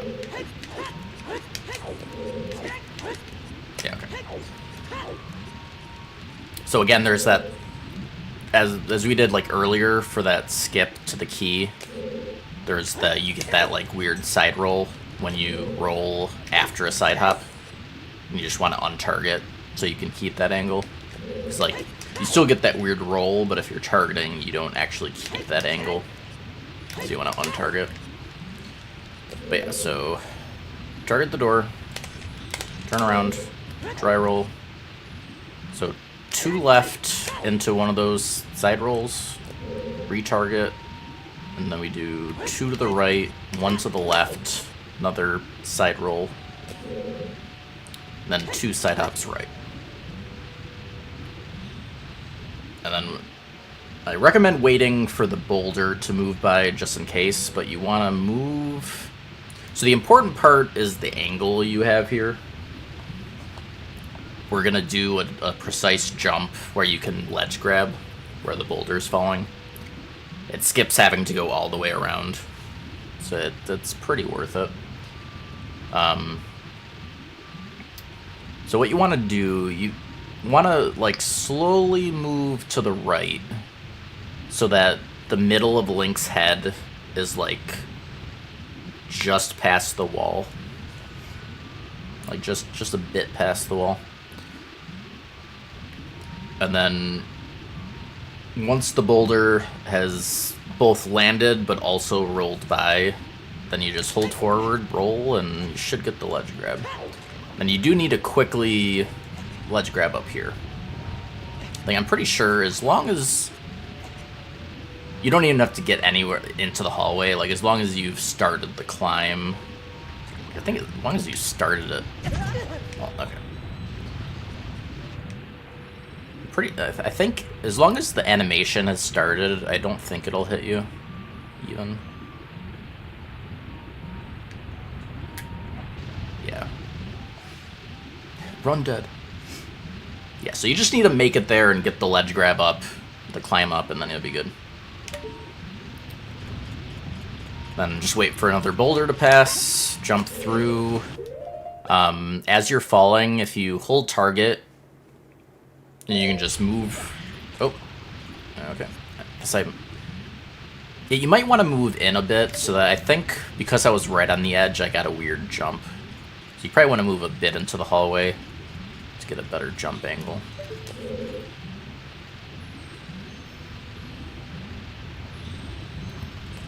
But yeah, just roll jump, and then just hold target, and you can move, you know, strafe right, move up. You should be fine against that guy.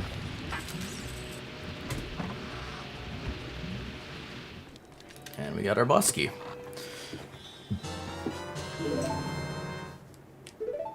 And now we can Force Wind one last time.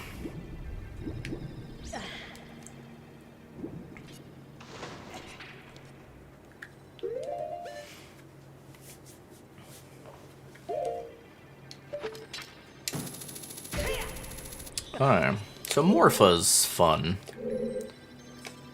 So here, you basically, like half a second after entering the room, you just want to, like, it's like a quarter second, I don't know if it, kind of based on feel for me at this point, but it's about like half a second pause. Let me just do it again.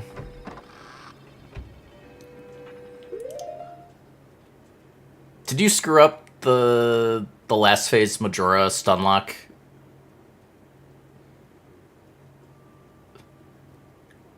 With like one hit left? What happened? Oh no. Alright. Just a quick little pause. Actually, maybe, you know, hey, let me see something. You might be able to just time it so that when that bottom spike hits the wall, actually. Or is that too late? Let's see. Yeah, that might be fine, actually. I mean, it definitely works. It almost looked like it was, like, getting close to too late. So maybe even just, like, when it's, like, just when it's about to hit the wall should be good, especially. Doesn't look like it. It's definitely fine, though, if it hits the wall. You just want to wait. Don't want to wait too long after that. Ah, that sucks, Theo. Like, did you not Song of Time, or did you Song of Time and then you just got hit on, like, the next try?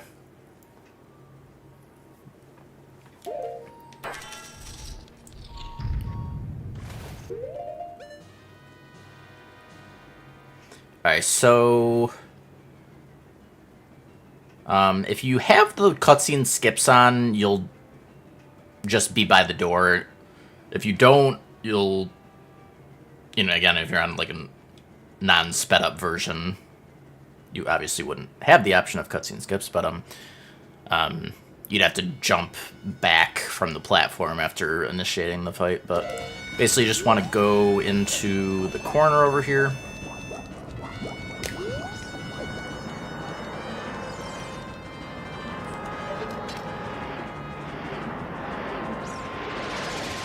Grabbing him is, like, a little awkward. But just... basically, when you're in the corner, he can't reach you, so you can keep trying until you grab him. But you basically... as long as you keep hookshotting him, he won't be able to hurt you. So... you want to position Link so that he's... so, like, the tile has, like, the 4 quadrants, and, like, you know, I'm fully in this bottom right corner right now. But he's, like, slowly moving. It's interesting. He's, like, ever so slowly moving. Okay. But yeah, you want to be in this quadrant and like more closer to the center than like the outside of it. So like more towards here. Once you're in this position, just like slowly start swinging Bigoron. Just in a steady rhythm, you'll just keep smacking him and he will die. And that's all there is to it.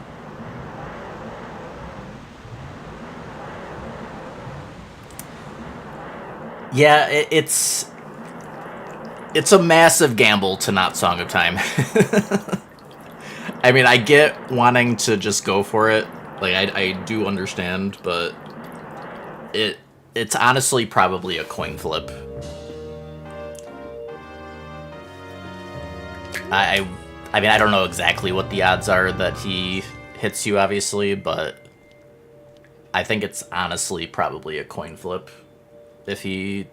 Because there's just so many things that can happen. By the time you can aim at him and try to stun him.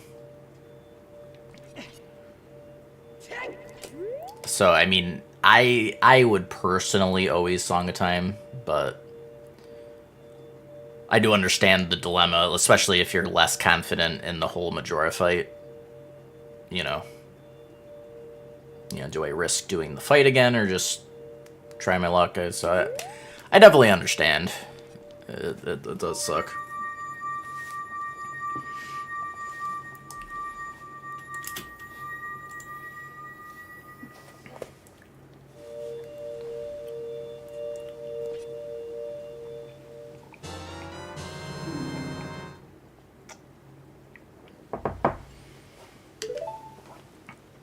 Okay. Next on the docket.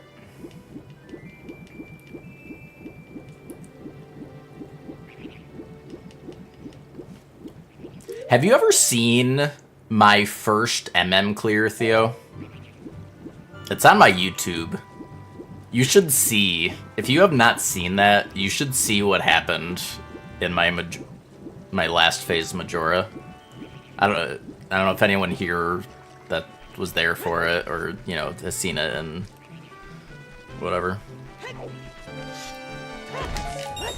I was so incredibly lucky. Like, for many reasons. And as you're passing by, you can get more arrows. You're gonna get the next... Well, I get the second quiver upgrade at Gerudo Fortress. It's, like, optional. So I'd say if you're not gonna bother getting the quiver, then probably want to fill up on arrows here. But I'm gonna be getting that for the refill anyways, so I just like to get a little bit. Honestly, probably what I had was probably fine though anyways. We don't need that many arrows.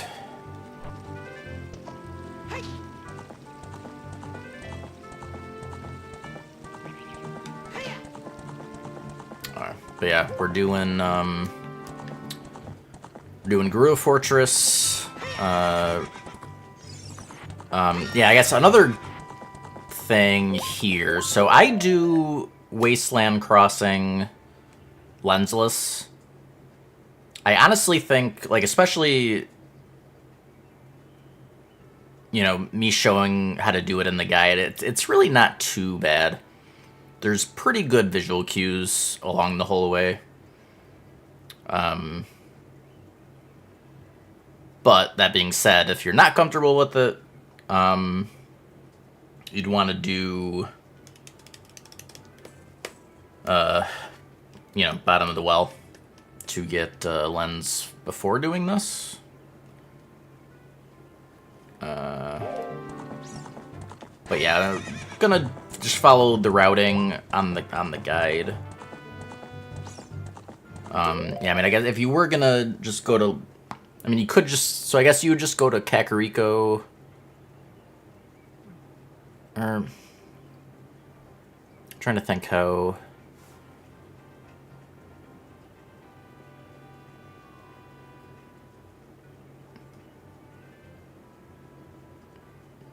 Yeah, I mean, I'm trying to think. You'd have to, like, go... You'd have to do, like, an extra child segment, I guess. Doing it lensless lets us just do one more child section, because we can just do well and then child side spirit in the same section. If you're not going to do wasteland lensless, then you need to do get lens, then go back adult and get requiem, and then back to child. Not a big deal, but yeah. But yeah, I recommend at least trying to learn lensless. I think with the right visual cues, it's really not too bad, in my opinion.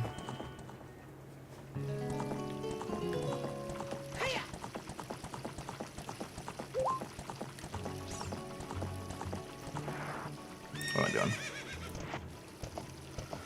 What am I doing?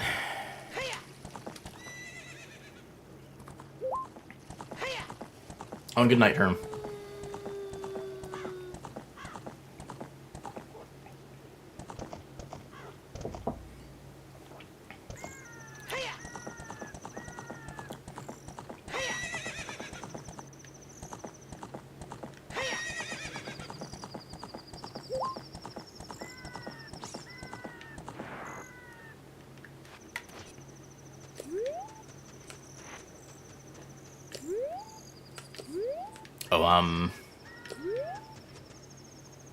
I don't know exactly where that guard will see you, but don't go too far towards the gate.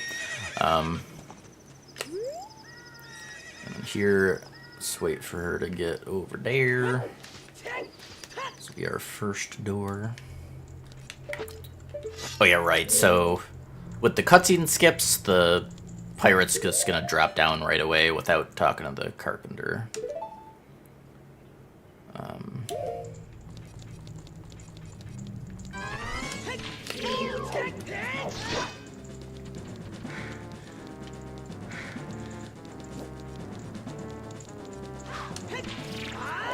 I don't need to Deku Nut. You just... Yeah, the strat on these guys, you're really just circling around, waiting for them to do that, like, lunge attack, and then you can just do a jump attack and hit them. Just rinse and repeat that.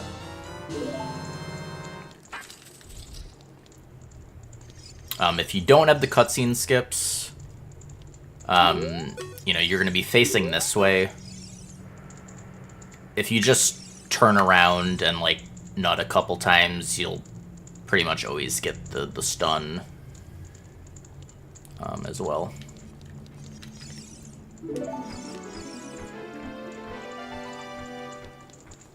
I'm going to go out to the left.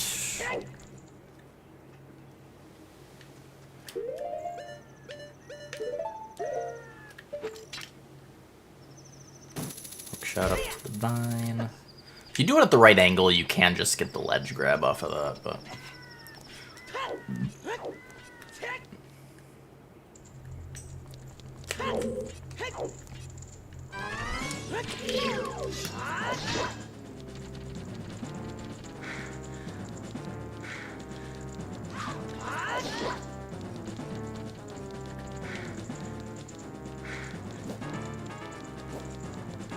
Yeah, I'd say the only thing to watch out for this is, like, sometimes they move in a way that can, like...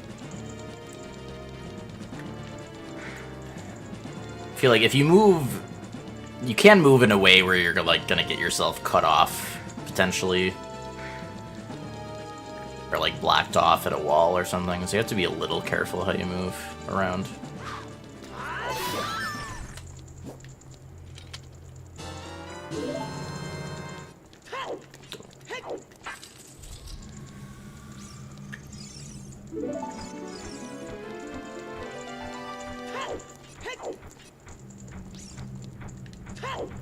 Oh, and actually, probably good to try to remember to get Goron Tunic back on after Water Temple is done. Because there's going to be benefits later of having Goron Tunic. and you never need Zora Tunic. Like, we're gonna want this on eventually anyways, so... better to get into the habit of just getting it back on after water. Won't be a deal breaker if you don't, but... Alright, so do a sneaky little diagonal jump here. Can ledge grab. And then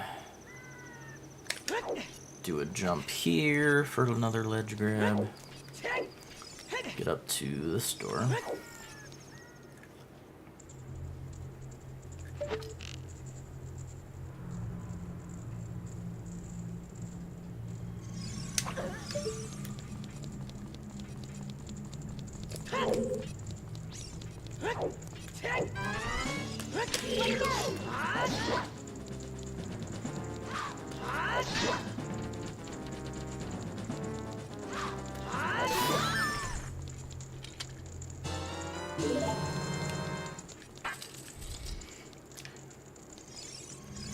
Yeah, I think anytime I've ever screwed up the stun lock timing, it's always because I'm too early. Just getting, like, too eager to get that next swing in.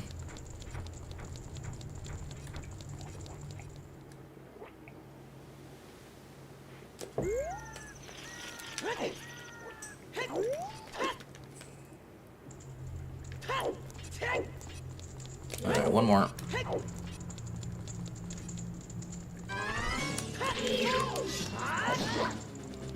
This is like the sketchiest one because it's like the smallest room. And like she got like there, she got kind of close to me. I was like a little sketchier than normal.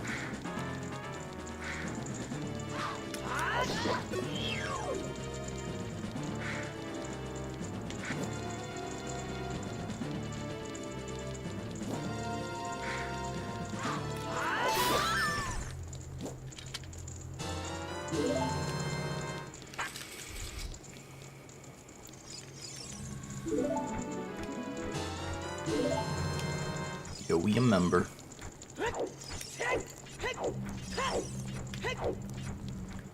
Alright, and then here I opt to do the archery for the second quiver upgrade. Can definitely do. It's like far from mandatory. I opt to get it. Gets an arrow refill, and then just more arrows to work with, but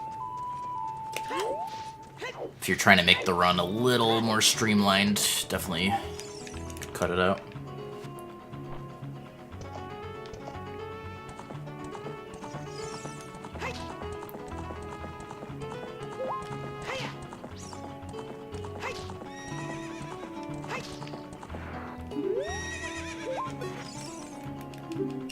Do-do-do-do-do-do-do.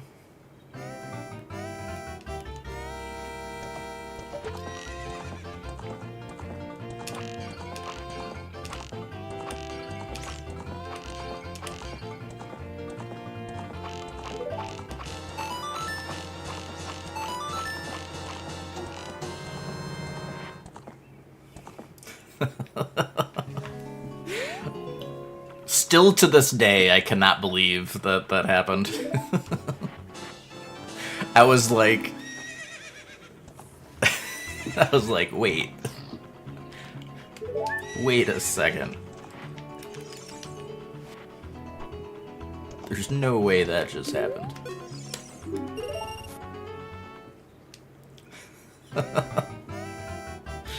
Yeah, why didn't you just get lucky, Theo?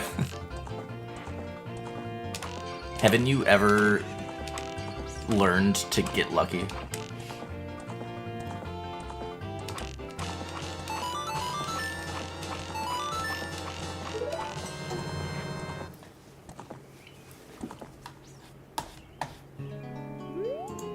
Let me see this really quick.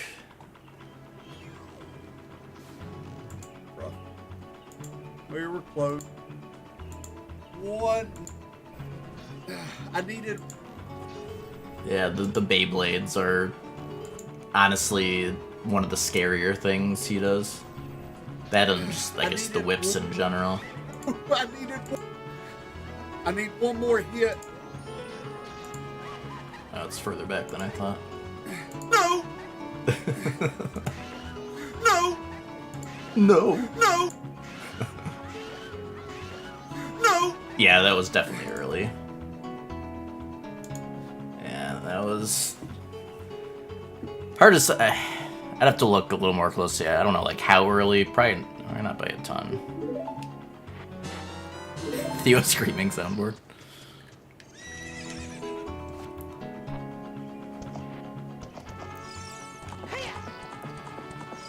Alright, so time to show off Lensless Wasteland.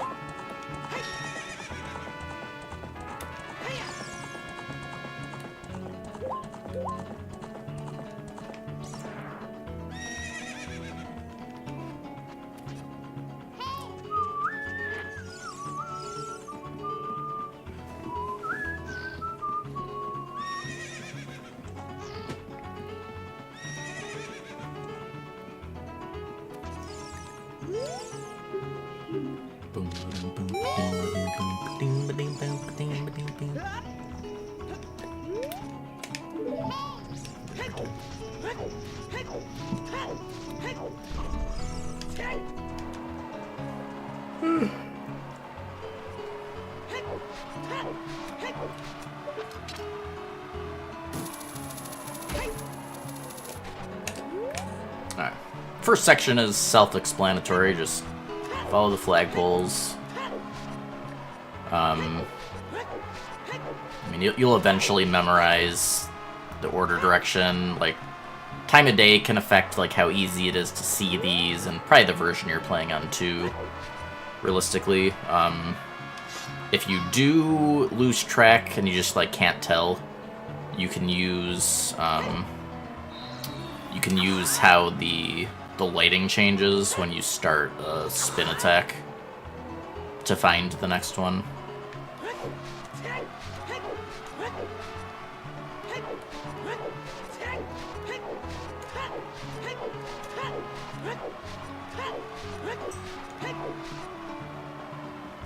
Yeah, I'm making a guide. I don't know if you saw the Team Hitlist Discord put up channels for OOT and MM. Like, they're not like official yet, but they're in like the variety section. But yeah, I mean, it's looking like those could be official. I mean, maybe not like soon, but I mean, it's looking likely that sooner than later, anyways.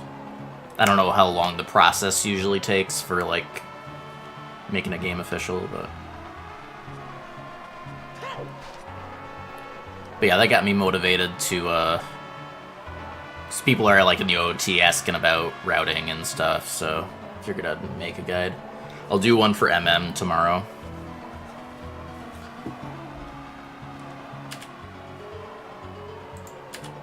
Alright, let's, this will definitely be a good place to show the collision.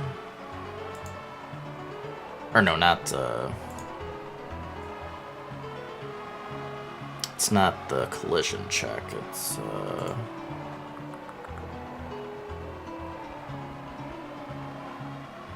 I know you can show the void out zones, which... Is it the scene? Yeah, okay. Dope. Okay.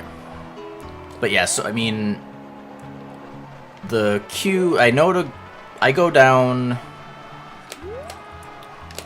So as you're coming around, you kind of see. I wish there was like a hotkey I could do for turning this on and off. I guess just this will be the easiest. But you basically, when you get to the first pole that's like, you can't see where it's connected to the ground, I guess, you know, this one's, you know, kind of blocked there. So, like, that's the first one. That's when I know to go down here. And, you know, there's a wide margin of error. Like, the red is the void out zone.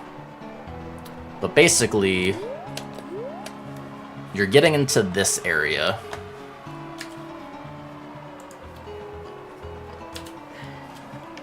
You see there's like this seam here at the bottom in between the two slopes. So you want to be on the right side of that.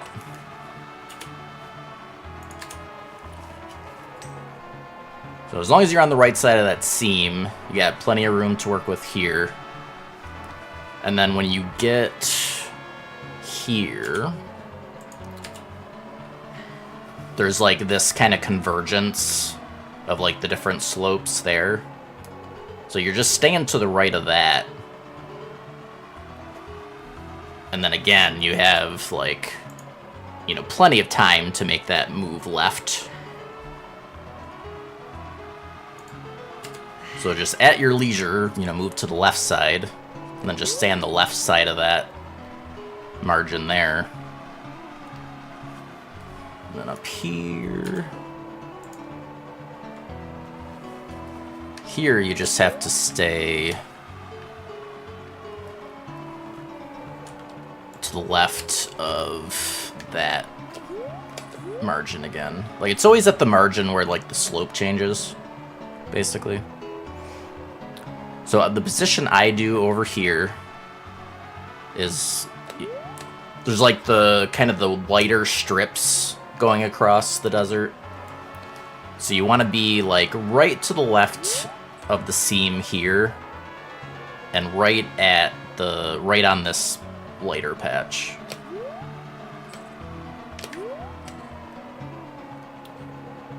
It's basically, it's the same one that lines up with the box.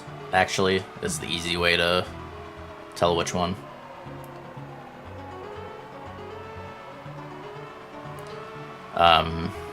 Now, just a bit past, if you go like even one roll distance that way, levers are going to start spawning. So the strat we have for dealing with those .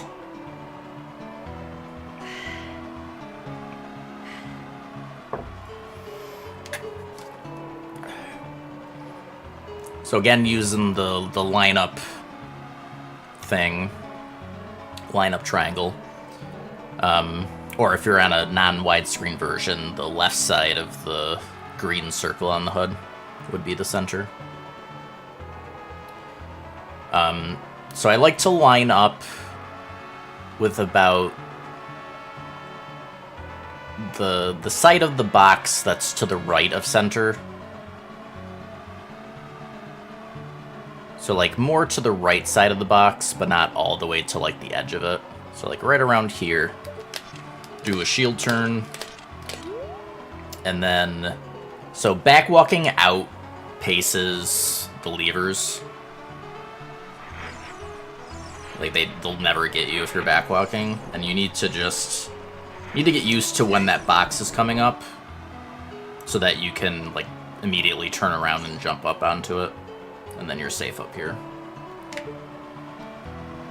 And then you just line up towards the exit over there and do another back walk. Then you're good. So let's do that again in full. Show that off again.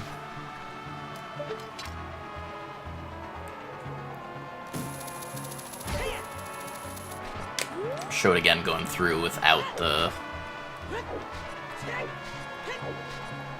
showing the zones, because it's probably makes it a little harder to follow going back and forth between those, because it makes it harder to see the actual visual cues.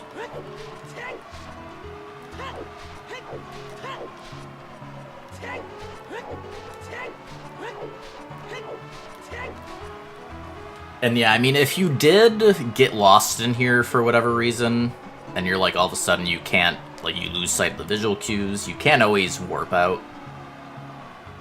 Like if all of a sudden you're just like, I have no idea where to go, you can always do a warp song. So yeah, again, let's go around here until you see the first one you can't see the bottom of. You know, that's where you go down, get past to the slope change there, stay on this side. Get past that convergence area and dip over to the left side. And then once you're past this seam here, it's 2 of the light areas down. So that was the first one, this is the second one. Line up with the box.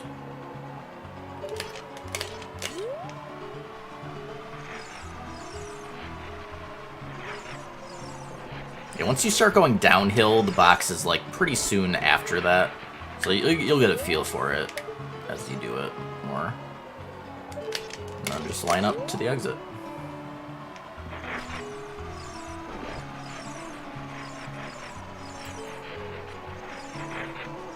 Now, as you go through here, you basically, as soon as you load in, you want to immediately turn around and start backwalking.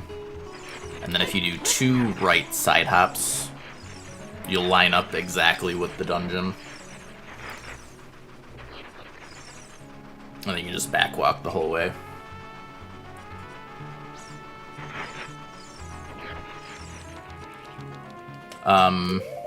One thing to note here. If you are on a vanilla version or just don't have cutscene skips, the intro cutscene to this area will make it so you can't do that exactly how I did it, because the levers will be up out of the ground further. Like, you'll be able to target them already. So, like, turning around and targeting won't just work. The safest but slow way, unfortunately, is to warp out. Because you also can't really make it back through the load zone in time. There is a harder way where you can still do it. You have to, like... It involves doing, like, a C-up. Like, honestly, it's not something... If I had to run on a vanilla version, for whatever reason, I would honestly just warp and just get back out to Gerudo, and it would kind of suck, but, like... It's kind of sketchy, because it's pretty far into the run. So, if you do, either by choice or, you know, whatever you're running on a vanilla version, I would kind of recommend just warping out when you get to Colossus. Because otherwise, there's not a lot of leeway in the strat involved of doing it like your first visit.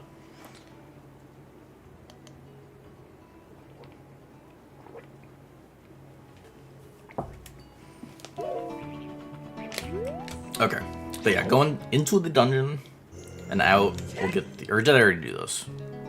No. Yeah, get to Requiem. That's what... It's the main reason we're doing this now, is so we can do the one...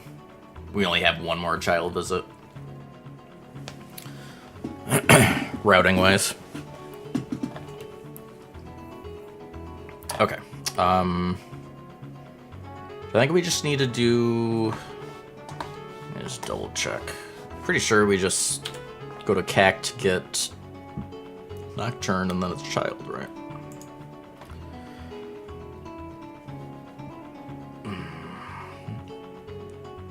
And we do a restock as well. Yeah.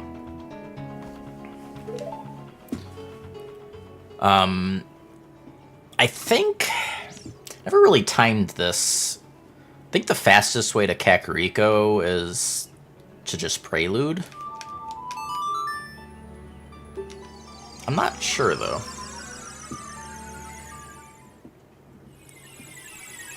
It's either that or Bolero. Not really sure, though, offhand. I don't think there's a huge time difference. You'd probably know, Theo.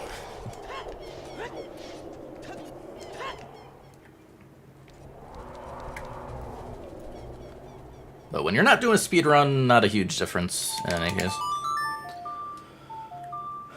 Doing it this way is at the very least you're going past less enemies.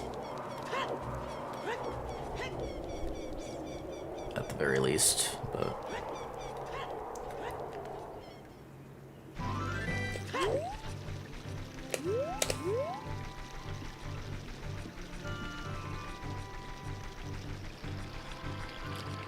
were you switched to pre-order, Theo?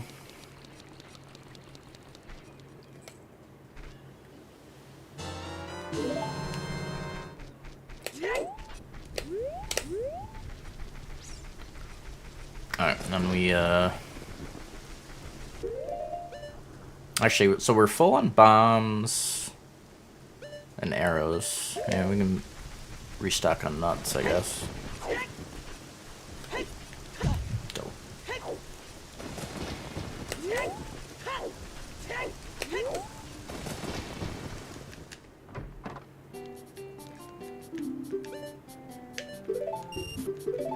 Yeah, we want to have full bombs, especially for a dead hand.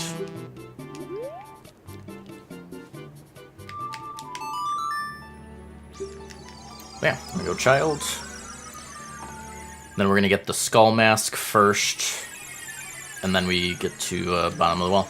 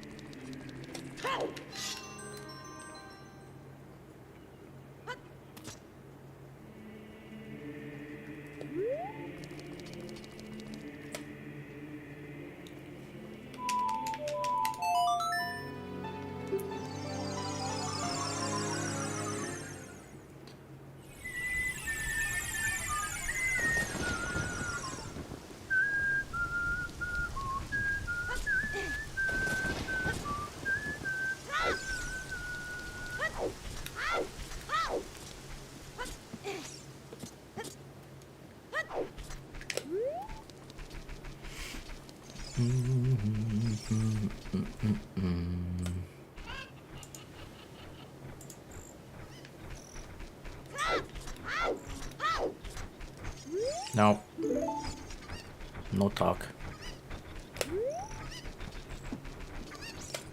Dope.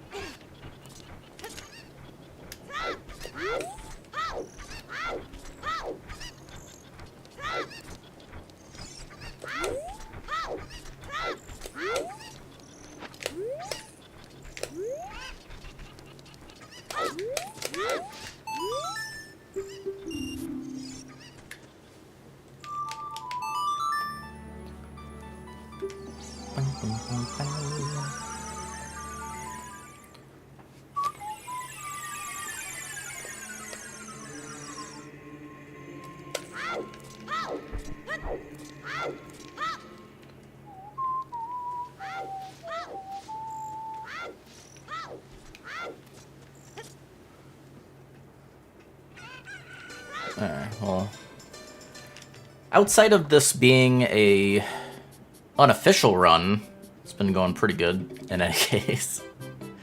It's only like technically one accidental hit. We got hit like a couple times from like either like purposely voiding or like testing something, but even the Baronade, I mean, that was mostly just because I was like trying to like explain it step by step as I was doing the setup. But, you know, it's all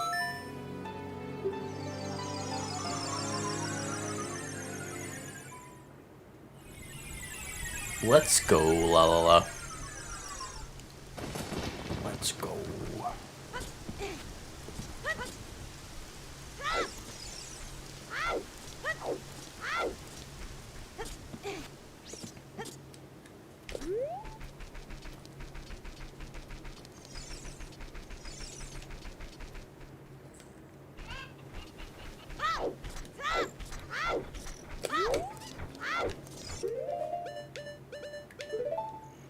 Alright, we're gonna want Skull Mask, Dens.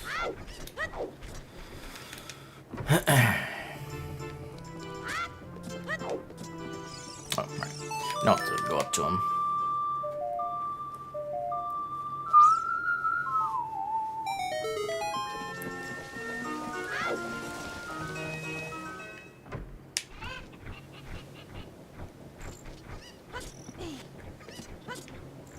Oh, and also it should be noted, I guess, too. You don't have to get lens. Like, really, I'm only getting lens because there's like 2 or 3 things that I just feel a little safer just having lens for. But it wouldn't be too bad to not have it, honestly. If you did want to skip, the main thing is, for me, like, the main deciding factor is that you have to do at least one dead hand fight, because you need hover boots. So you have to do at least one dead hand where you don't have lens. Like, you can't get around that. So I'd rather just do the child one so I have lens, and then once you have lens for the adult dead hand fight, then it's like super easy at that point. So, but you could technically skip lens if you wanted to.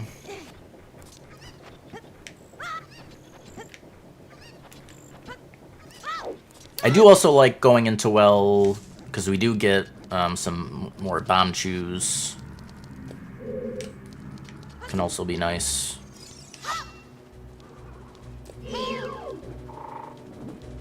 But yeah.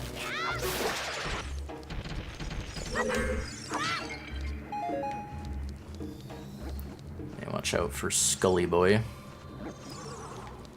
The bomb shoes are down here.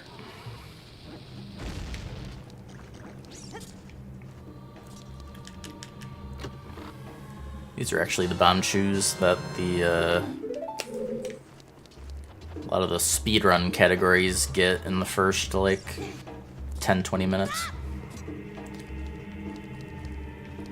Alright, and then straight back to the Zelda Lullaby spot. Did Skull already pass?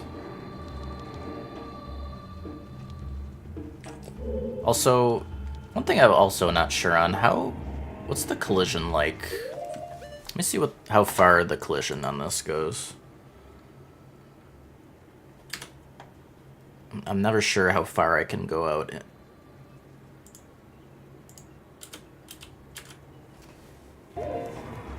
Like, is it safe to just hang out here? Oh, I didn't have it enabled.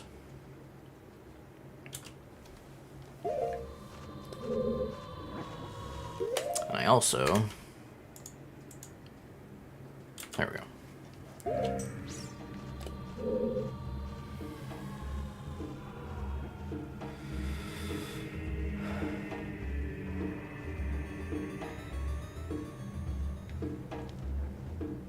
Because if it's safe to just hang out here and get a better view...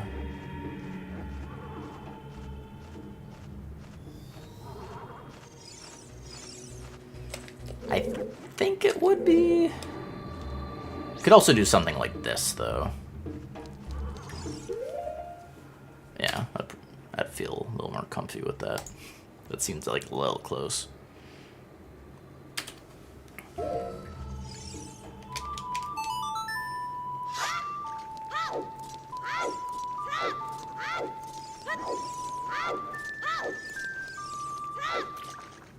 Oh, it didn't register. I should have realized that it didn't play the, like, sound effect.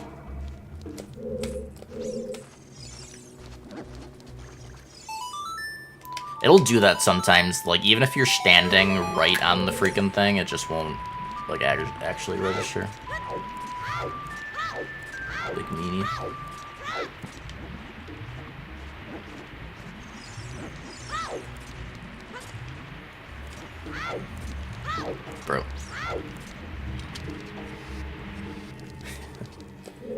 super climb, or crawl.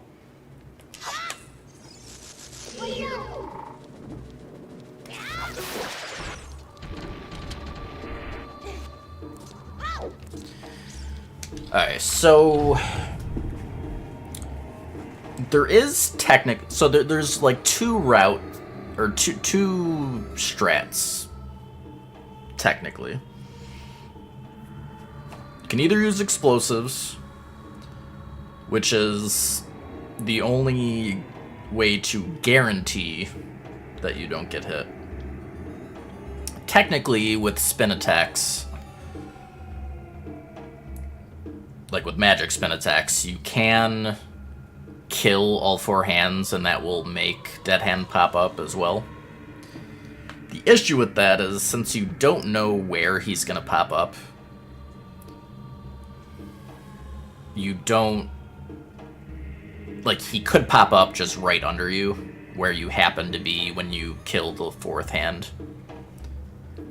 It'd be pretty unlucky, but there is that small chance. And, like, you have to pop him up 3 times, right? Yeah, 3. So, like, it's a gamble. It doesn't face the problem of, like, potentially running out of explosives. Because doing that strat, that's the main issue, is if you get bad RNG on finding him, you might just run out of bombs, which has happened before. I think I usually find him quickly enough, but... and again, like, I did get the 1 bomb bag upgrade earlier, which makes it less likely to run out.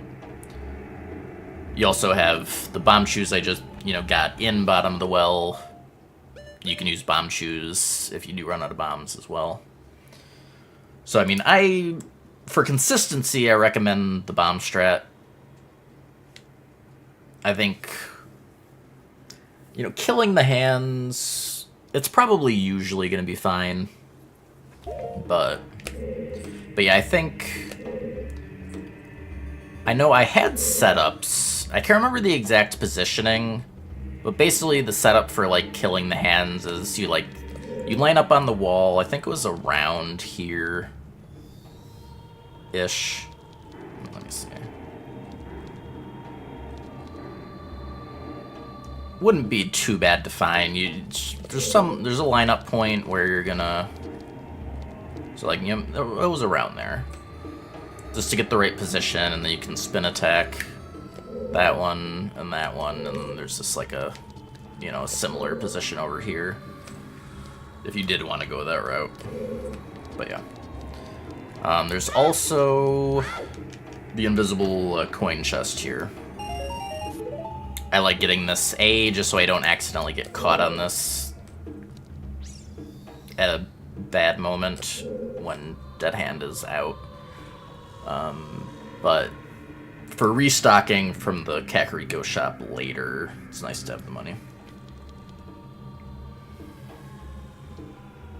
No, I mean, he won't trigger the explosion from a bomb shoe. Like, the explosion is what triggers Dead Hand to pop out. But, like, if a bomb shoe goes over where he is underground, it won't trigger. Like, it won't cause the explosion. Yeah, when you use bomb shoes, you kind of have to time it. So I can do an example. I think it's like... the bombs and bomb shoes, like, they have the flashing animation. So you'd basically time it to a certain flash as when to, like, release the bomb shoe. I think it's like the second quick flash I normally do. Yeah, so like about the second quick flash to release. Just to get a consistent distance when you're, where you're trying to, quote-unquote, place the explosive, as it were. But yeah, normally, basically how I, like, space out the bombs, I like to shield drop them. I feel like it's more consistent than throwing. And you want to try to space out the explosions to, like, cover as good an area as possible to make it more likely that you hit him. So, you know, basically it's like, you know, the center is one that I go for, and then I generally go to like the outside after that, so like right in front of the door.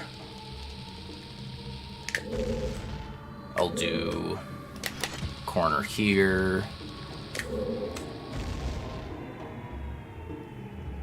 I basically go around at like the 8 points. So like the four corner areas, and then the 4 like cardinal outside areas, and then the center. And if none of those work, then I throw towards where the hands are to kind of get like in between all those.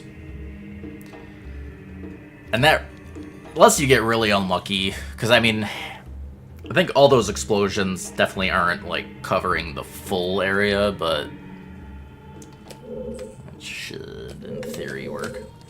But yeah. Yeah, like tic-tac-toe. Yeah, that's basically right.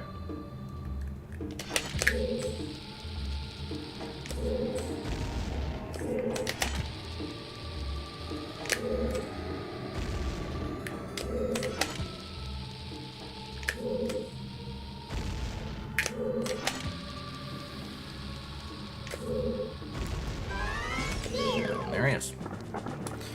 And then yeah, basically, so if you let him just, you know, walk up to you, so as soon as he starts lowering his head, or well, you wait for him to, as soon as he starts opening his mouth, you back up and then jump attack. And I like to let him walk to me, because that basically ensures that if you back up at all, he's gonna, you know, stop attacking, basically. If you, like, move up to him, then you might accidentally, like, you want him to not attack. So, like, when you move back, you want him to stop going for the attack, basically. So just wait for that mouth to open, back up a bit, and then jump attack. And then rinse and repeat. We gotta find him 2 more times. And like, you know, it's just RNG, so like where you start checking like really doesn't matter. Just kind of do whatever.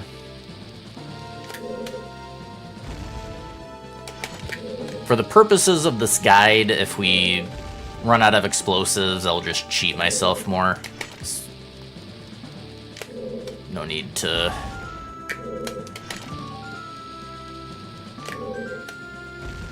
make this part take longer than it has to for a guide.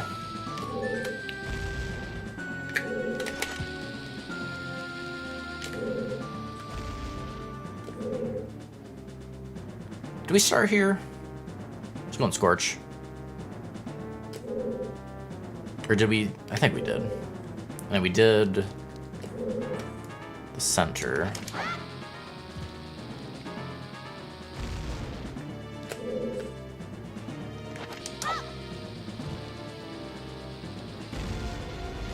There we go. And then also, I like to try to not fight him in the center. It just seems like it's way too easy to accidentally get close to the hands.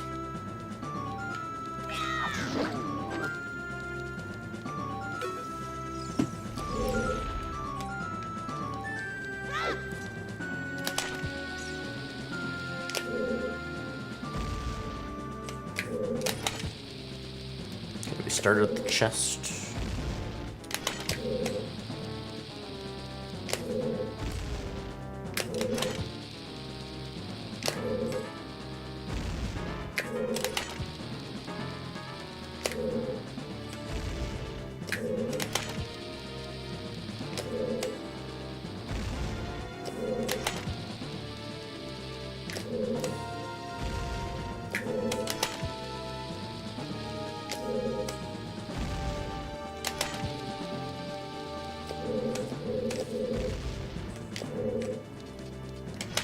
did the center, right?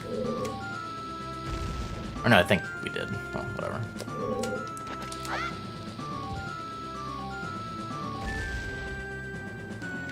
It was a little further than I maybe would have wanted. But...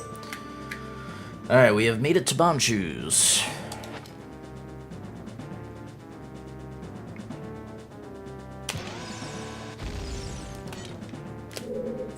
Yeah, so it's like you get the second quick flash when that second quick flash fades out, I think is like the distance I like doing.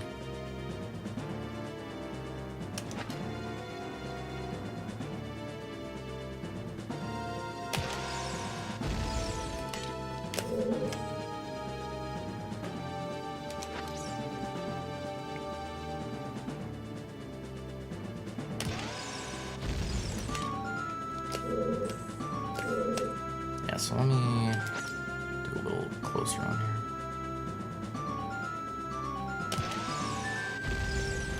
Yep. Okay. If I had thrown that bomb where I wanted to in the first place, I would have hit him.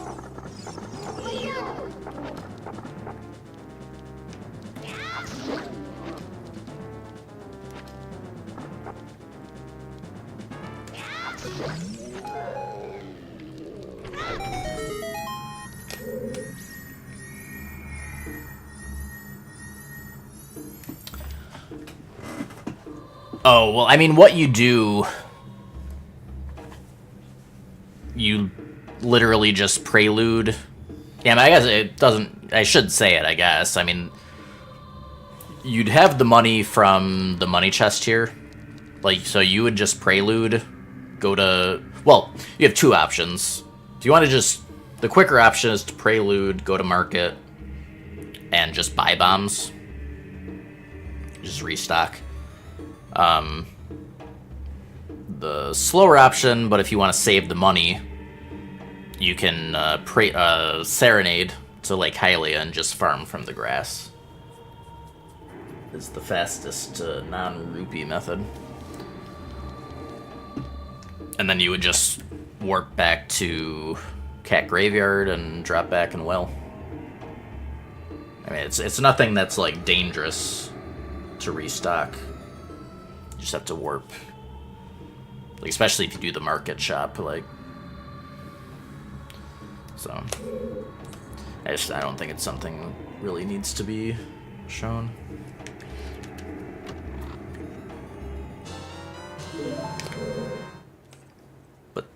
But saying what to do is a good idea.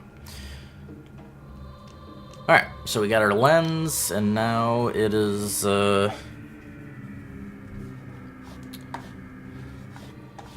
we do... Requiem.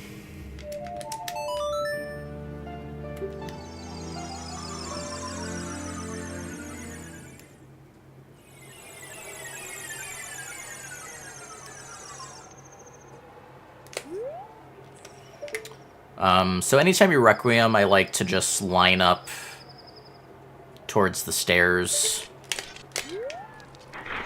And then just a nice little backwalk. That happens. It's, it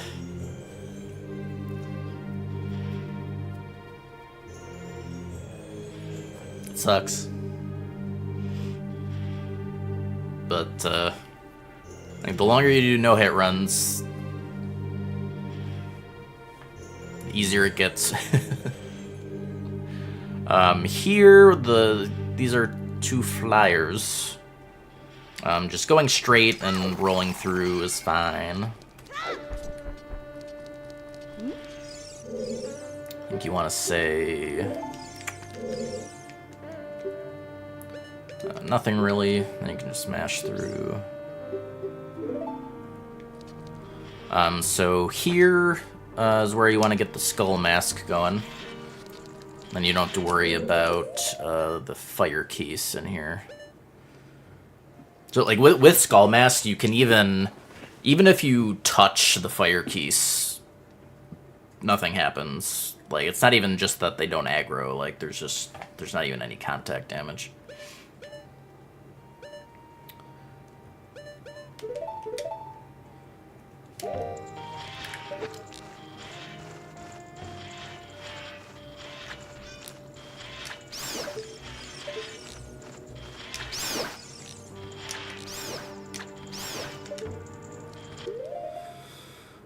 Right, so...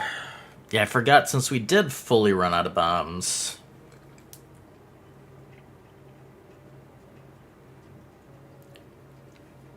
Yeah, I guess ideally I would have restocked at least a bit.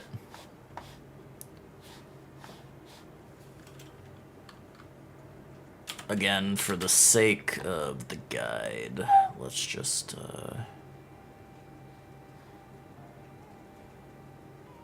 save editor.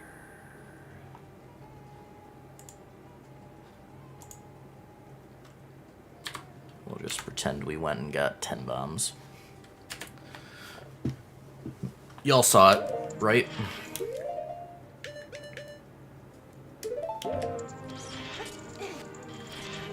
So I like throwing one up top, and then just throwing another one from here.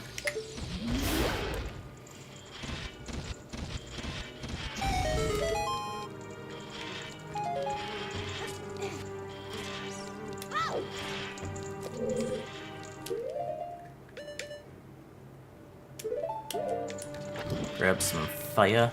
Can also do a dins. I usually just use a stick, but dins is fine too. And then I like to do a Ferrar's Wind here.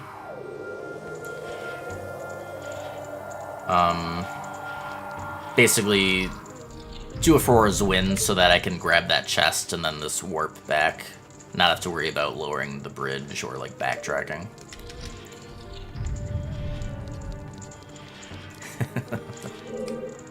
Alright, so we have a Stalfos here.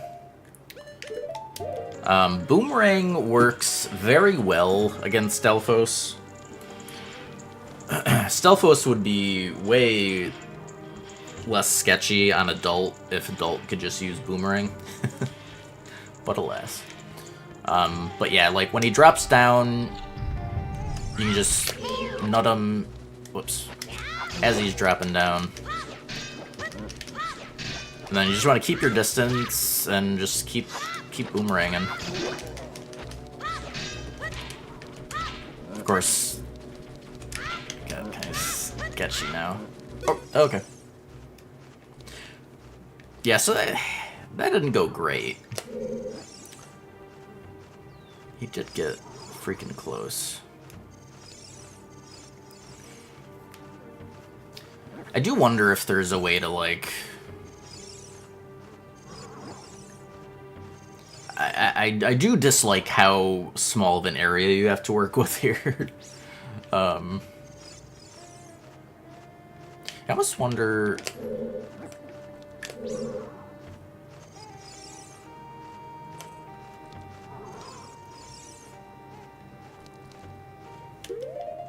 Let me see something.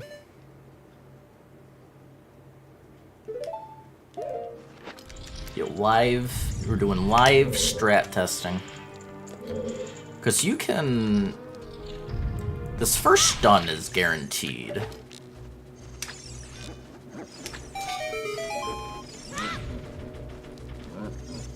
If you do that quick enough...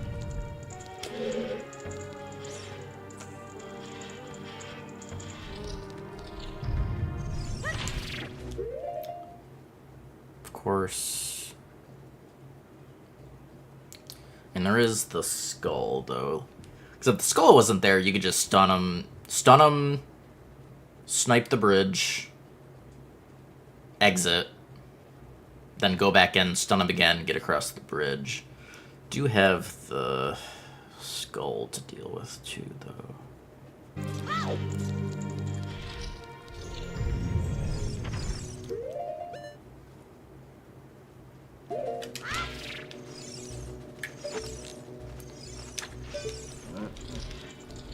That should work, though. Yeah, we'll go with that. I think that's safer than... I mean, that should be consistent, too. The stun is long enough. Just need to do that. Make a snipe. If it misses, like, still... Like, go through the door if it misses or not. So he can't sneak an attack in. If you get it, And you just do another stun. Stun this guy. And you're golden. Oh, and the flying pot actually doesn't spawn, or like aggro, if you're right at the edge either. Alright. I think that's the strat I'm gonna do there from now on. It seems good. Alright, so yeah, I'll cut out all the testing we did that I discarded from the final guide video.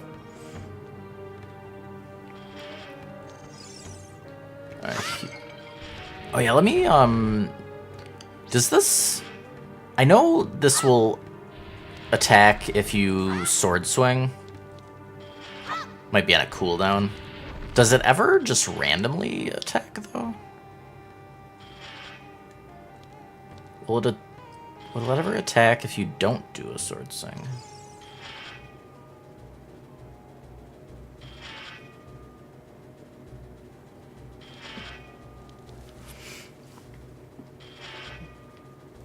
Because I think I've had them attack me before, but it was probably when I just happened to be like, oh, I'm gonna break this pot with a sword swing. And that made me think they just randomly attack sometimes, but I don't think they do. I think it's literally just in retaliation of daring to swing your sword. So yeah, I mean, I guess... Well, maybe getting the pot out of the way, like, they're gonna do it, so you can just get out of the way. Though I'm not sure, like, what's the range on, if we do a dins here, does it reach? If we can just do the dins in front of the pot. Not quite. I guess you could just pick up the pot.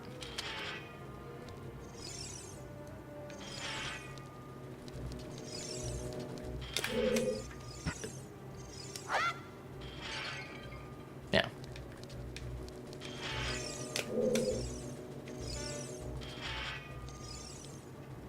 Okay, cool.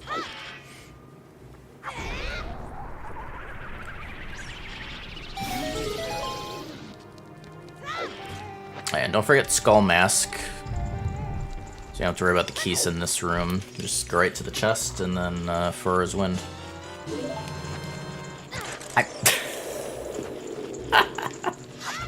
I'm glad this is not a run. For Child, I need to also have Furor's Wind on D-pad up, because that's where I have it for Adult. So just out of habit, I did D-pad up, but I had it as Skull Mask. That's funny. So yeah. Lesson learned. That was funny.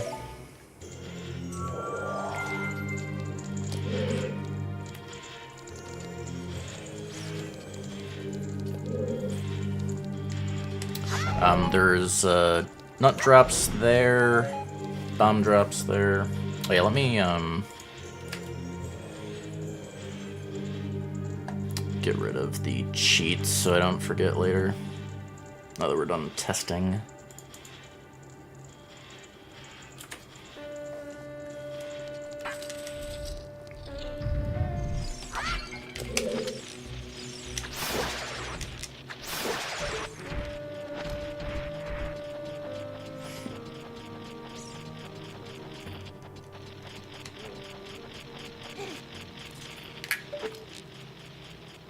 Alright, so hit the switch. It's a Bombchu chest here.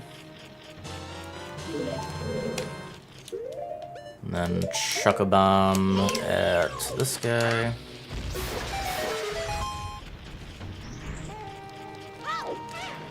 Oh, I think this is a shield if you don't have one. Might as well replace it.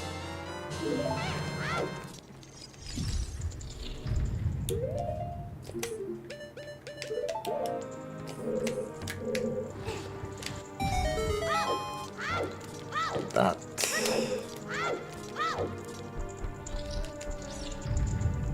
He is here. Oh my god.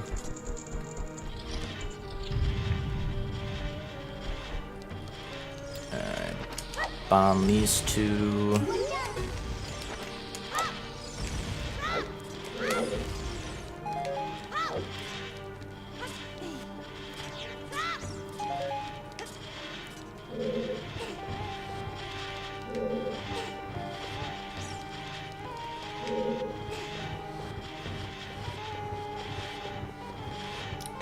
Pull this out to the light. And then we can use dins. So I dins on here for that torch.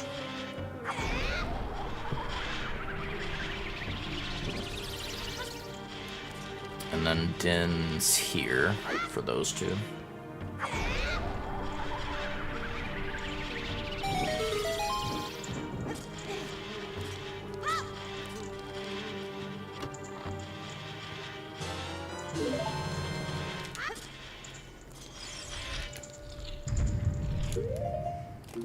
Now we got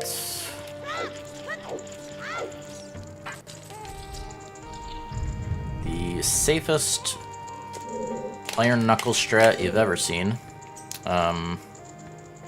Just line up on the edge of the tiles against the wall and start chucking bomb shoes. Should have enough because of that last bomb shoe chest. And then, I think it's like 15 to kill. I think it's like 10 to get the armor off, and then 5 more once the armor's off.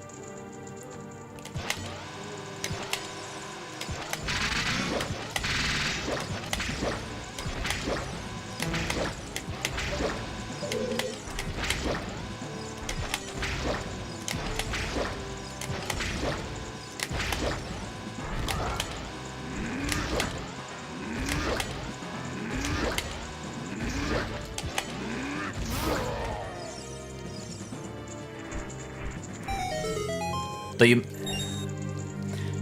if you start with the bomb shoe, I don't know if that first one does damage. You might want to aggro him with slingshot. Or no, it probably should though. I guess I'm not positive. New ear pads for free. Pretending to be dumb.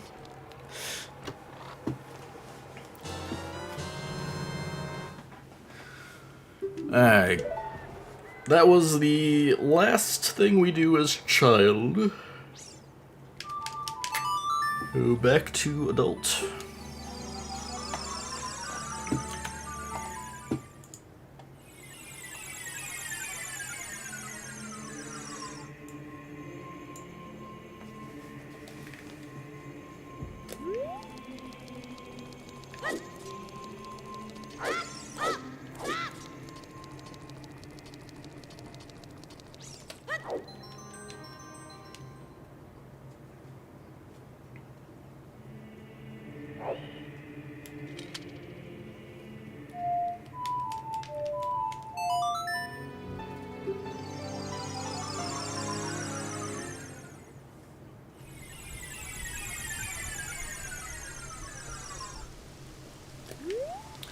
Alright, Shadow Temple.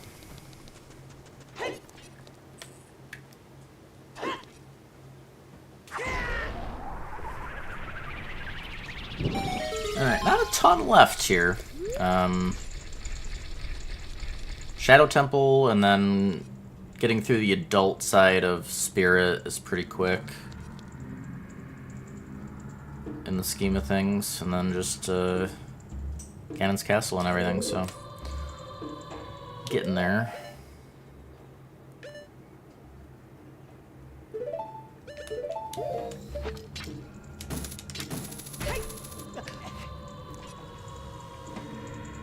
One, I guess, small thing I can mention in general for hookshot targets that are gonna void you if they get wonky. So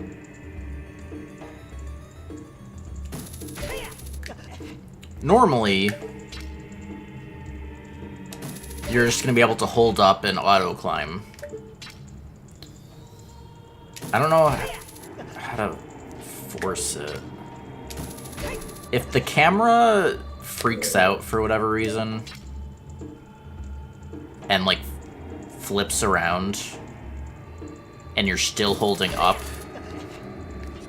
if the camera is reversed, it won't actually ledge grab, and you'll just drop, because you'll be holding...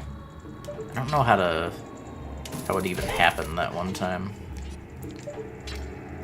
I wanted to go back for some reason one run, and the camera flipped on me while I was hookshotting back. So,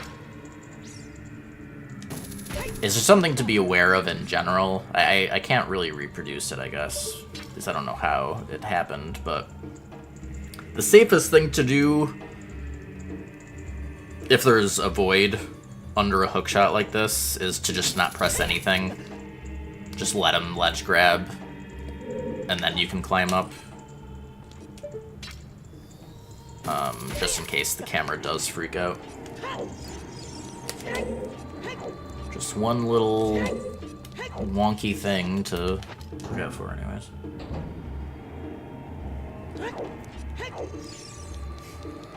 Going Conquest.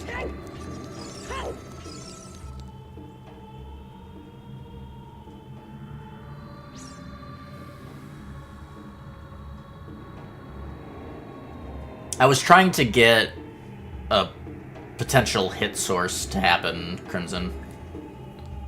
Like what I was explaining.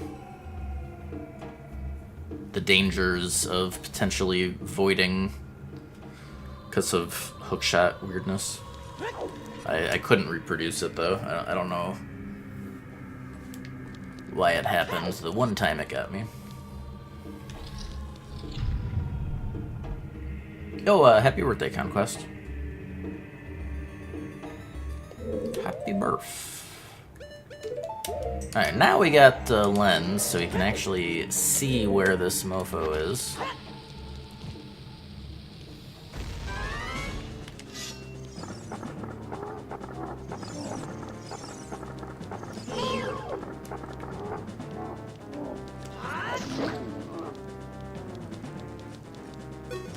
Oh, and, technically speaking... Oh, hi. You can hit him before he digs back down if you time it, like, just right. But if you time it wrong, then you probably just get hit, so I don't, recommend. But it's possible.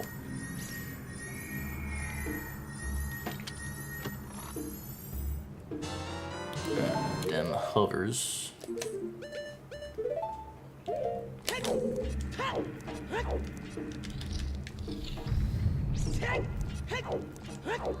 Oh, also,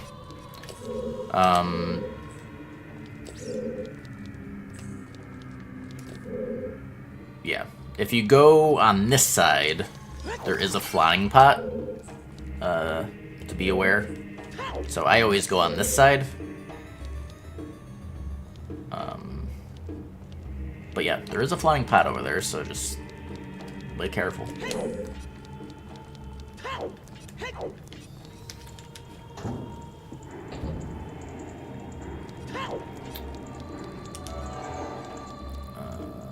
So you can see where to point this.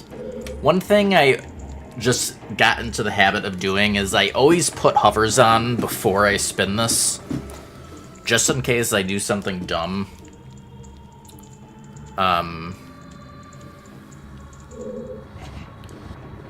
And just when I'm done pushing, I just always roll off of this.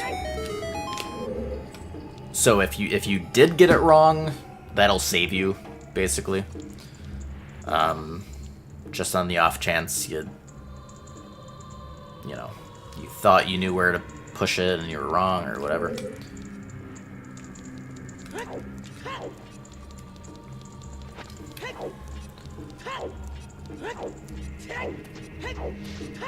Have you tried not being wrong? Okay, I like blowing this up as I'm going through the door here. Alright, as soon as that passes, just calmly walk, and then you can roll once it's or no, not blocking you. Here, that's not the button I wanted. Again, just wait for it to pass, and then you can calmly walk to it, and then you would have enough time to make it out, but if you want to be even more careful, like, you can always just duck under these, like the ice cavern ones. Also, visually, this is, like, a little deceiving. Like, pretty much, I don't... Where does that start, specifically? I think it's... If you're on... You have to be on, like, once it turns the lighter color is where the hitbox starts. Yeah. So as long as you're on the darker part.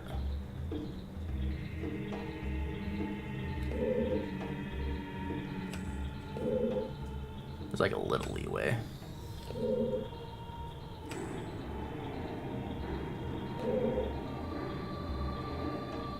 But yeah, like, basically the visual of the blades does not quite match up with the hitbox. So I just look at the floor. But there's plenty of room to, like, you know, squeeze through here and here. Like, you don't... It visually looks sketchy to, like, go through here, but it's fine.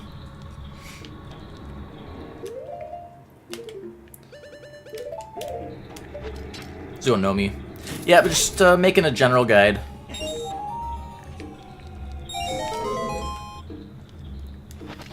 I gotta stop doing that. I'm doing, like, muscle memory for other games, and it's making me hit the freaking C down. And again, like, you know, start walking when you have room to after the blade passes.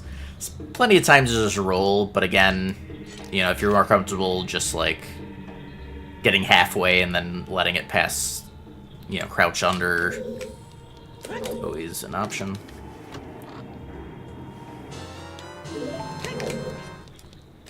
I think here, again, like... I mean, I guess you wouldn't want to, obviously, climb up onto it accidentally, because that could get you hit. But yeah, I mean, as long as you don't do that, again, you're not going to get hit here. I mean, even if you accidentally climb up onto this corner, it's fine. But yeah, just, you know, hug the wall and you will be fine.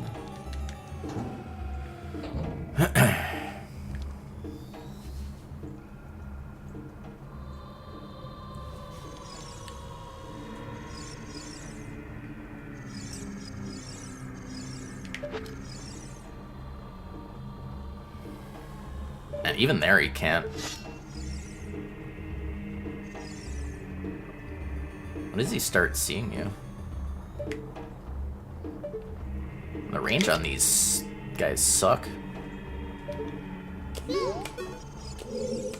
Yeah, so I mean, you can just get fully out and not worry about him seeing you. So you don't have to worry about having lens equipped for that part.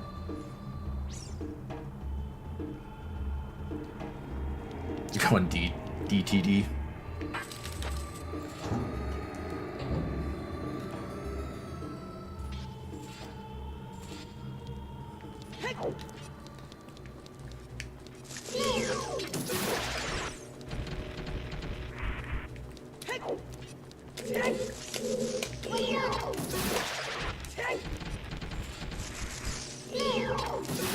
Just gotta remember where these guys drop down.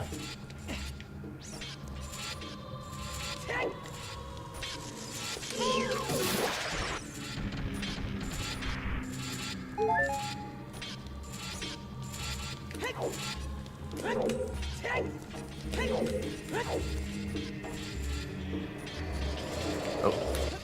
I forgot. Forgot a Wallmaster drops there. Alright, so here... we got some skulls that pop out. I like sticking to the left edge here. And I think, like, timing is basically... when it reaches the top, you can start running. Like, right when it reaches the top, I think that's what I normally go for. And you just jump across. The Stelphos will spawn once you climb up. So I like to climb up, get hovers on, and then get across. And then there's a funny thing you can do here. If you get on the right edge here, so you're like, basically, when you hookshot a Stelphos, they can do this jump. I think I wasn't letting it go long enough. And if you angle that jump, they don't make it across the gap. And you can just make them jump into the pit.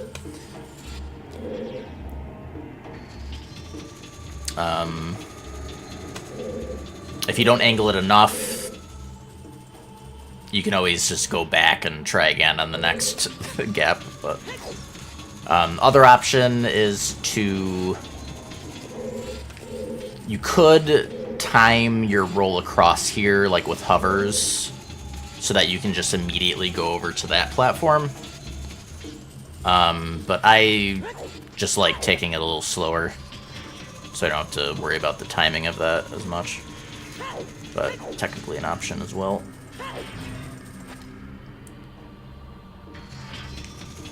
Get rid of the Beamos.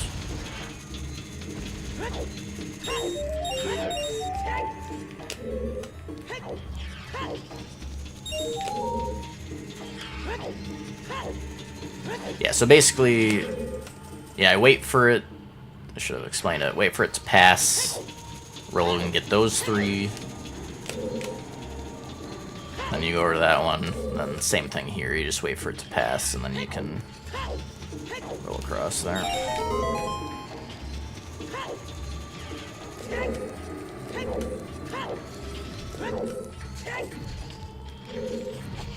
Get the block.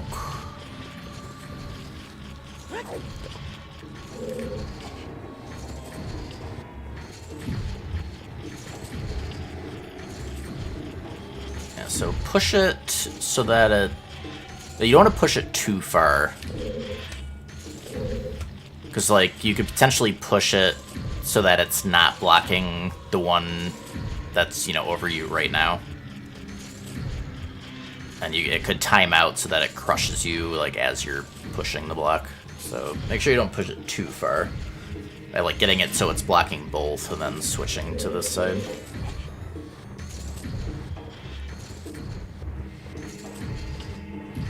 If you did need arrows for some reason, that is an arrow chest. If you were low on arrows.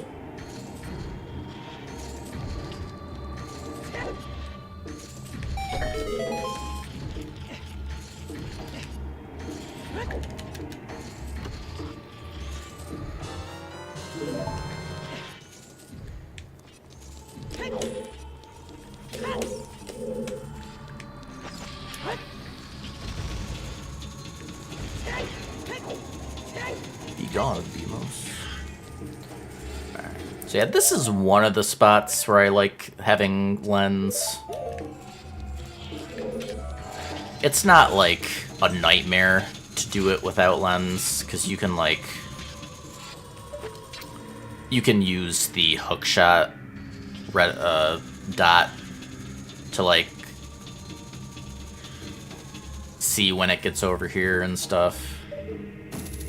But I do like just being able to see the damn thing.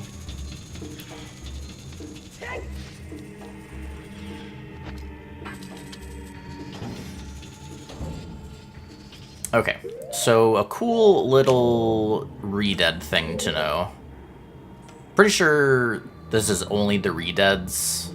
The Gibdos, like the white ones, I don't think they do this. But, when they're crouched down like this, they can't, like, immediately scream at you. So it is safe to just go in and kill one of them. And then re-deads, when you kill another re-dead, they walk over to it. And they won't scream at you during this, so you're free to kill the other one.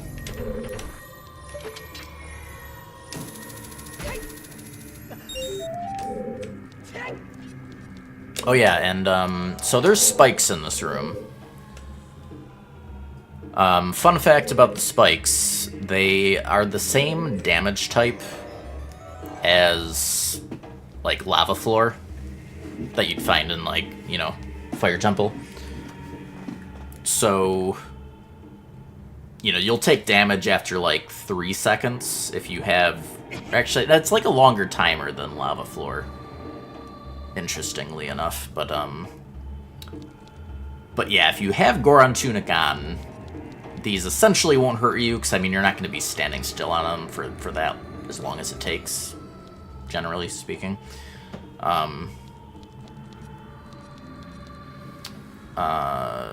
But if you forgot to put on Goron Tunic after Water Temple, that would be a problem if you didn't realize that, so that got me one run. And then, if you don't have Goron Tunic, Hovers also gets you across safely, as long as, you know, you don't land on them after the hover effect.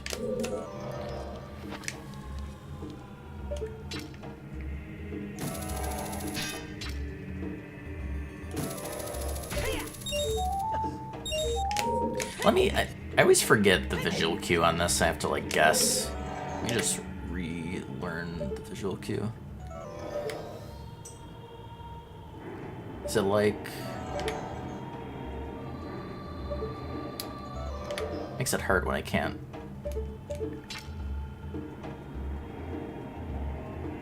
Was it that? No.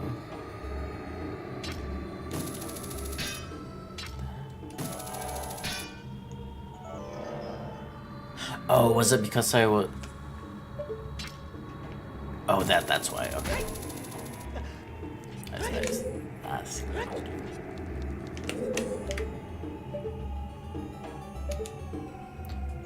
yeah, you can do it freely if you're in hookshot. If you're in C up, then it cancels you out. That's what it was. Okay. So it's like... Okay, so it's just below that. Okay.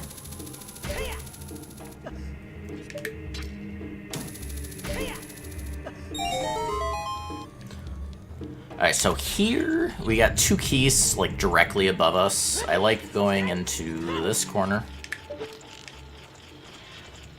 You'll be able to kill that guy, and then the other keys will come over here.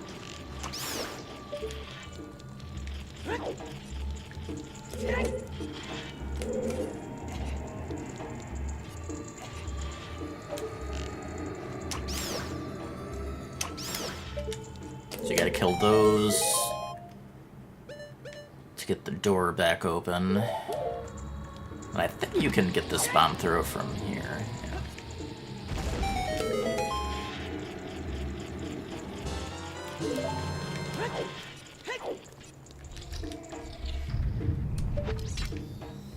And this one, there's like that slightly darker area. That's where that one is.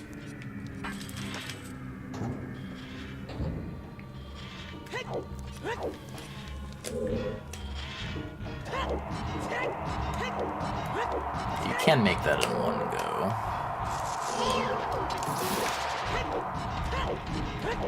Let me through.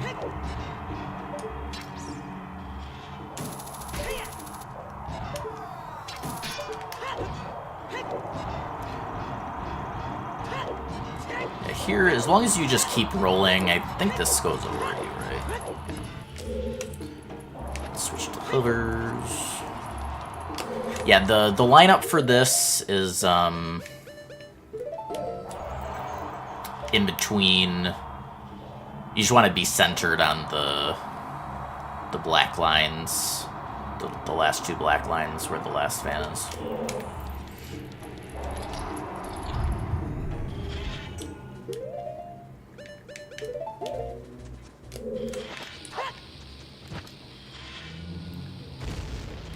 Another key hidden over here. Alright, so these Gibdos I like just stunning with Sun Song. Don't have to kill them.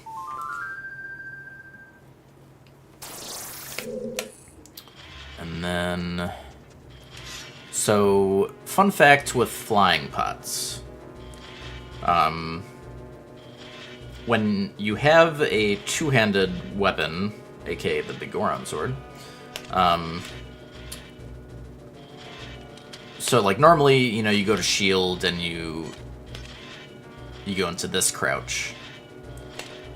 When you have the Goron equipped, or you know, out. Oh, I'm explaining things. Go back to sleep. You do a different crouch that puts you... Well, actually, I don't know if it... The hitbox might actually be the same.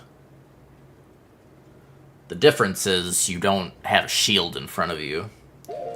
So you can do this. And you're low enough that the flying pot hitbox just goes right over you. When you... if you don't have, you know, if it's either the Master Sword or you don't have the Big Goron Sword out, the pots are just going to hit the shield hitbox and block them, which would also be a hit. So it doesn't work without Big Goron Sword. But yeah, that's a simple way to handle flying pots if you got the Goron Sword.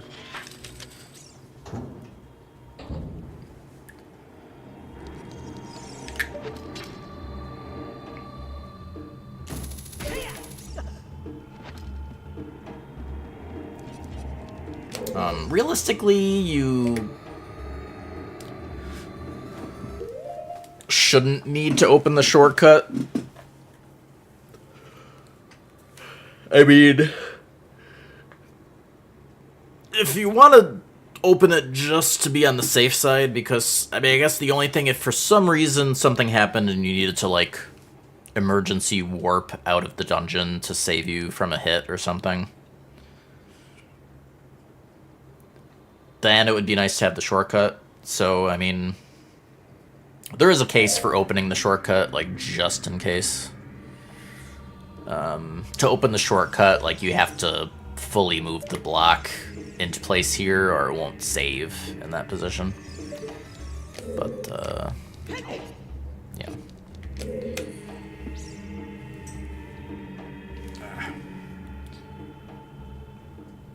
I don't know, like, over time... The headphones pushing my glasses into my ear starts irritating it sometimes. I don't know why, like, it doesn't usually happen, but sometimes it, out of the blue, happens. It's annoying.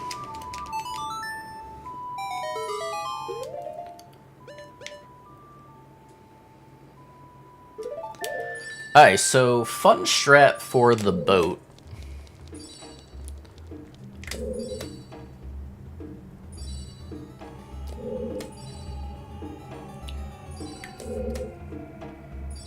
Well, one strat is to just hang up out here and they can't reach you. But also,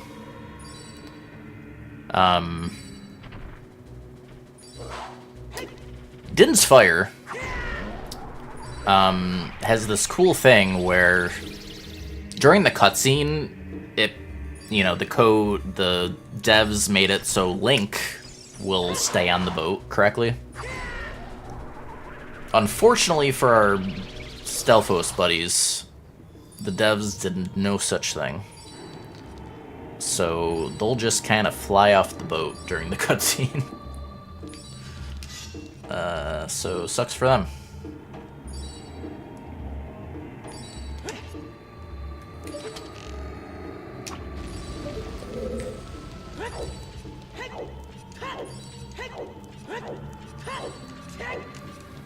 I'm going chicken wing.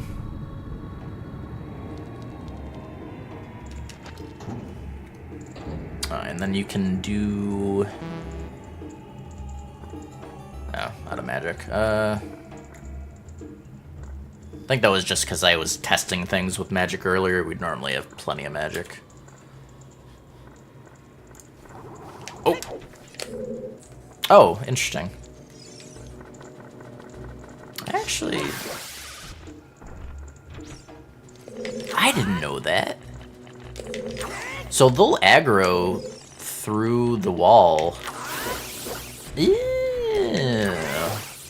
Yo, new strat. Accidental new strat.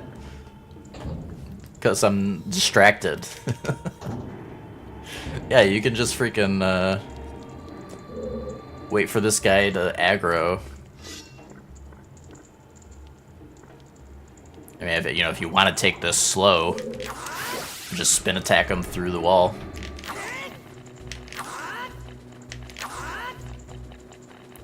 Of course, I don't know if there's a guarantee that... And it looks like eventually they'll just come to you.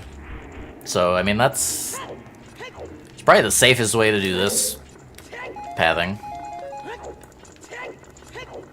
And then I guess... Yeah, you don't need to with that one. When you come back out through this door,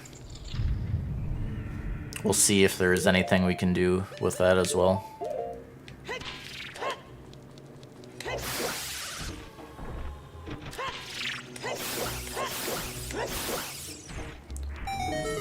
Ideally, I was lazy to equip lens. I would usually do that with lens equipped, but it's not too bad to do it without it. But, you know, I've fought those so often that... Yeah, 'cause here...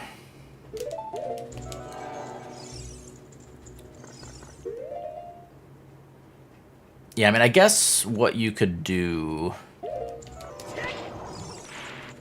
if you wanted to...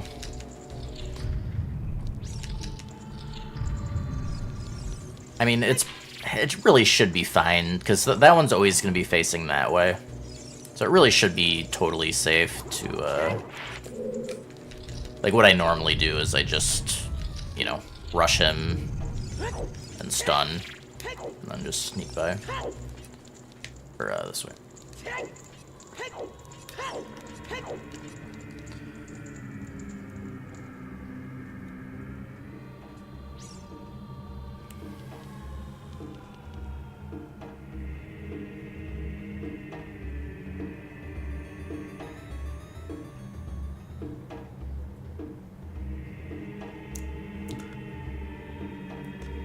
Is that true, Kevin?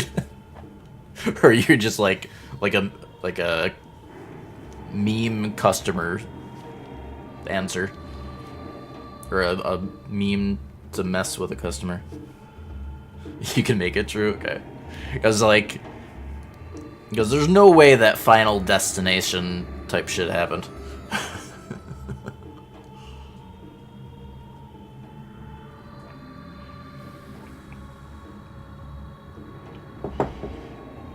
To me, it was the angular velocity of 600 feet per second that... that was my first clue. Also, the fact that you typed it was the second immediate clue. But, you know.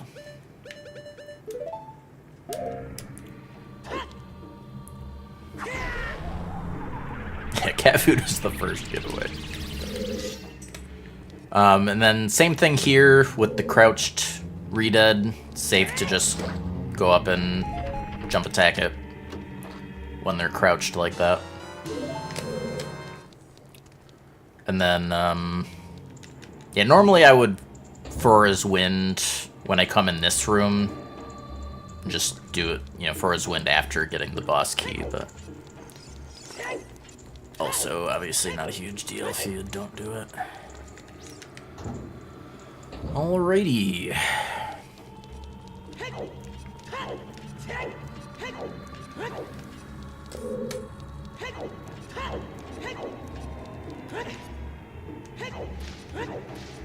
Magic refill there and arrows there if you need them.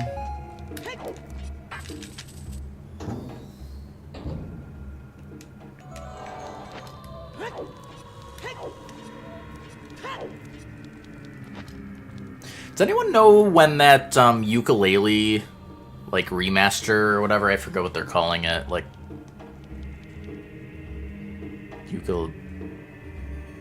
I forget. Does anyone know when that's coming out? I definitely tempted to try that, especially depending on how much it is. So because you know they're making like gameplay changes and shit too. Like it's not just like ooh, the graphics are better. So I'm tempted, especially depending on how I don't know what the price tag's gonna be. Alright. So Bongo Bongo. I like starting this fight with hovers. For reasons I will explain momentarily. Then I forgot to put them on. Idiot. It's fine though. Yeah, basically with hovers, it's just you're not getting jostled around, and you can just more easily move back. Because like basically the hands are always gonna be opposite of you on the platform. So just moving away from the center quickly, it's just gonna, you know, force them to be over there. So what I like doing, let's get hook shot and lens. So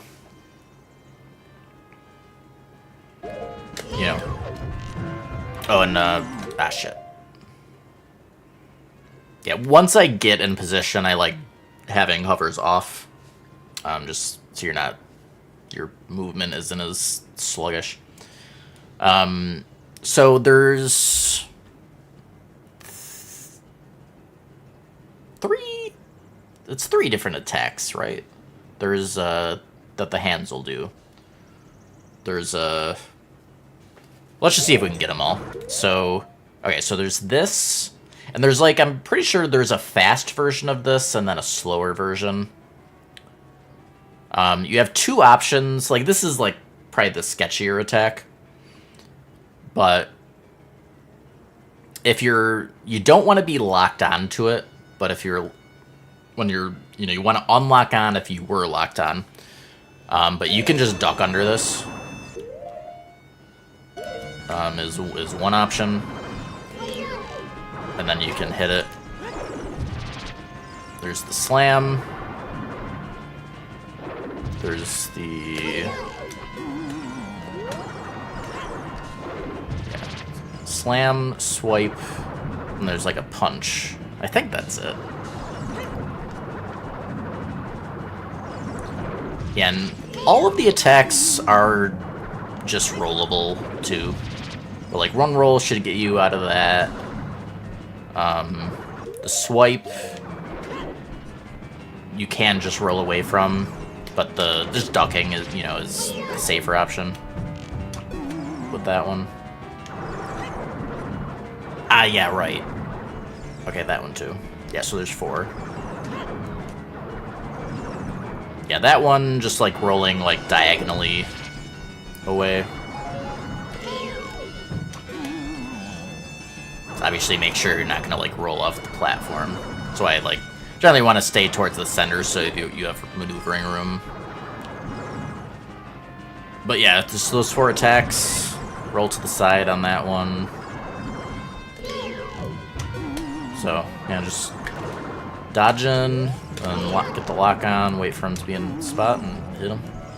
Now here, stunning the boss, I've found that using bow to stun him as he's coming at you here can just like randomly miss. Hookshot, I've never had miss before, so I always use hookshot.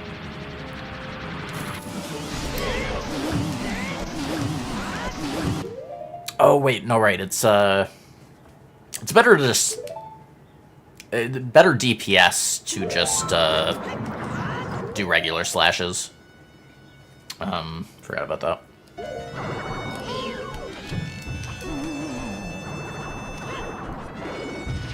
Here, on this one, I mean, you can even just sword swipe them there. Doesn't really matter. Yeah, I think with just regular sword slashes, it's an easy 2 cycle. So yeah, it's not too bad. I definitely recommend just not locking on to the second hand when it's attacking.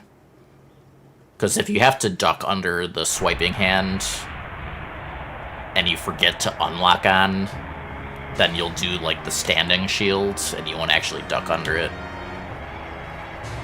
And I feel like it's easier to dodge some of the other attacks also not being locked on. So you have plenty of time to relock on when the hand's getting back into position, so yeah, that's Bongo Bongo. I don't think there was anything else to watch out for on that fight that I can think of. Alright, and then just an immediate Requiem. Go finish out Spirit. Then we're off to the castle. Same thing here as Child. Oh yeah, I guess, yeah, I almost forgot. Yeah, I may as well mention this. If you're doing just damageless, also there's a Gwei spawn that will aggro here, so don't dilly-dally like I am right now. Explaining things.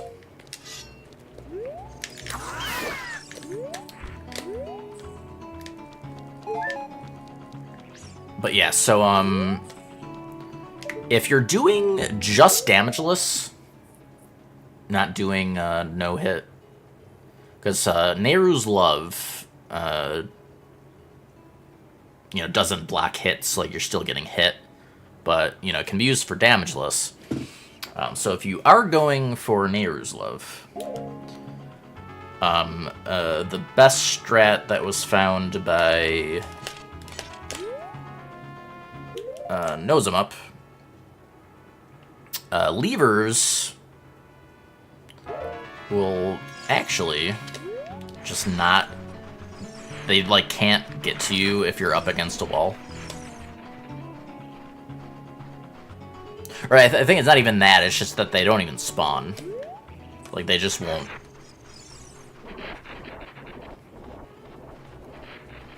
I think I, like, got away from the wall there for a split second. Yeah, you do have to worry about... I guess there are some spots where they will spawn. But yeah, but if they do, they just won't get close enough to the wall to actually hit you. So this is like you know, it's super safe to get Nehru's Love with this strat. Just you know, drop a bomb, get away from bomb, and then go in. And then you can just Requiem again after.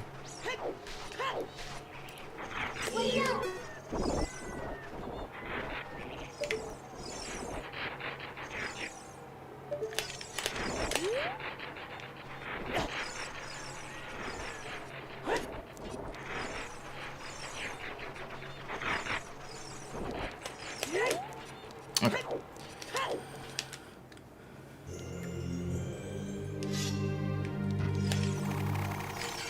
Yeah, rolling past them is fine, but you can do the duck strat as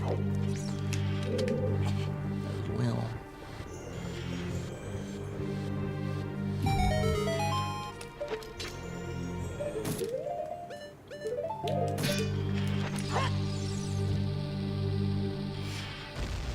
These bigger BMOs take 2 bombs to kill.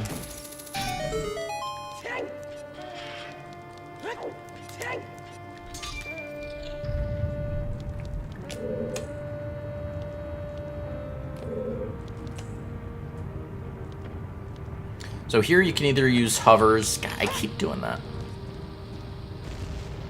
I'm like... I have this muscle memory from a different game to push down on the right joystick to like zoom out the camera. I'm like... It's like... You know, this camera's awful close. Let's zoom it out. Not in this game. But, so yeah, you can either do a roll jump and then a like delayed jump slash to reach that, or just hovers. Either works. I guess like if you do like an early jump slash, you're probably gonna get hit by that. Yeah. I think if you get the rupee, the silver rupee with that method, you will have made it far enough.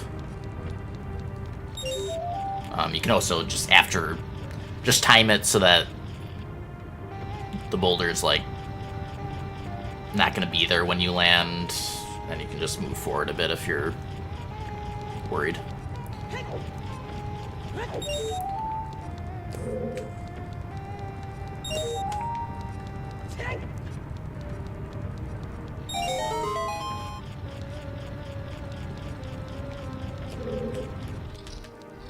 I got a like dropping down here, but if you are quick enough, it's not gonna get you.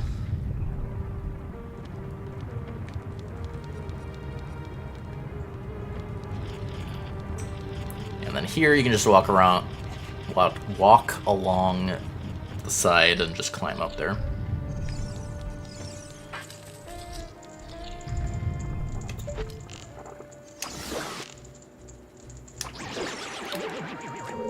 Couple more flying pots. Scroll past. Have a wall master up, an invisible wall master up here. Get deck of nuts.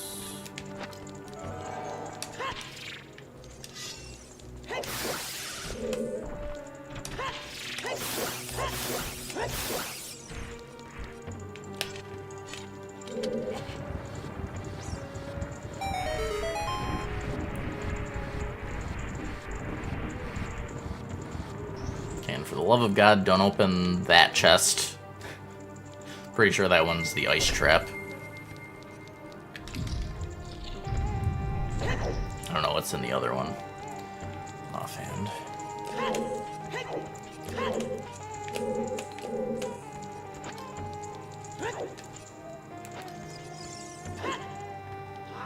That's not the button I wanted. Thank you, Gamepad D-pad, for being wonderful. Whoops. Gotta love that Gamepad D-pad. Or a GameCube controller D-pad.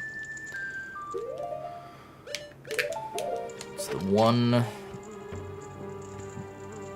flaw of the GameCube controller.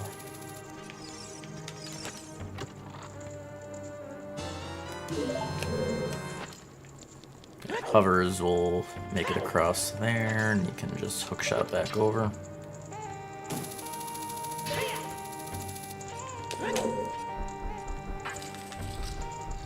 Watch out for the BMOs.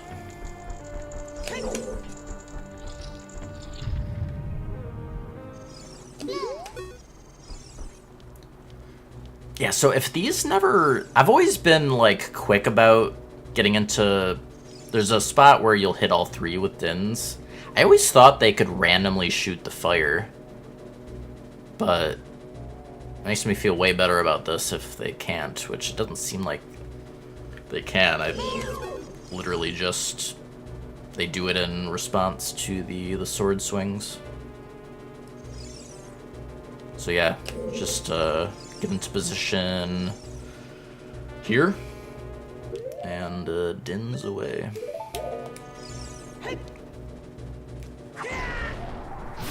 Let's go into dab stabs.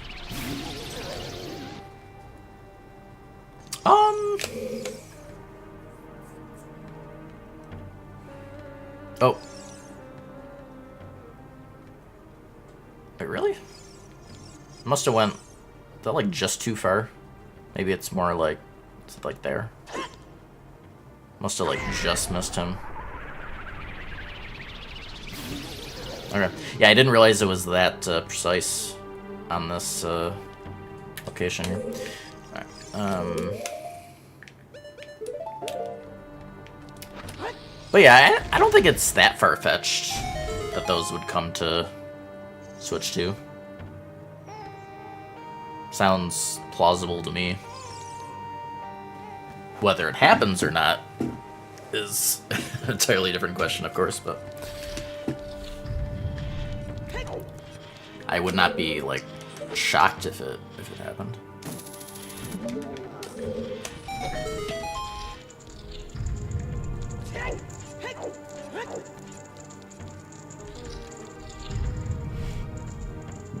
Alright, so this Iron Knuckle, I mean, you can optionally use more Bob Chews. But with Borgoron Sword, I just use that. Basically just bait and attack out, backflip, jump attack. Just rinse and repeat that. Was it like 4 jump attacks or something? I use the bomb shoes as childs, because if you don't want it to take forever, you want to use sticks, but we generally don't have many sticks left. And it's just faster to use the bomb shoes instead of going to farm sticks, so...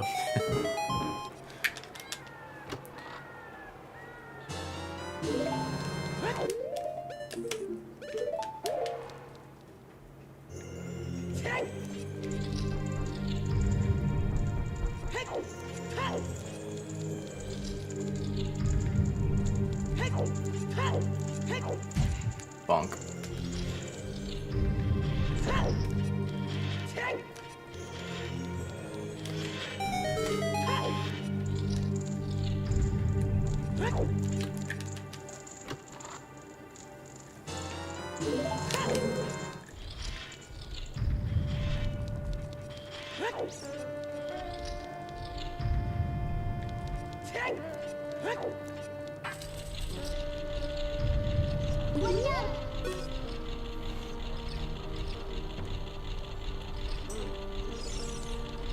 Alright, so these guys, as long as you're up against the back wall, they will... Actually, I'm curious. If you're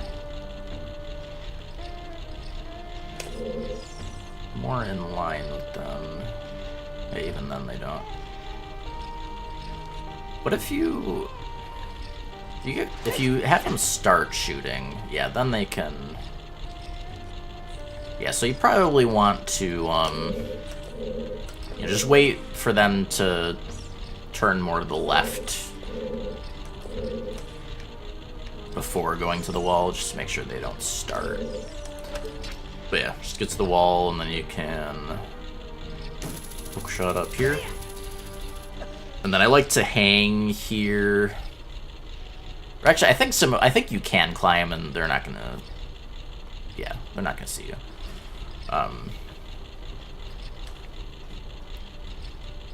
So yeah, just wait for an opening to go around.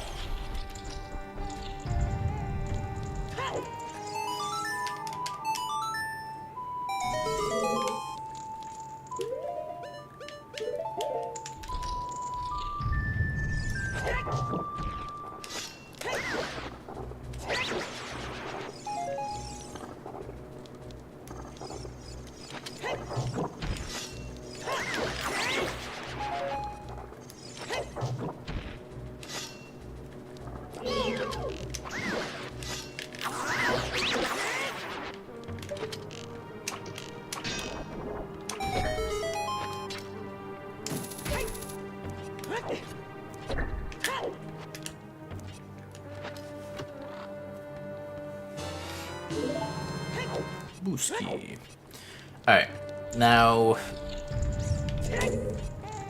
for the love of God,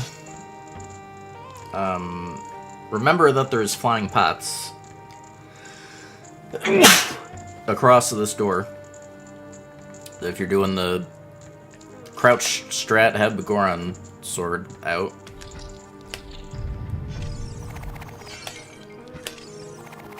If you're not getting Begoron's sword in your route, then just immediately just rolling across as you come into the room works as well.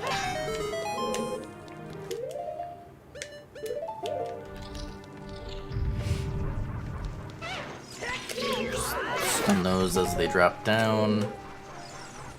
Fun fact on these peculiar skulls is that they cannot hit you. I think there's something you can do, like a weird glitch or crash or something with them, but it's not something you would, like, you know, normally try to do or anything. There's something weird with them, but yeah, they're just enjoying life. But actually, if you throw a bomb and hit them midair, would that cause the bomb to explode?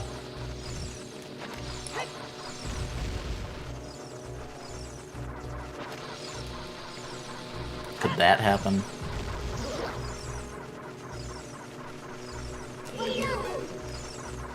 Yeah, even if you hit them, they don't even, like, aggro at that point. Yeah, it doesn't seem like it.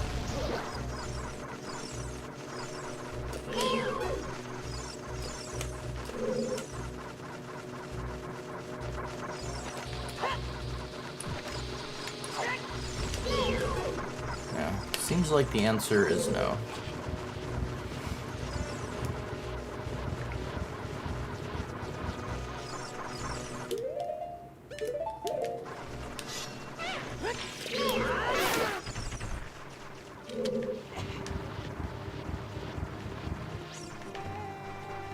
Get the bombs.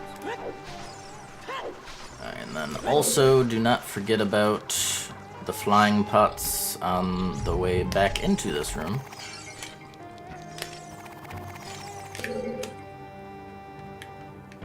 Here you can just do a jump. Just jump down into the center. As long as you stay here, like, you're fine. You can activate that from here.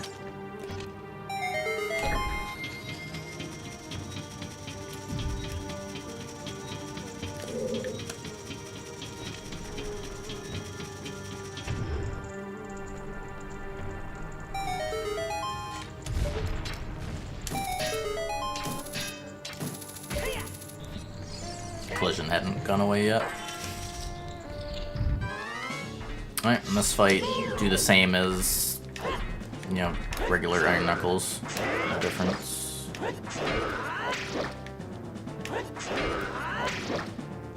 I think it's also 4 jump slashes. Oh no, it's 5, okay.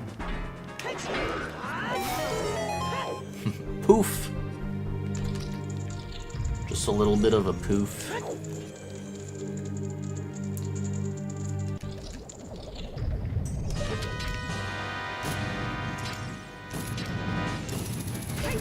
With cutscene skips, it is a little awkward just because, you know, they start before you get up there. You like, I don't know, you effectively, like, stun them, kind of, with when you shoot the hook shot at them for some reason. I don't know why they implemented that mechanic, but that is a thing. So you can just kind of do that to him to make it safer to get up. Obviously, if you're playing vanilla, don't have to worry about that.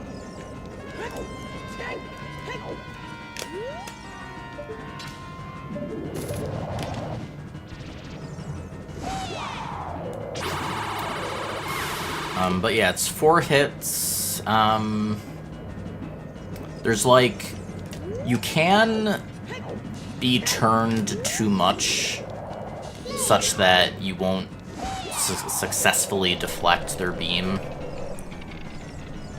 I think, like, as long as they're on screen when you're in first... Oh! Another thing, do not have Begoron's sword out during this part. Is a good idea. I'm busy trying to explain shenanigans. I don't know why I even took sword out. Okay.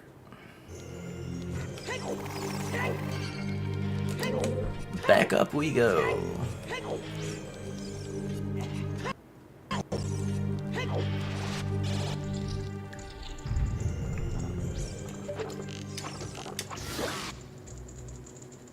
Nice guide. Am I right?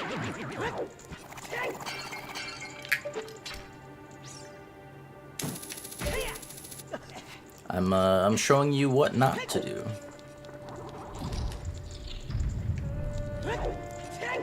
If you have Begoron's sword, anyways. If you have Master Sword, it's no big deal.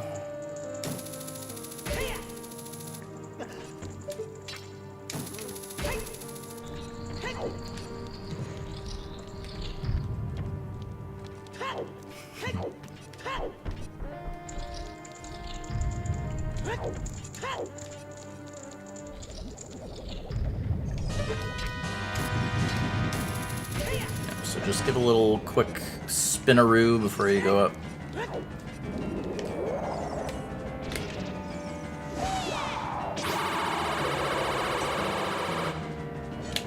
Oh yeah, I do want to, just for showing this, let's put on no death. Yeah, so they're on screen still, and that worked. I think I've like briefly tested this before. Let's go a little further so that it's off screen. It still does work. But yeah, eventually you'll have turned enough that even though you're still like kind of facing the right direction, it just won't work.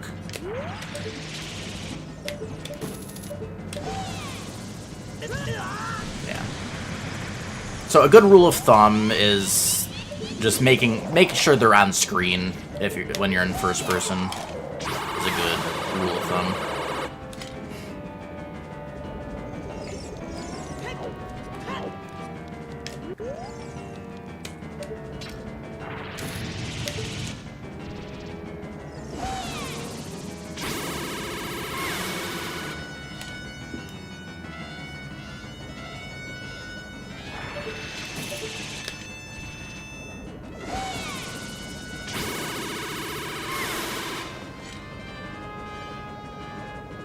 It's going bow shack.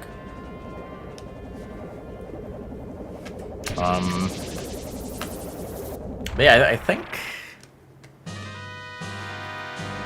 it's the only thing really to point out on phase 1.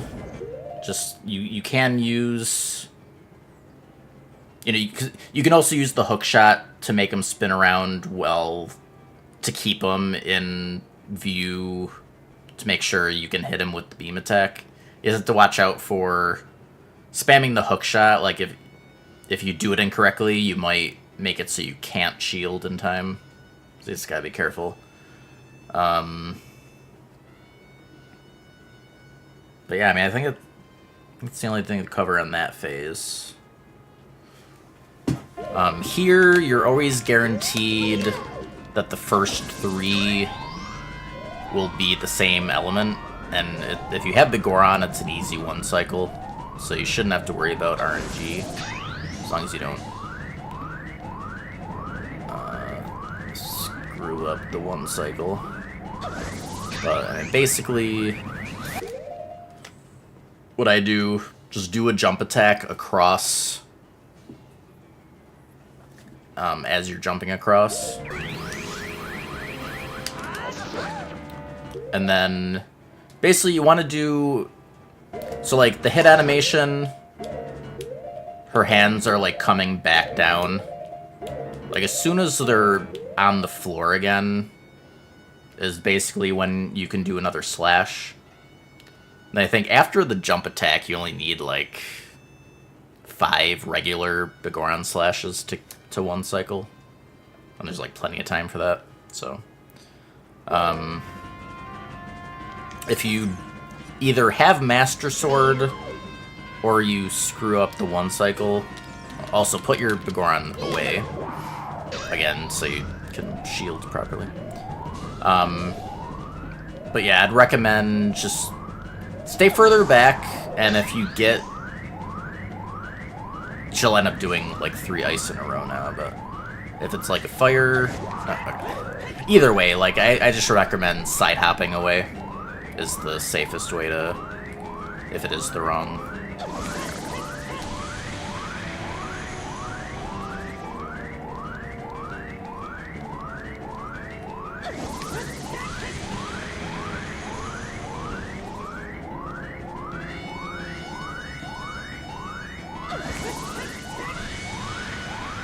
Like 3 is enough to get out of range.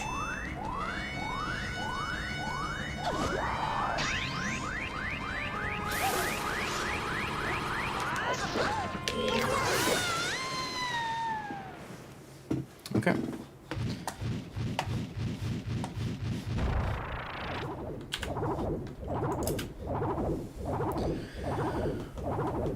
Oh. Alright.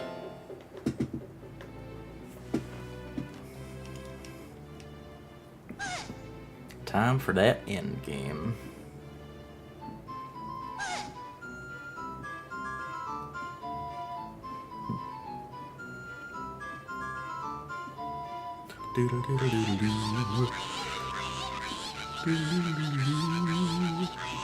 Yeah.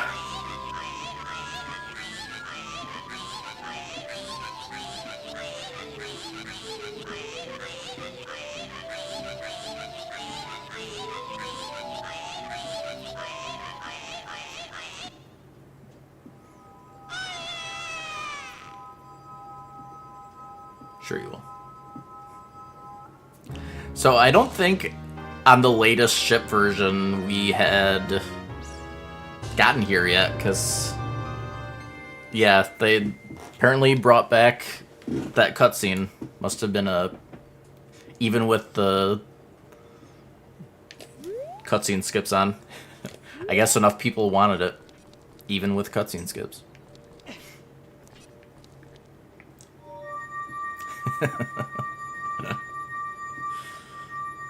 Yeah, I won't complain.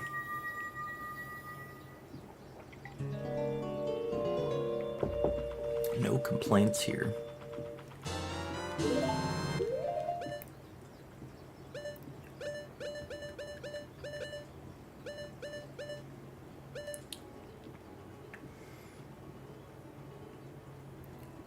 Alright, so yeah, for the sake of the guide, we'll just do a cheeky little ammo refill through here. We can turn that back off.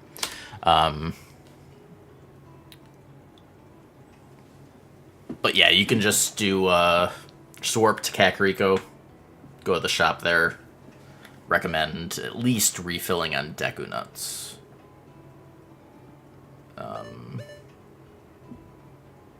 Is the important one.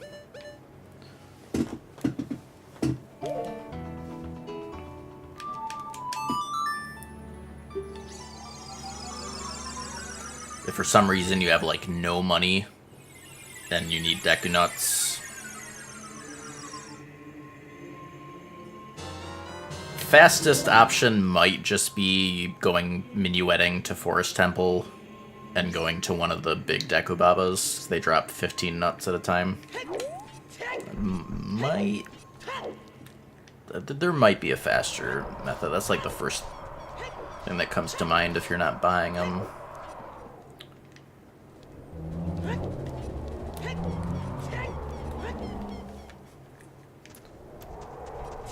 I don't think the scrubs in the castle have Deku Nuts.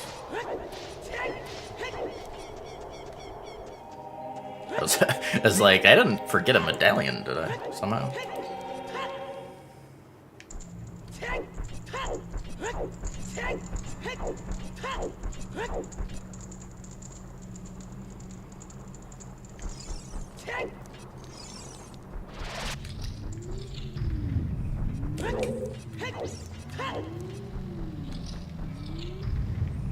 Alright, we got a Wolfos in here. Standard Wolfos strats apply.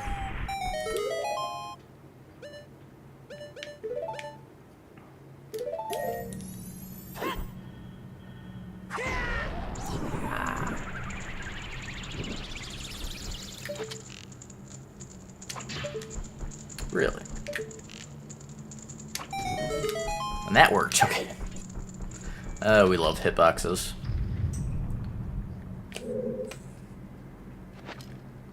Or actually, you can just jump without hovers. I mean, either way. What does it look like with hovers?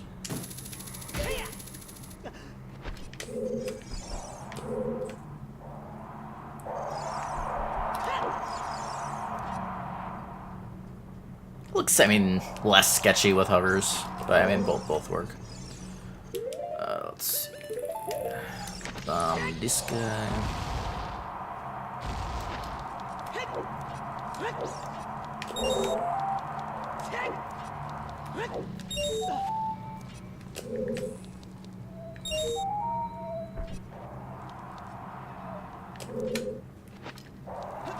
I like jumping from there. Especially since you don't have to worry about the fan catching you.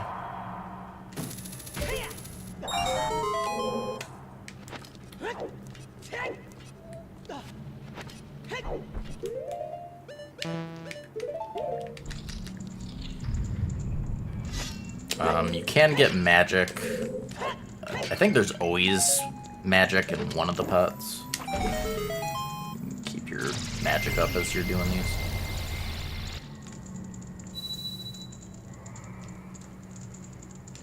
They still have not bothered to skip these cutscenes, because, like, hardly anyone does rando with, trials enabled, as far as, like, having to do them. Like, the checks will still be randomized, but it's like, like, no one plays rando with these, so it's like, still not done yet. Alright, so we get a freezered here and here.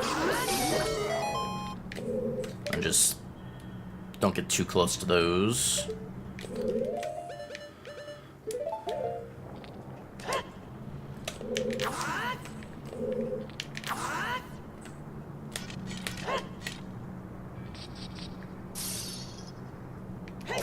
Yeah, man, I think I like to just trigger one, back up, break open the thing, and then trigger again, and get out. I mean, I think you could do that in one, though, like break and get the... It takes long enough for them to respawn. That should be fine, too.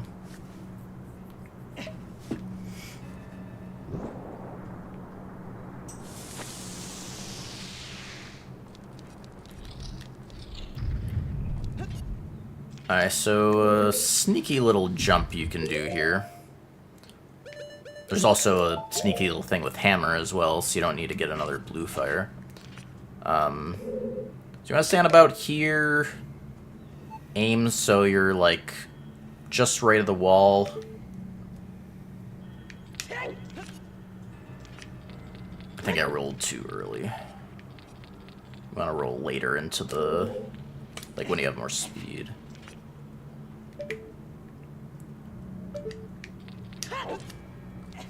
And then, do you have to... Let me see something. I think holding... After the jump, like, holding up left, I think at least helps, or makes it more likely. Might not need to, though. Yeah. Yeah, so I don't think you need to. And then you want to lock onto this wall for this angle, and then just do a hammer jump attack. We'll get the switch. Be careful not to jump into the void when you jump down from there.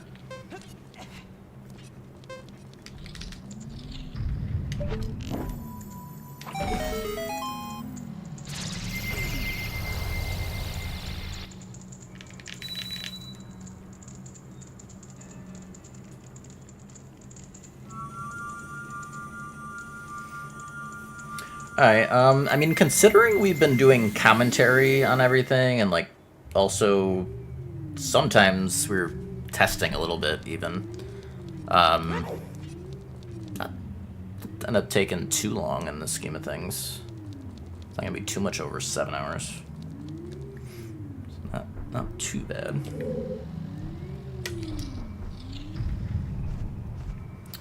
Alright, so here... can hookshot this, and then a sneaky little hookshot over to the leg.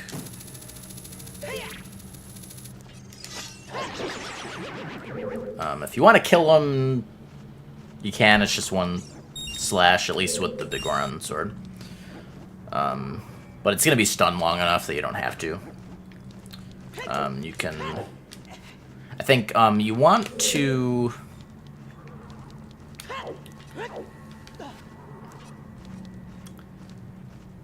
I think you won't make this if you do... I guess it can. I think the roll timing, if you only do one roll, matters. So I like to do a roll right as I'm about to leave the platform, so that I can roll midair as well. I think otherwise, depending on when the first roll is, it has a chance of not making it, I think. Here, what I like to do, if you...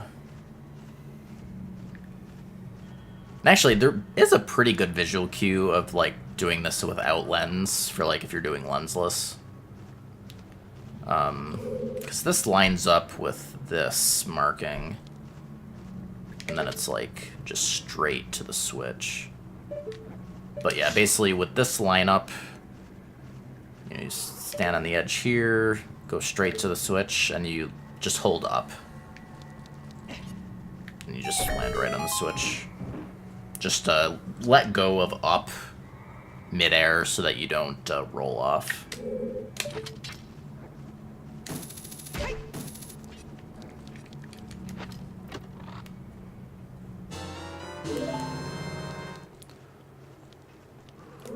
And then here, you can either just lens and walk along the path. Another option is hover.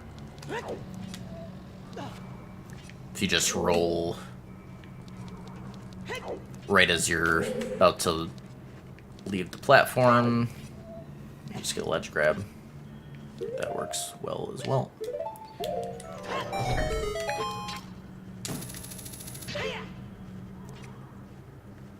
I don't think that would ever push you so far that you'd fall.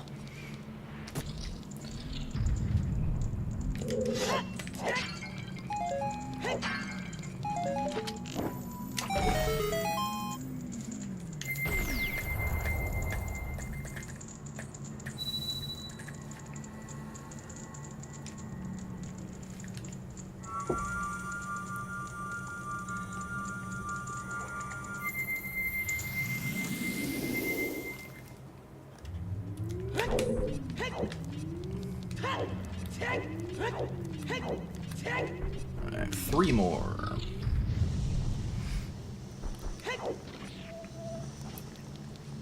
Alright, so this.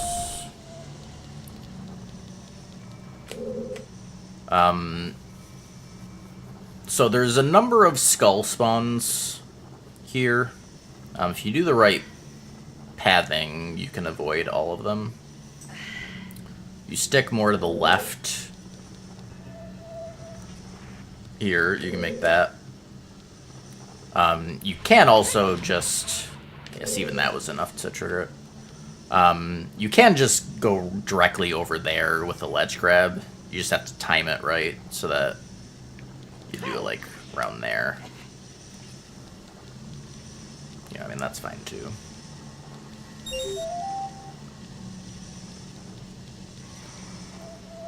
But yeah, if you... Like, he's... Where does exactly he trigger? It's...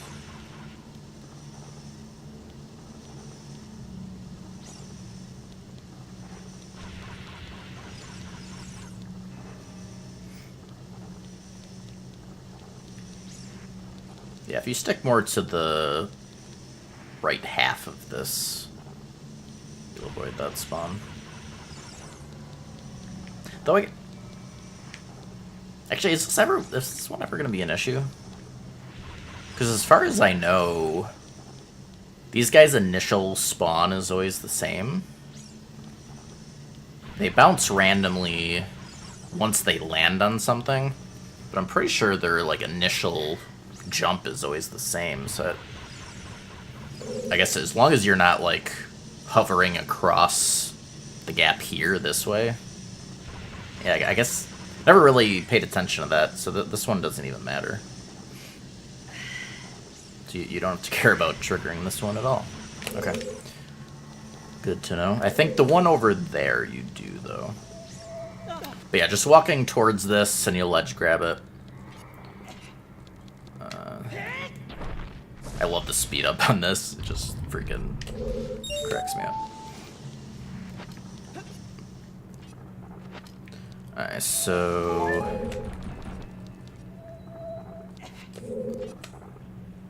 Wait. Yeah, okay, never mind.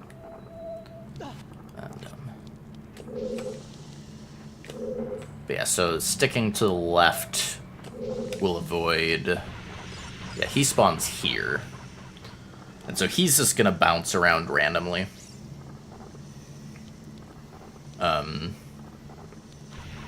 So you want to avoid that one. I think he doesn't trigger until...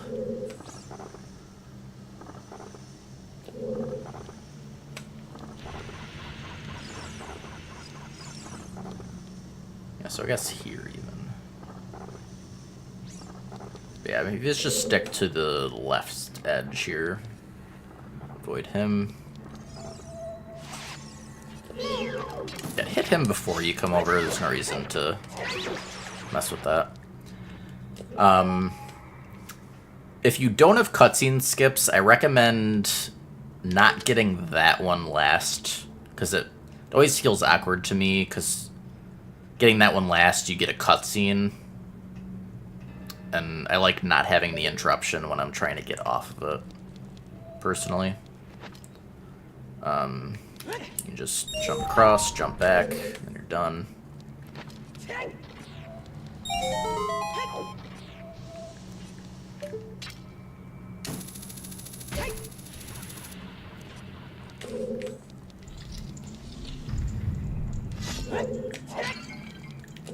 Rupee.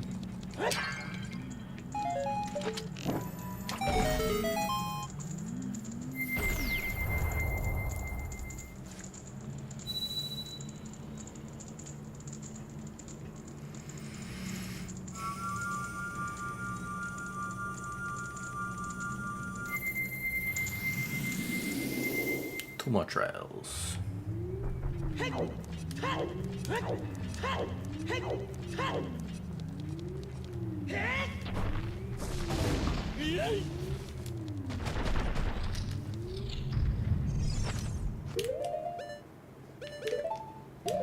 Alright, so there's one straight ahead. There. There. There. And of course, if you don't have that memorized, can just use lens.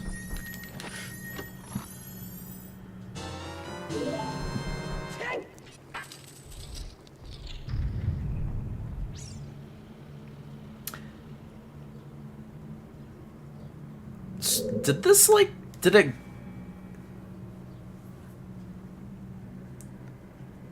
I feel like... Oh, it stopped. Yeah, the shaking, I think that was because of the cutscene skip, or like speed up on the big tier 3 block or something.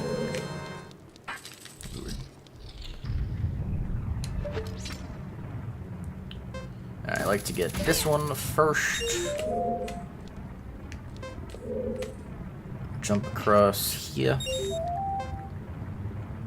Be careful here because the camera snaps when you get up here. So if you like just keep holding up or like down here, you'll just like turn right around. So be careful with that. Same thing here, the camera snaps.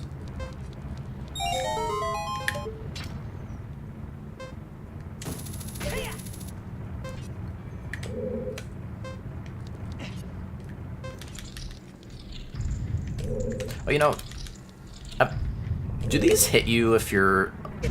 They do, okay. Yeah, so don't... You gotta... Want to time jumping to the door so that you're not gonna get whacked. Don't get grabbed by the floor master.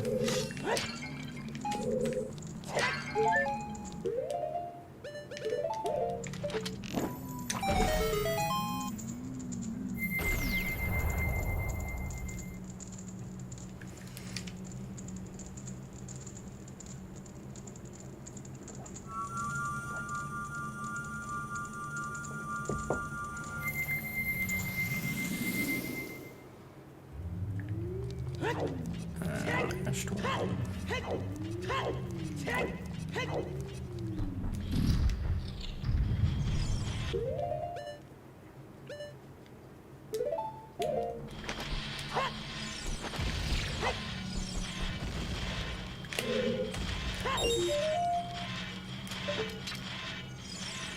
And here, I think even if you hit the furthest this direction, I don't think it will drop you close enough to the... Yeah. Yeah, so you don't have to worry about that.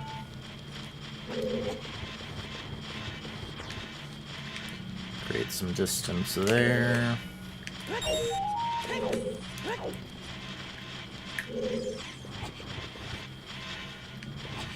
This one I like letting past and then moving it back. You just leave this area clear. You can do it for that one too.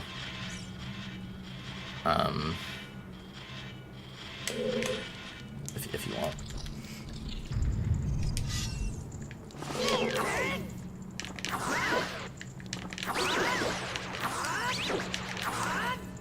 Normally I just hammer those, but don't mind me just being lazy. Bomb shoes here. I think normally I would take these. We did like the cheats for ammo, so I didn't really need them for this particular instance, but because I do use bomb shoes on the last 2 iron knuckles, because there's a setup to just kill both of them at the same time with bomb shoes, which is kind of nice.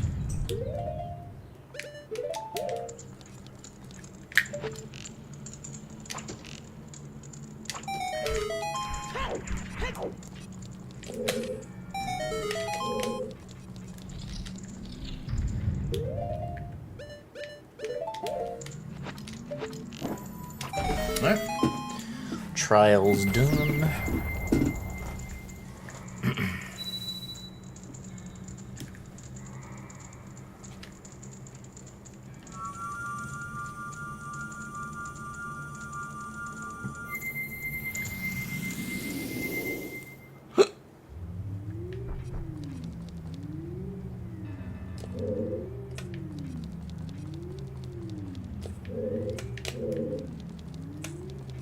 Did this break again?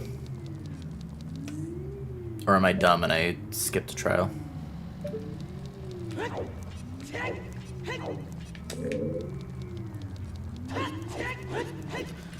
Looks like, I'm glad this wasn't an official run.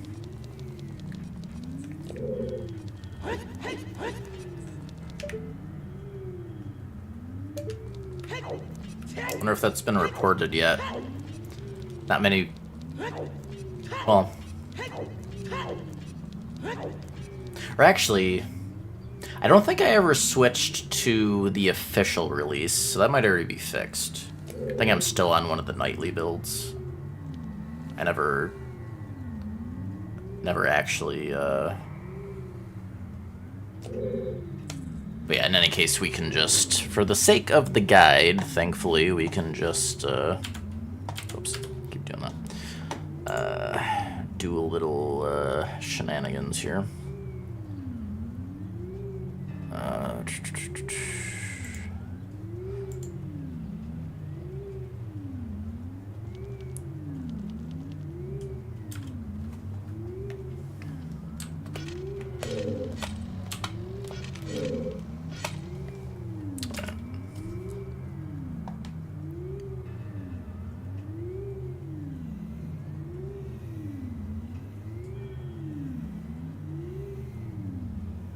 Ah, okay.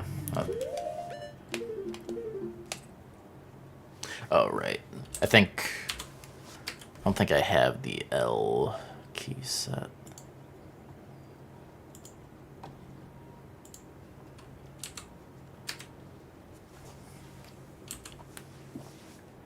Oh. Nice.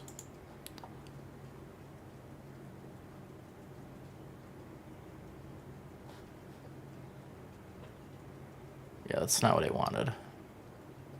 Yeah, that's the debug menu. I wanted the... Yeah, LRZ.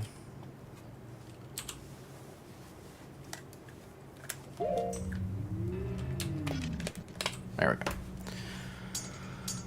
Alright, so we won't... Ganon's Castle... Adult... And,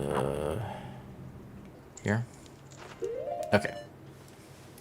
Now, here...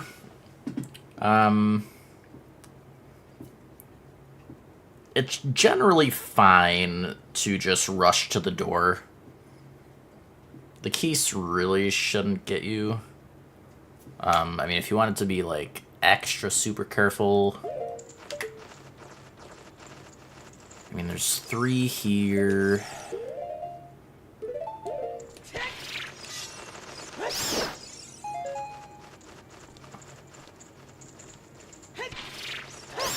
You know, you could just...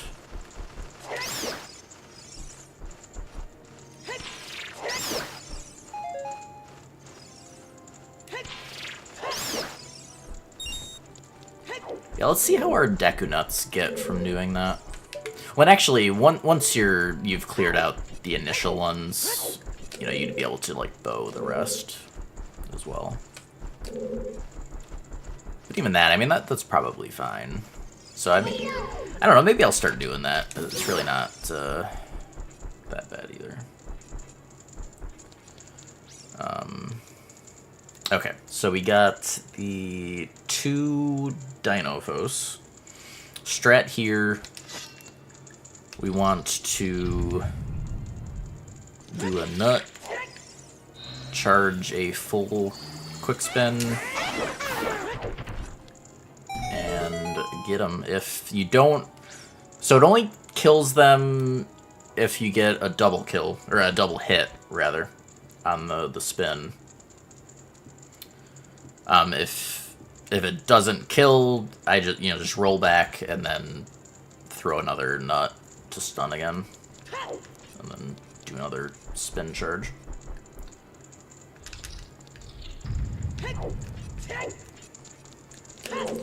Now, so for Stalfos, we got the 2 Stalfos in here, and then there's 2 during escape. Now that we got light arrows, we have an even better option for Stalfos. Same thing as before, where we lock on prep, this time light arrows instead of hookshot. But same thing, you're waiting for an attack. The light arrows shoot out even faster than the hookshot, so you, even more so with light arrows, you don't want to do it right as they start an attack, or the shield might still be active. So you want to wait a further bit into it. But since the light arrow does damage instead of just stunning, now a jump attack just kills. So it's a nice little combo.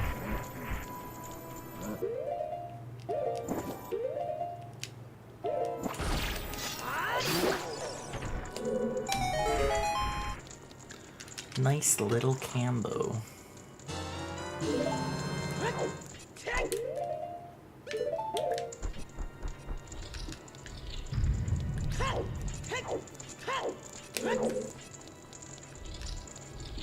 And then here, just as soon as you go through the door, you can just start chucking bomb shoes.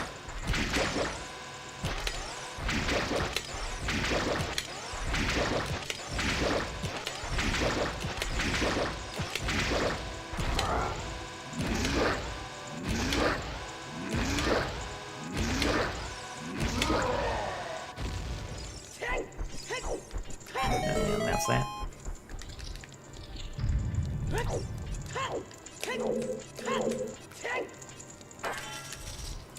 Simply chuck the shoes.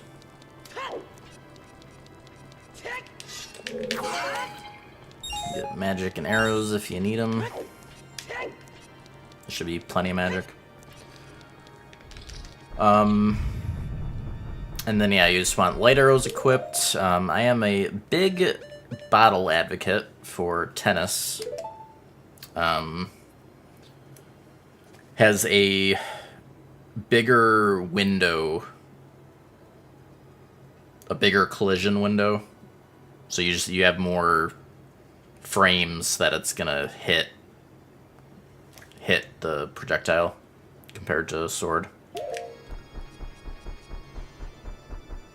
So it's not also funny, but it is also simply the better option. It's like just literally safer. So who wouldn't want to use bottle?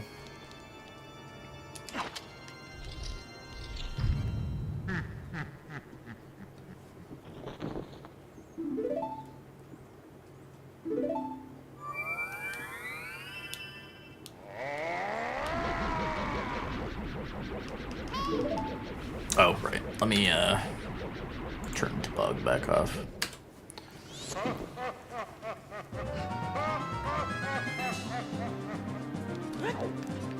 I personally like...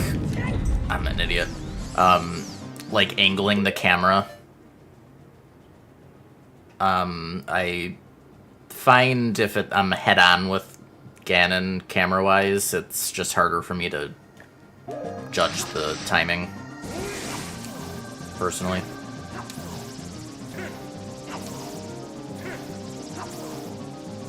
Let's see how, oh, he is not good at tennis today. Alright, now, so, I don't know, I can't remember if I mentioned, at least in the rules I use, power crouch, or that most people have used for this run, power crouch stabs are banned. Yeah, I don't think I mentioned that at all. I generally wasn't like going over all the rules in the guide. I will link them, the rule set, in the description. But yeah, so you power crouch stab, for those that may not know, in OT, crouch stabs deal whatever the last damage value that you did is what crouch stabs will do. So if you do let's say a Begoron jump attack, anytime you do a crouch stab, even if you don't even have Bigoron equipped anymore, you'll be doing that Bigoron jump slash like each time you crouch stab, which is obviously pretty OP because you can crouch stab a lot faster than you can jump attack.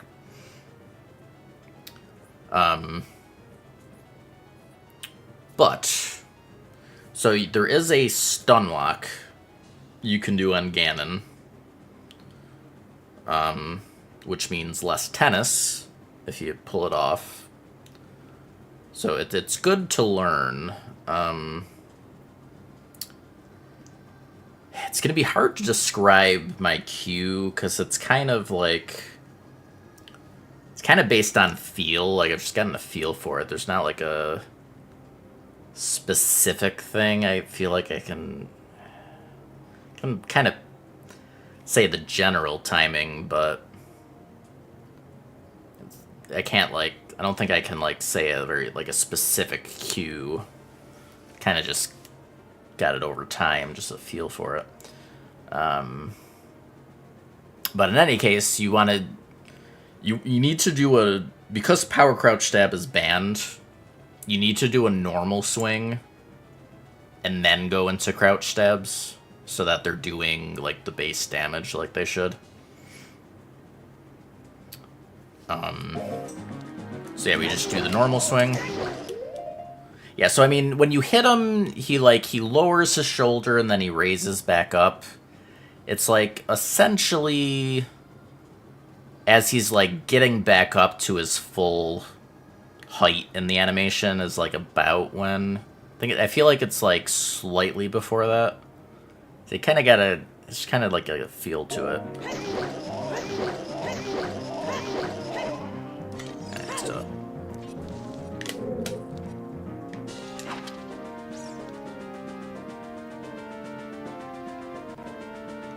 Okay, and if he does that, you can just immediately light arrow him.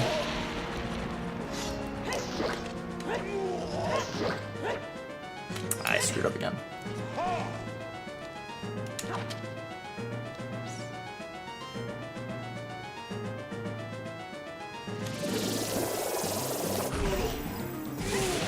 Guess he really doesn't like tennis. Okay. But yeah, I mean, that's really it. He does, you know, you gotta get used to the tennis.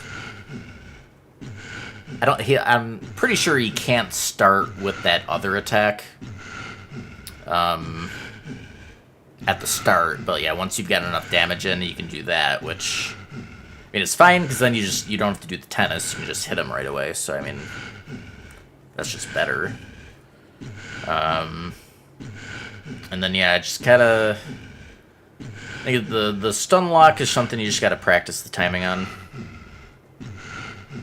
But yeah, it's basically right at the end of his animation of getting hit once he's like back to his default position. It's like the approximate timing. But I think it is kind of precise. I don't know that it's like frame perfect, but yeah. Let's go with Banazard.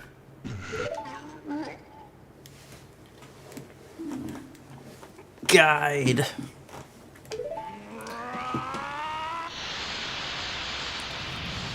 Alright, and now for the collapse. So, the big thing on collapse is the RNG boulders on the exterior portion. Thankfully, there is a strat to avoid the RNG consistently. Thankfully. So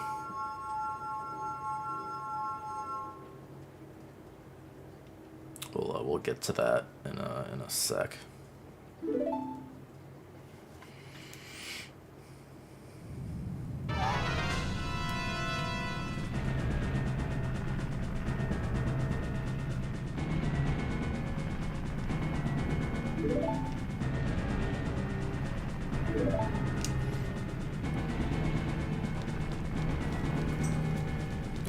Alright, so essentially the position that the rocks fall in is completely random, but the timing, like they fall in a set cycle, like they'll, whether it's, I don't know the exact timing, but let's say every 5 seconds or something.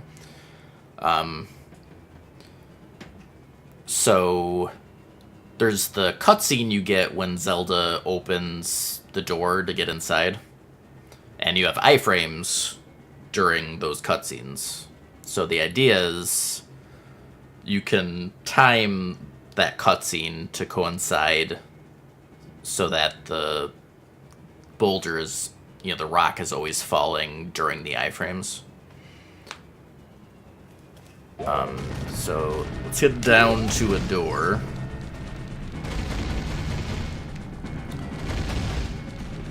So when you're getting close to the door, you basically want to hold back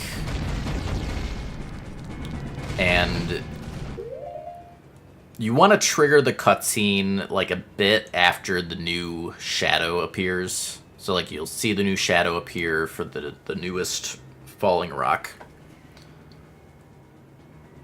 And you just want to go like a bit after the new one spawns. Maybe like, quarter, half a second.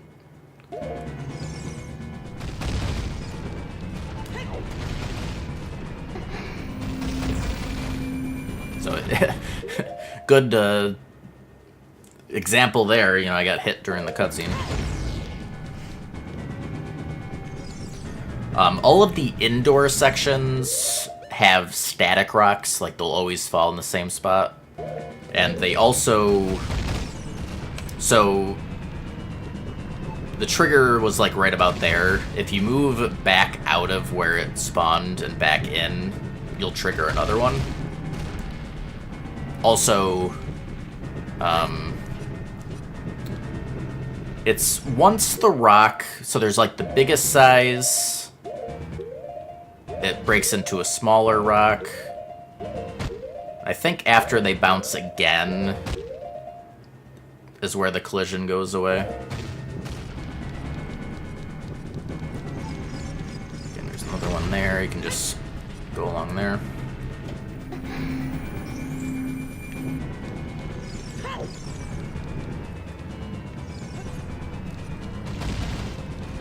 So yeah, here you can either get used to it based on the audio cue of like the rock hitting the ground, or the visual cue of the new shadow appearing. Like either.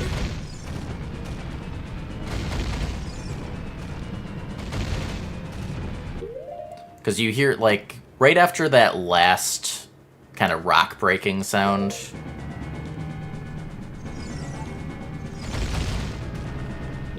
I think that's, because that's right when the new shadow appears, right?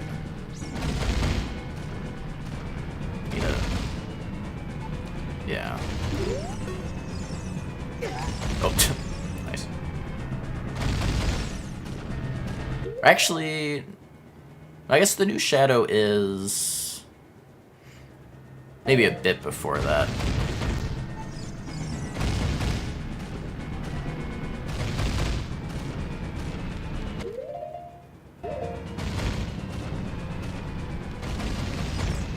Yeah, so maybe it's fine to go...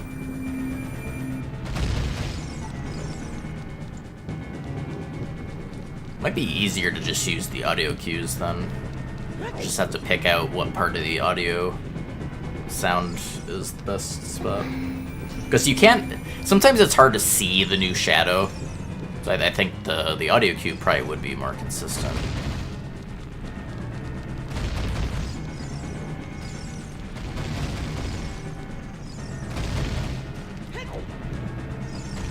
So I think, like, yeah, maybe right after the sound ends.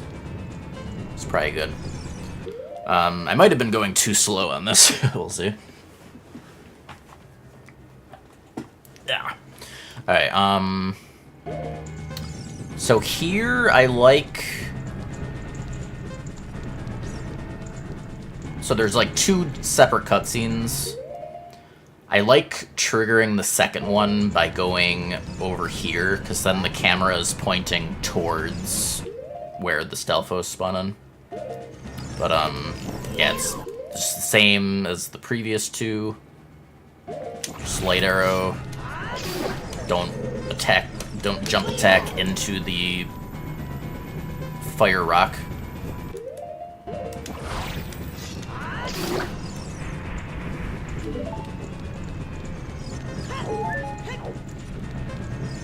I wonder if we can make this. Probably not. I think it's not quite enough time. Spent too much time explaining stuff.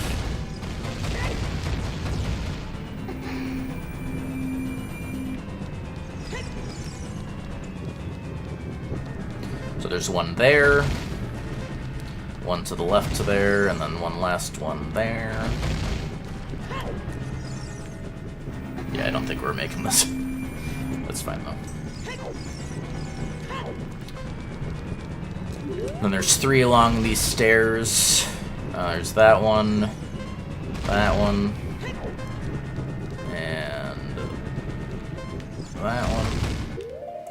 Yeah, so let's, I think we can just warp right back into the collapse.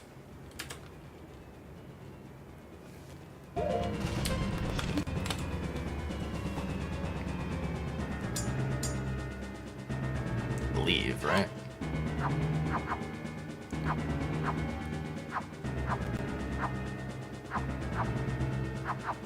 Is it, they're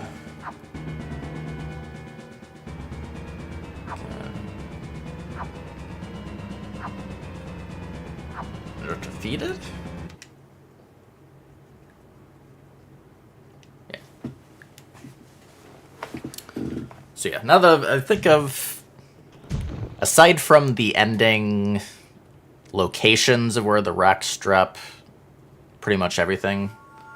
So I'll just go through it quicker now.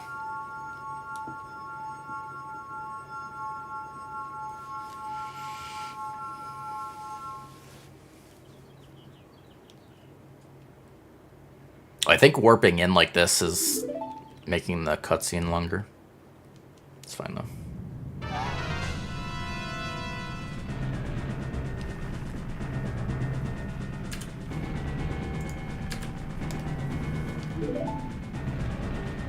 So how's it going, fanboy?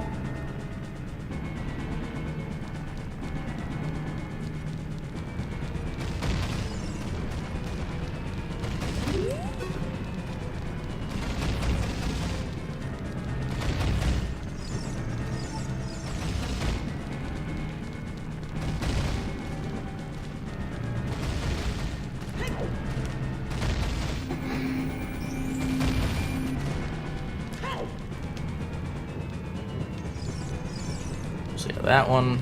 I go to the right of this rock and just hug this ledge.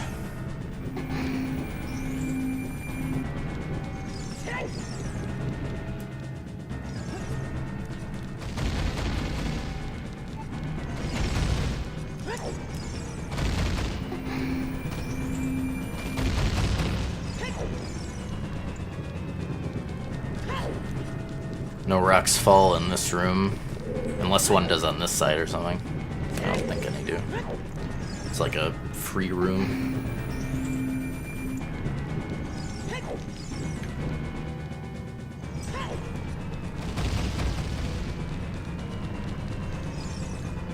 Oh.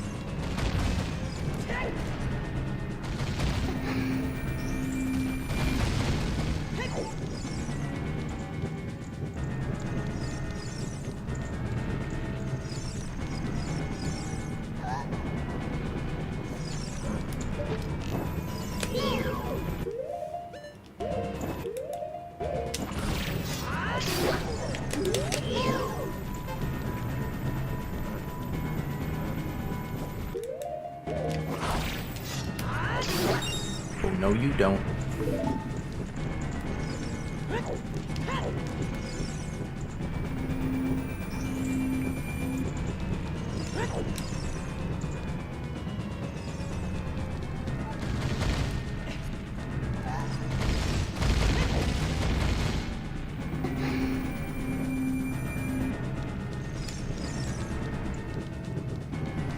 Alright, so that one. Yeah, there's one, like, right there, but if you just cut to the right, you can just ignore it. That one. And yeah, ideally, like, you spawn it in right at the edge of its spawn zone, so you don't have to back up. And then you won't respawn it. Because, like, if you get too close and then you, like, roll back or something, you'll just end up respawning it. So you just, just remember where they spawn.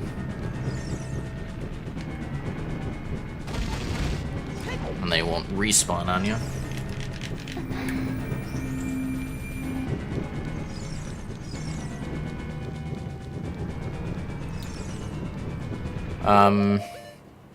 I mean, I like to hookshot this guy to stun him, but I think you can ignore him and it's fine, but...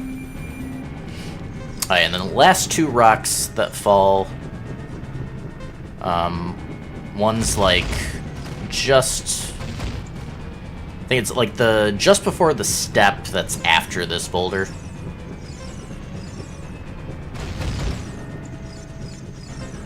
And then, I think same thing here, it's like...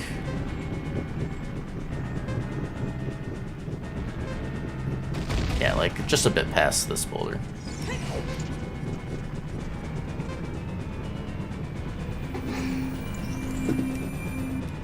And that is the collapse. So yeah, the important parts of collapse are just kind of memorizing where the static rocks fall, and then just getting used to the timing of Zelda opening the doors on the outside so that you can't get RNG'd by the random falling rocks.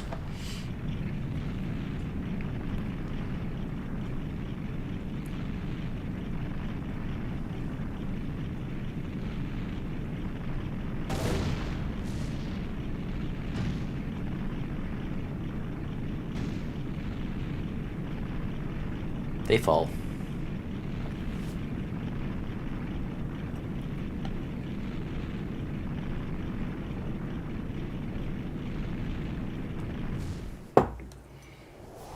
It was a very controlled building collapse, I gotta say.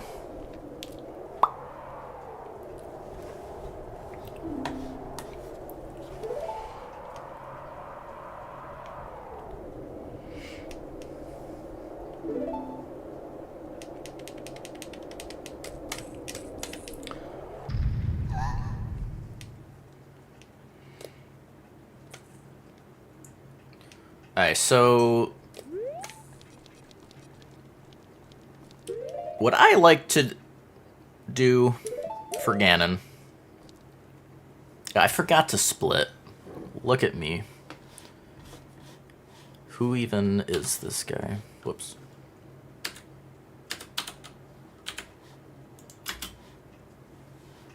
My God.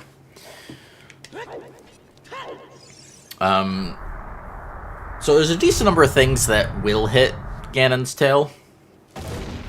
My personal favorite is Deku Nuts. But, the Goron sword works, Deku Nuts, Hammer. Is there other options? I can't remember if there's a bottle. I don't think bottle does. That'd be funny though. I mean, I think Deku Nuts are the funniest and the safest, because you don't really have to be accurate with those. You just chuck them and they hit them.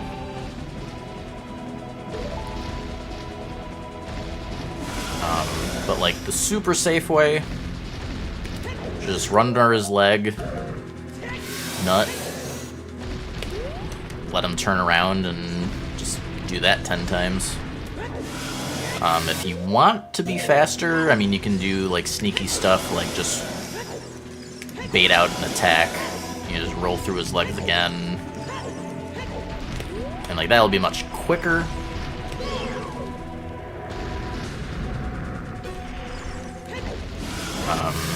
But sometimes that gets janky. I like just letting him turn around. Just keep doing that. It's, like, super safe. It's not that slow.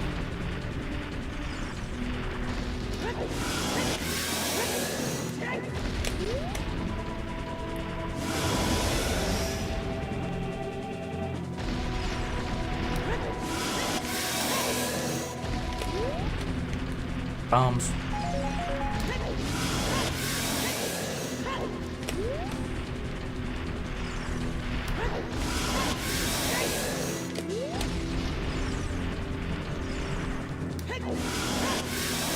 But yeah, doing it this way, it's really hard to do anything dumb and like screw up. Whereas like trying to roll back and forth between his legs, it's at least, I mean, it's not like really hard by any means, but I think it's just more likely at least that you do something silly. For phase 2,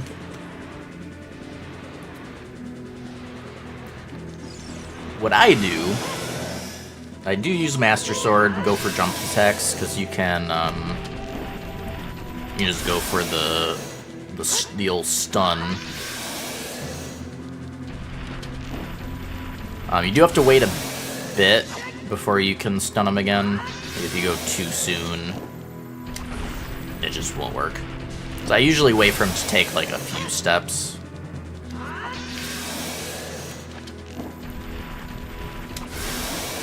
And then restun. You just, stay locked down the whole time. It auto targets the right thing and everything.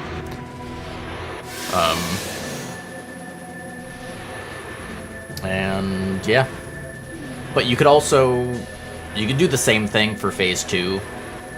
You could just use 20 Deku Nuts and take care of both phases if you wanted to as well. That is another option, but I like the Light Arrow, because Light Arrow, stun, Master Sword. I mean, I guess, I wonder if there's enough magic. Because, like, phase 1, it's, 10 hits, so I don't think you'd have enough magic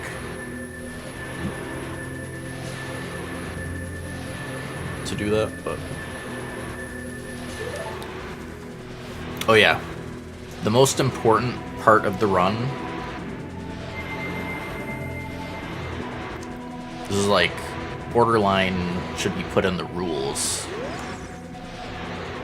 But... you have to point out that jiggly snoot. I mean, just look at it. Just look at it.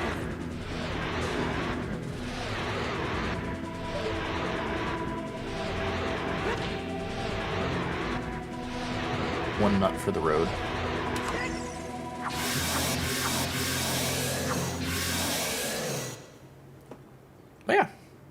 So, I wouldn't be surprised if along the way I forgot about some useful information, but hopefully covered all the big stuff. Should have at least covered everything routing specific that I personally do. There's definitely, a lot of, if you want to make the run faster, there's a lot of options to speed things up. Like the routing I do, and like a lot of the strats as well, is for, because I'm doing marathon run where I want the run as consistent as possible.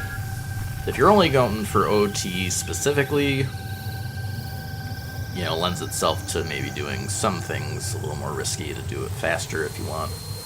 But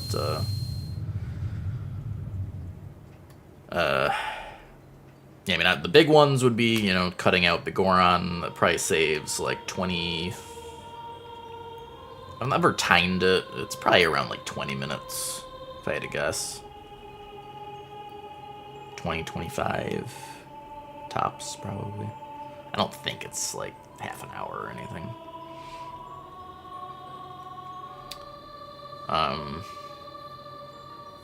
But there's that, like cutting out Wallet and Bombchu buying would save some time.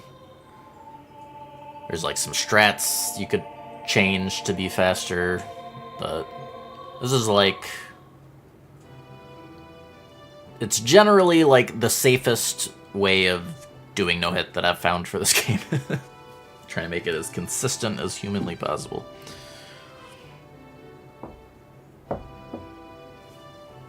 But yeah. Normally, a normal run would be a bit under 5 hours on ship. If I'm not, like, mega distracted. So, it, you know, 2.5 hours of extra explaining and a dash of testing. There was, like, a few times where I actually just tested something. Either because I hadn't tested it before, or something I'd been meaning to test, but kept forgetting.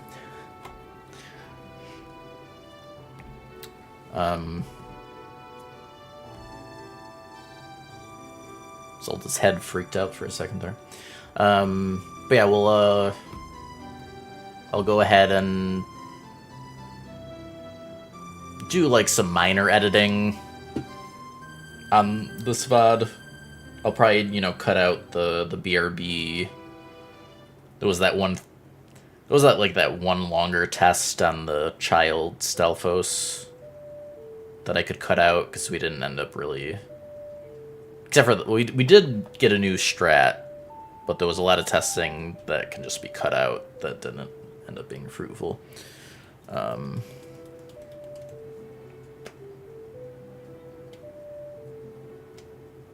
yeah. That'll do it for today. Thank you all for watching. And, shouldn't take... I don't know if I'll get to the editing before I go to bed or not, but it shouldn't take too long to throw that together. But yeah.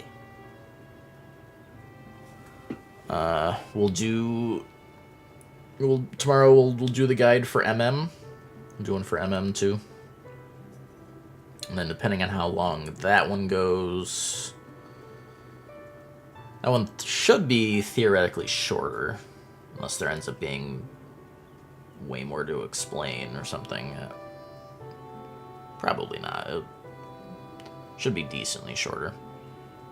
Well, at least by an hour or two anyways. So we'll see if I do anything after that or not. Play it by ear. But we'll at least do that. I think tentatively, I think we'll put Pikmin on hold.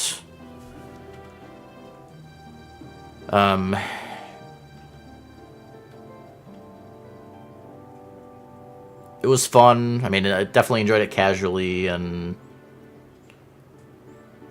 the Deathless runs are cool, but I just don't know if I want to commit to, like, doing the rest and, like, trying, like, a God run and stuff. But maybe we'll be back one day. We'll see. We may pick a man again, but at least for now. But yeah, let's find someone to stream. Raid. Yeah, that. Let's see. Who doing things?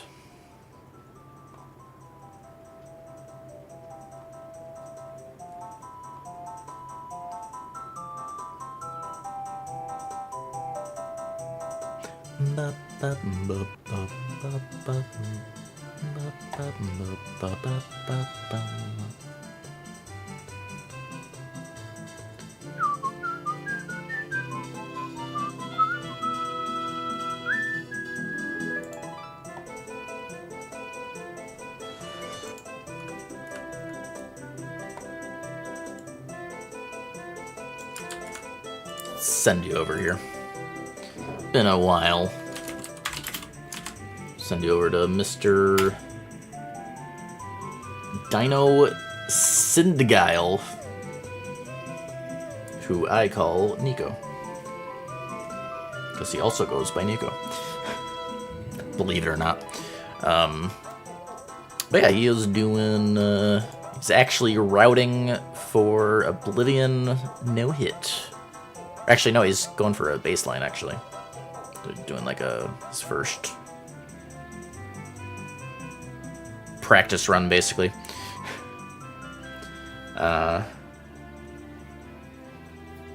He also does a lot of Souls no-hit and other shenanigans. Yeah, say hello, wish him luck. He is doing it on the remaster, if that wasn't assumed. But yeah, go say hello, wish him luck, all that good stuff. Y'all have a good one. We'll see you next time. See you around. Bye.